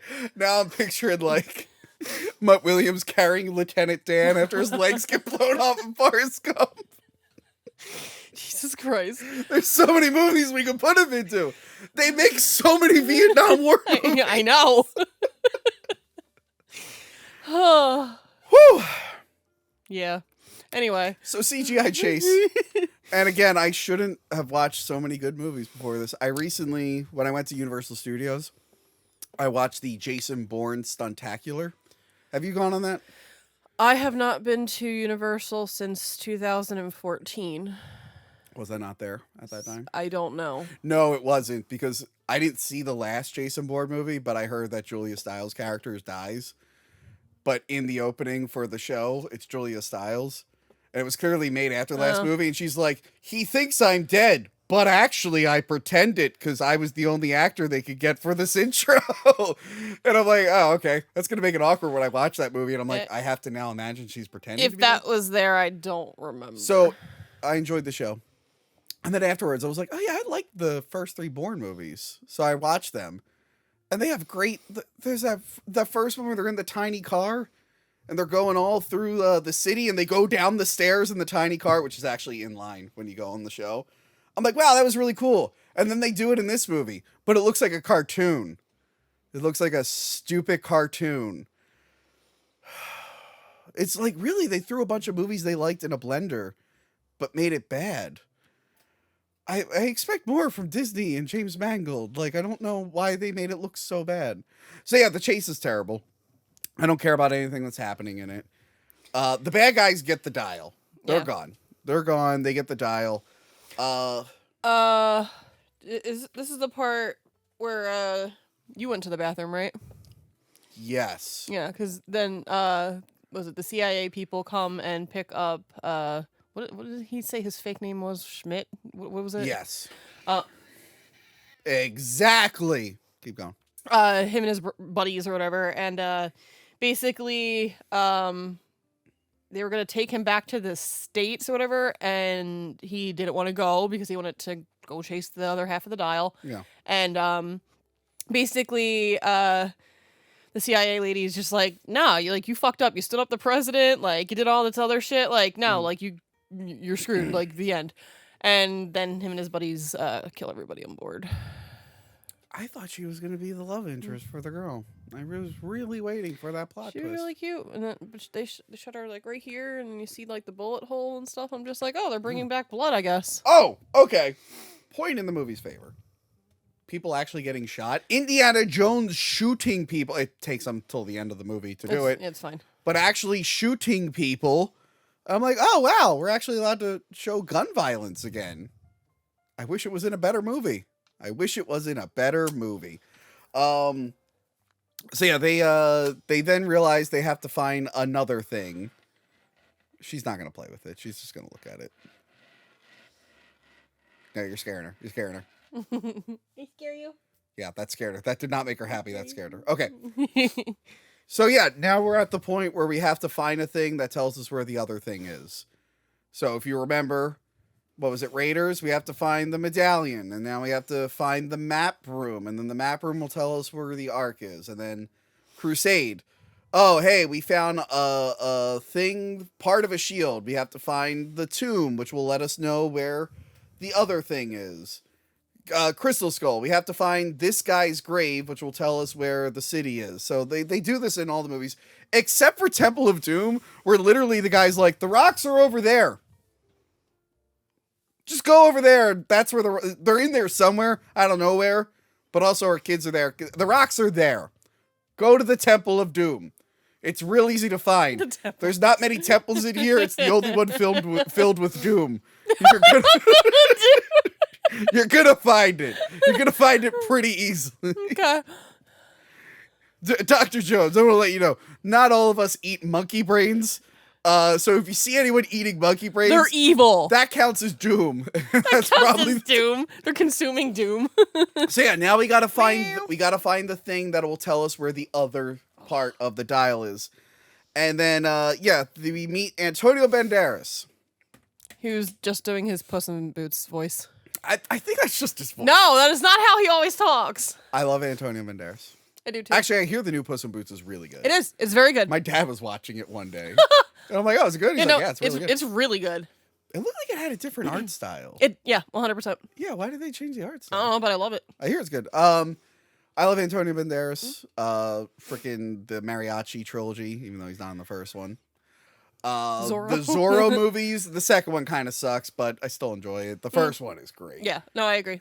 That's a good reboot because Anthony Hopkins is supposed to be the older Zorro. That's a good one. Yeah, I really like him. And then, they did an Indiana Jones ripoff recently. The Uncharted movie. Did you see the Uncharted movie with Tom Holland? Also, did you notice I forgot to put this light on? Okay. Did you see the Uncharted movie with Tom Holland? It was awful. Yes. The actress who ended up being the bad guy, Tati Gabrielle or whatever, hot as shit. Yeah, but she sucked. I don't care. No, but that was my problem. So I'm watching that movie. I'm like, okay, well, I don't really like those games. I know that's sacrilege, but you're just watching a movie and then all the shooting's boring. But I was like, every time I played all 4 of those terrible games that everyone loves. I like the game. And I'm like, wow, you know what? This would be better as a movie. And then they made a movie. It was not better. But they didn't do it the way they should have. Yeah, they didn't. But Antonio Banderas is the bad guy. And then they kill him. And then they go, this lady's the bad guy. But, like, she is nowhere near... I said when I reviewed it at the time, I'm like, this probably looked good on paper. But when they started filming and they went, oh, this lady is not as interesting as... We got to rewrite this. So then I saw Antonio Banderas is in this as one of Indy's friends. I'm like, cool. Maybe he'll do something cool. He teaches them how to dive. And then he dies. Thanks, Antonio Banderas, for stopping by. Yes, what do you want? You got something to say? Do you have something to say? Sorry. Yes, ma'am? Yes, ma'am? There we go. We've got another great drop-in by Space Cat. Thank you, Space Cat, for that great insight. Am I working? Blah, blah, blah, blah. Okay. Yeah. And then this scene where they have to dive. Oh, you got to aim it toward you. It's now pointing at the ceiling. This scene where they have to dive for the thing that'll tell them where the other thing is, it's just an excuse to have eels because they didn't know how to write snakes into the movie. And they're like, they're like snakes. I turned to you before they said that. I was like, it's going to be like snakes. And then they said and they literally go, it's like snakes. It's and I'm just sitting there like. It's like, yeah, no, we got it. We got it. Like, remember Temple of Doom? He didn't go, I hate snakes again. He just saw a snake and got scared. Yeah. That's it. Yeah. Cool. We didn't need to be like, it's like snakes. And then he pauses and goes, that thing Indiana Jones is afraid of. Meow. Meow. She might want to go down. No, keep her. All right. Stay with me. No. Yeah, see? This has been Space Cat's appearance. She's going to keep yelling and going back and forth. I don't care. No, I know. He's mean to you. Everything was too dark in that ship. I couldn't see anything. Yeah, I couldn't see shit either. So that whole scene with the eels probably could have been scary. I thought that the ship was actually going to collapse on them. Same, because they have the whole thing where, like, you can only be down there for 3 minutes. Yeah. And again, a recent movie. Wait a minute. Why did they cut the one guy's line, but pulled everybody else up? How did they know which line was which? I guess the dude told them. Yeah, that's a good question. Which line? Why wouldn't they just pull them all up and then kill them there? So they get captured. Why did they keep Antonio Banderas alive longer? Like, they get captured. They make Helena decipher. No, they don't make her. They try to make Indiana do it, and then that's why they killed Antonio Banderas. Yes, and then she's like, I'll do it. Pay me. Yes. And then she's going around. It's kind of a funny scene where she's stalling for time because she has dynamite. because she found the dynamite and she's like, and then she saw a hunky dude and she went, ooh. She did that a lot. Very horny. Very horny. Yeah. I mean, Indy was into the ladies too. At least her guys are age appropriate compared to Indy's ladies. So yeah, then they blow up part of the ship, but then like everyone's okay. Yeah. Explosions do nothing in this, is what I learned. Yeah. Yeah. Same with nukes. Yeah. Sorry, Oppenheimer. Do you think that'll be an Oppenheimer? I hope so. Nah, because it's after. Crystal Skull is afterwards. Yeah, Damn it. That would have been great if Oppenheimer's like, what is that man doing there? What if Cillian Murphy makes a cameo in Barbie? I hope they both make cameos in each other's What if there's a movies. scene where Oppenheimer's like driving to the desert and Barbie's like trying to hitchhike? You think that would be inappropriate in the Oppenheimer biopic? Anyway,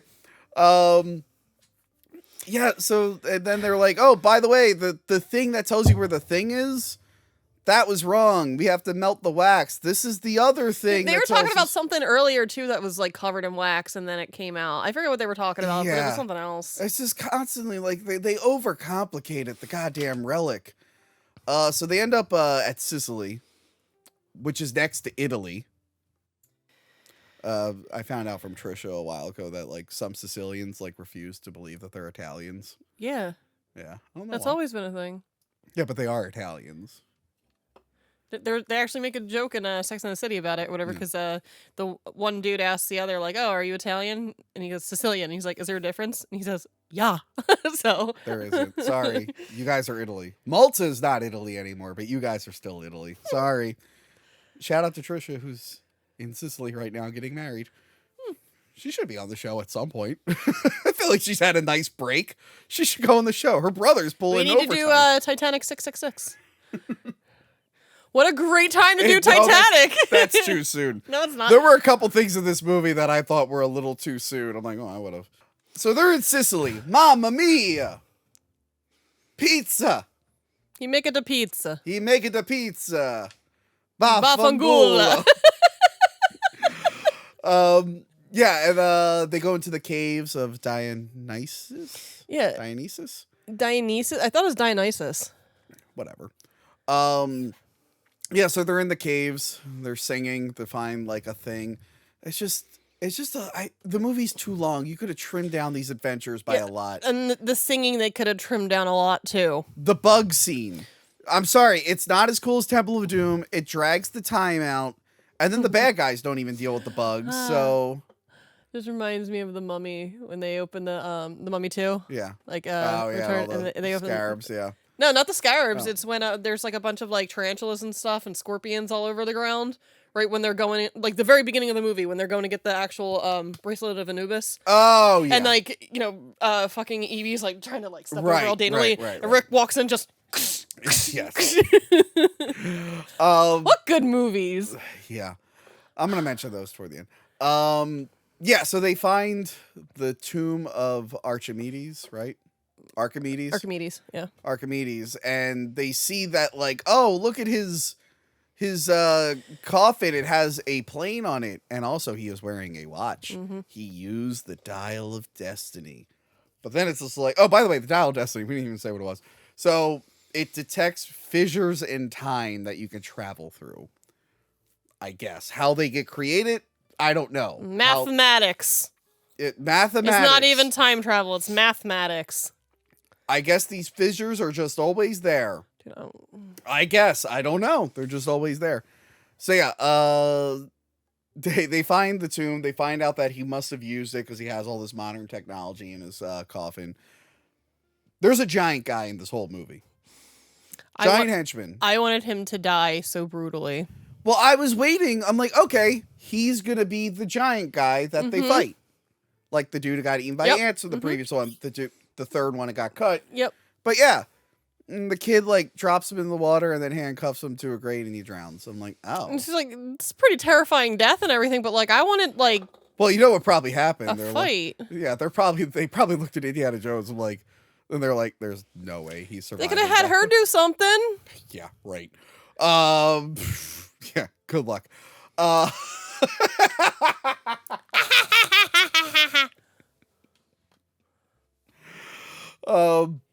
That's you when you laugh. So yeah, the bad guys, they get the dial. They have it now. Indiana Jones gets shot and he's bleeding out for 10 hours and somehow doesn't die. Fucking It's really why he should be dead by now. This is going on for a while. Vito, this is very inappropriate. I'm doing my show right now. Are you actually? Yes, I'm recording my review. It's very inappropriate. What kind of asshole? You interrupted my show with your stupid fucking... I don't know what you're talking about. I am a respectful... Vito, I need to interrupt your very important... we were honestly like, oh, maybe something's broken with the show, because that's the only reason that Tony randomly interrupted a phone call on the one night of the week we record. I forgot it was Friday, to be honest. That's how mad... I don't like Indiana Jones! Vito. Style was insulted by this strong female character. No, actually, she didn't bother me that much. Why did you like the movie, Vito? Is it because all that weight loss medicine you're mixing illegally is sucking the cells from your brain? Why did you like this? It was just fine. I didn't love it. It was like inoffensive. You thought 2.5 hours of people being boring and then cartoon fight scenes and then elderly people making out was fine? I liked the time travel clock. The thing that didn't happen until the very end? It wasn't time travel, it was mathematics. Dude, the first Tomb Raider movie... The first Tomb Raider movie with Angelina Jolie did a time travel thing, and that one's over in an hour and a half, and she's got big boobs. Maybe it was because we saw it in the nice Dolby Theater with the really nice leather seats, so I was just like super comfortable. Oh yeah, our seats were supposed to recline and they broke. Anyway, we got to get back to the show. You're being very disrespectful. Have fun. Goodbye. They throw Indiana Jones on a plane even though he's about to die. And they're like, bring him. Bring him. Why? Because this is the part in the movie where the bad guy wants the good guy to see his plan unfold. And he should really be like, no, I've done this several times. This is where you die.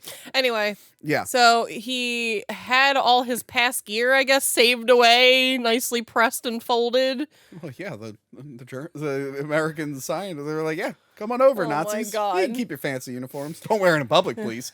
Because they want to go back in time to kill Hitler and do it better. So yes, he wants to kill Hitler because Hitler... failed. I don't know if you know this. He kind of fucked up a few things.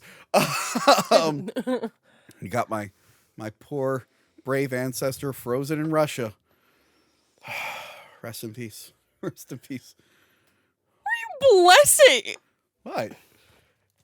It was just a young Italian stud, and he froze to death in Russia, apparently. Anyway, so yeah, the idea is to go back in time to like earlier, like 1939, like right before the war, like really kind of kicks off, and like kill Hitler and be like, hey guys, I know what to do. I watched all his mistakes and I got this and we're going to take over now. Which, by the way, I don't think that guy was next in line.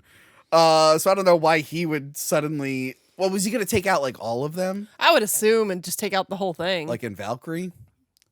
Like he lands and Tom Cruise is like, I'm already doing something. Oh, Valkyrie was a good movie. Anyway. Can you believe it? A hot day ruined that whole plan. If you've ever seen Valkyrie, they were going to blow up Hitler in his bunker. And the concrete walls and the force of the blast would amplify it and kill all of them. But it was like a nice day or something. And Hitler's like, I want to have the meeting in this room. And they went, shit, the bomb went off, but it didn't kill him. Good movie. Check it out. Anyway. So yeah, he's like, okay, we're going through the time thing. And at this point, I'm just like, how did Archimedes get to this? How did he get to there? Yeah. I'm like, something's not adding up here. And then, Indy sees all the stuff fall. Oh, the little kid stole a plane. Oh, yeah. He stole a plane, flying. and the girl drove the motorcycle to get into the plane. He's looking at, like, stuff rolling around on the ground, and he's like, oh, shit, continental drift. It's like, hey, man, your thing is going to be off. He didn't know about continental drift. And also, that's like a funny thing with time travel. It's like, wait a minute. So if you had like a machine and it time traveled and you're in that same place, it's like, you know, the earth moves. So there's a chance you can go back in time and you're just in the void of space. Yeah. So yeah, he tells him like, your thing is off. You don't even know where you're going. Yeah. And they kept mentioning the Battle of Syracuse. not the one in New York. They make sure to clarify that. And they time travel back to the Battle of Syracuse, where Archimedes is using all his advanced technology to kill the Romans. And actually, I didn't mind this. Yeah, this was fun. I like the setup for this too. How they were talking about it in the beginning. I was Yeah. just like, oh, now we can actually see everything. I wish that they it were didn't talking take 10 about. hours to get there. And also, they did fuck up by showing. They showed the Nazi putting on his watch. I'm like, oh, okay. Nah, I know where we're going with this. So yeah, the planes are flying and all the soldiers are like, dragons! So the plane crashes. Archimedes, he finds the dial. Well, Mads dies. Mads dies. I do like, he's just like, oh, I fucked up. We gotta go back. He was so sad. His eyes were all watery. He was. He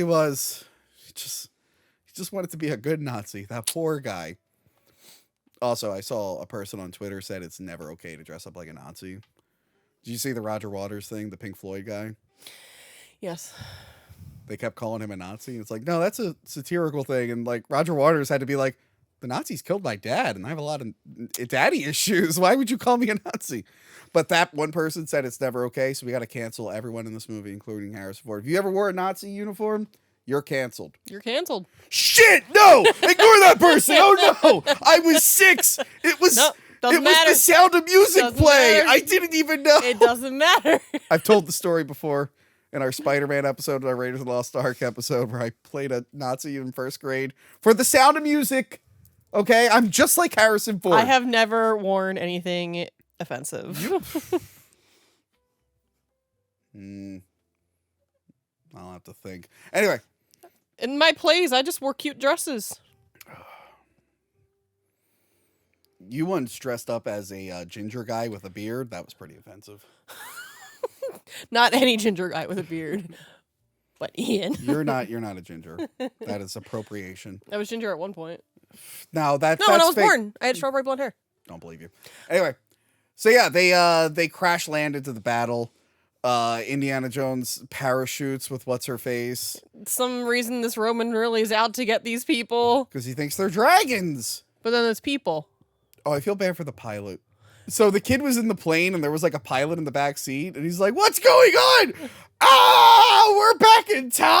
What the You're hell? flying my plane?" So the day's saved. Archimedes sees Indiana Jones like on the thing. He's like bleeding out. She's like, "Come on, we have to go." And Indy's like, "Just leave me. I have nothing to go home to. My wife is leaving me. My son is dead." Oh, we skipped over that whole thing.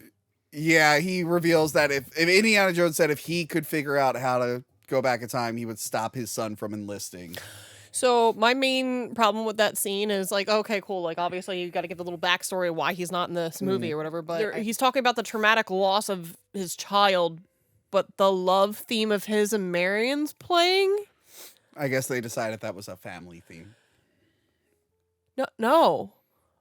Put something sad, you fucking weirdo. Should it have It's been John Williams. Like, should it have been the Grail theme because that has more of a connection between father and sons? Oh my god. Actually, that probably would have been better. I don't even know if Mutt had a theme. I don't remember. Shake, rattle, and roll. Did they even have to say he died? Couldn't they say he just like went off to like do something? Well, I said that about Sean Connery with the last one. It's like, couldn't we just say his dad is just enjoying retirement, which is what Sean Connery was really doing? And just him and Marion just realized when they were alone and didn't have the child anymore, they just broke up. Like, that's a normal thing that happens. Well, they knew Shia LaBeouf was never coming back, so they were like, they don't have to bring him back though. Even if he like made peace with all those guys and was fine, No. they'd be like, well, no one gave a shit about your character, so you're still not coming back. They didn't have to kill him off though. Yeah. They killed him off in Transformers. Did you know that? No. Transformers 5, they show like the Witwicky family line. And I think they show his face and mention that he died somewhere between films. Oh. Huh. So Spielberg was like, kill him in every timeline. Okay. Kill him in every, because he produced those movies, like kill him everywhere. Whatever. Ugh. Anyway. They should bring back Even Stevens. I do like Christy Carlson Romano. I know. Anyway, back to it. Anyway, he's bleeding out. Just Even Steven. She's like, my brother died in Vietnam. Makes no sense. Anyway, yeah, what were you saying? Back to the beach. She's just saying, please leave me here to die. Yeah, and she's like, no! Oi! You gotta get that plane! I'm British! That's Australian. Crike! Hello, governor. Chip, chip, cheerio. Anyway, they had a back and forth, and then she just punches him. Please, sir, may I have some more? And then he wakes up. Yeah, so so the theory was leading into this that he was going to die. And they were going to like, the things I read, is like he was going to die and she was going to take over the franchise, or like they were going to rewrite history where they erase Indiana Jones and it's her or something. Oh, isn't the dial like not even like a time travel thing? Yeah, it turns out the dial was just one way, basically. A way to get people through that fissure to that moment. Because they needed help. Yes. I don't know why that plan really backfired, because the first person who went through were a bunch of Nazis. I mean, he doesn't know what Nazis are. I don't know if he would align with them or not. I don't know. Whatever. But yeah, so he gets knocked out and he wakes up in the present. So I guess they fly through the portal again. And he's like, oh man, I'm so sad. And then Marion shows up, I guess. So again, defeated the whole purpose of the previous movie and then just completely rehashed it. Yeah. And then they do the where doesn't it hurt? And they're kissing each other. And it's like, oh wow, that's how the movie ends. Old people kissing. No, it ends with the hat hung up, but no! And then he grabs it. It's not. And then I was like, we need to leave. I don't care if there's post-credits. Goodbye. Just, look, you can make a movie about old people making out. More power to you. Go ahead. Go do it. Don't put it in Indiana Jones, please. Please don't. I did giggle because in the beginning he hides Marion's face with the magnet. When they go to, or she's putting groceries away, he's talking to her and he like slowly moves it. Yeah, so that's the film. I didn't like it. It's so like there's a good it was dragging. There's a good idea there, but yeah, the pacing, like none of these characters are interesting enough to be engaged. Like you don't really feel engaged when they're just having conversations and stuff because you don't really care about them. Honestly, I'm actually surprised how much I enjoyed the girl compared to everyone else. There was the weird pacing issue with her though, where she like didn't give a fuck and then suddenly like no, and it's just like okay, where'd that come from? Yeah, I wish there was more bonding between the two of them. That could have made up for a lot of bullshit that was just stretched out. Yeah. And then, like I said, all the action scenes are just a vehicle chase through a CGI background, which again was the worst. It was actually the worst part of the last two movies because Last Crusade had that plane scene on the really bad blue screen. At least like the comedy in that scene was good, even though the effects weren't. But yeah, this movie kept reminding me of the jungle fight from the previous film, just in different environments. Yeah, I mean, I think it's the worst one. What do you think? I definitely think it's the worst one. I know people are saying it's better than 4. I'm like, I could see like maybe story-wise how you could get there. But 4 is not as long as this. There's stuff that, like, there's at least more action in 4. It moves faster. This is a slog to get through. I feel bad for boomers and people like us taking their kids to see this and just the kids being bored out of their minds. Yeah. It's like, no, Indiana Jones used to be good. Like, and it really sucks if you're binging these because the vehicle chases in the old ones are great because they're, like, shot on camera and stuff. It's like every single one of this is a cartoon. I didn't like it. It's the worst one. But I take back all my so far. Yeah. I take back all my fears about that girl ruining the movie. She was actually she was fine. I did like you noticed she had a birthmark on her head. Yeah. Are you not familiar with that actress? No. Apparently the show she was in, Fleabag, is really, really good. And people are like, she's been doing like nothing but shit afterwards, but Fleabag is really good. But yeah, she has a birthmark and you didn't see it, but when they flashed... When I first saw her, when I came back from the bathroom, I was like, oh, does she have like a scar or something on her head? Like, did something happen like when I went into the bathroom? But no, and then I was like, is that a birthmark or something? The problem is they like hid it for most of the movie. Because she had like a hat on. But then when you were away, they did the flashback to where he went to his friend who was going crazy and they show the younger version. They put like a birthmark on the younger actress to make sure it counts. But yeah, she like I wouldn't want to see her own movie, but she. If they could make a good Indiana Jones movie and brought her back, I would be okay with it. Maybe. Yeah. Her character's not awful, and I like that she wasn't his daughter or anything stupid like that. Honestly, as much as I hate like older people action heroes, I will make an exception if they do like a short round thing. I will give that a shot. If they just did short round, that'd be fun. They mentioned Temple of Doom a couple times. Yeah, they did. But yeah, the kid sucks. Salah's there for almost no real reason. He's just a glorified cameo. Marion's a glorified cameo. Harrison Ford has never felt less like Indy to me. He can't do any of his He's action. just sad old man. He is, and he calls it out, but like the movie wants you to think he's still like a badass, but he can't. Like, I want to see, he has to be, Indiana Jones has to be young. He has to be young. Look, I'm sorry it didn't work for Solo. There was a lot more issues going on with Solo. Get a younger actor. He's got to get a new hot babe every movie. Can we agree on that? New hot babe has to be young. Because it's kind of like a, It's kind of like James Bond. Yeah, but it's, you know. That last James Bond movie was bad. It's like, oh. Like, got the same hot babe from the last one? It's not even like, we were talking about The Mummy earlier, where at least, like, she's, like, part of, like, the excavation or whatever the heck it is. Honestly, I think this type of action hero is done. The only time it ever got close was The Mummy. Mm-hmm. And only really the first one it worked. I mean, I know, but... No, working. Okay, fine. It only worked twice. Yes. But what is it, like, I like the first Tomb Raider movie. And I like the most recent Tomb Raider movie. I haven't seen that one. Alicia Vikander. Yeah. The one in the middle sucks. But that one, neither of those really hit. I just think, remember, these were based off serials that those filmmakers grew up with. But we don't have nostalgia for these serials. We have nostalgia for these movies, but these movies are now just becoming self-referential. I think the time is just gone. But we have some newer heroes, like, I feel like the closest thing we've gotten to like a Star Wars or something where like the Guardians of the Galaxy were like, these are fun characters and they're newer characters. And all three movies hit. They're all great. Yeah. The second one flounders a little bit. A little bit, but no, it's still, they hold up. Yeah. And like I said, there's other movies that probably have filled the void, but yeah, this type of Indiana Jones sort of, and I like Jungle Adventures. That's why I love The Phantom, which I will one day hopefully talk about with Billy Zane. Rest in peace, Treat Williams, who was the star of The Phantom. Actually, maybe we probably should do it. Someone's been begging us to review Deep Rising for years. Directed by the guy who did The Mummy. And also is a secret King Kong prequel, which they don't let you know about. But yeah, Treat Williams was the star of that. So yes, I think Indiana Jones' time is done. Yeah. This should be the last one. They shouldn't even attempt it. Maybe if they do a short round thing, I'll check that out. But yeah, this was... bad. Is it the worst thing? I just thought they could 100% pull off a short round thing if they make it like Big Trouble in Little China. That would be fun. Because we've seen Everything Everywhere All at Once. Like, he can do stunts. Well, no, he's a stunt coordinator. Yeah, so like... He did the freaking stunt coordinating for this movie. But... Yeah.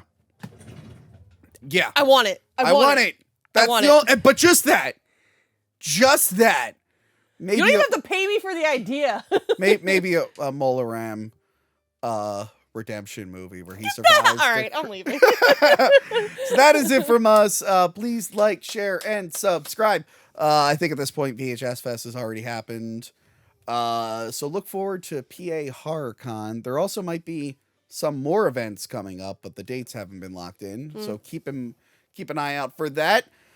Please become a patron. I've been able to get episodes out early, and go back and watch our previous 4 Indiana Jones reviews. Those were a lot of fun. And yes, Johanna, where can we find you? Don't say Twitch. Twitch.tv/stuff How many like times games. did you stream this month? I haven't streamed in a month. I'm fine. Stuff Like Hearts on Twitter. Okay. And if you want to look up like certain websites. Oh, you're not saying the name. Are you back to previous? No, I'm on Fan House. Okay. After we watch that family movie, you're gonna do that? I have a wedding to pay for. And if you'd like to go to Johanna's wedding, it's being taken place at... No, I'm kidding. And also subscribe to Biggest Problem in the Universe and hear me yell at them. Goodbye, everyone. Remember to like, comment, and subscribe. Check out our other videos and Patreon page.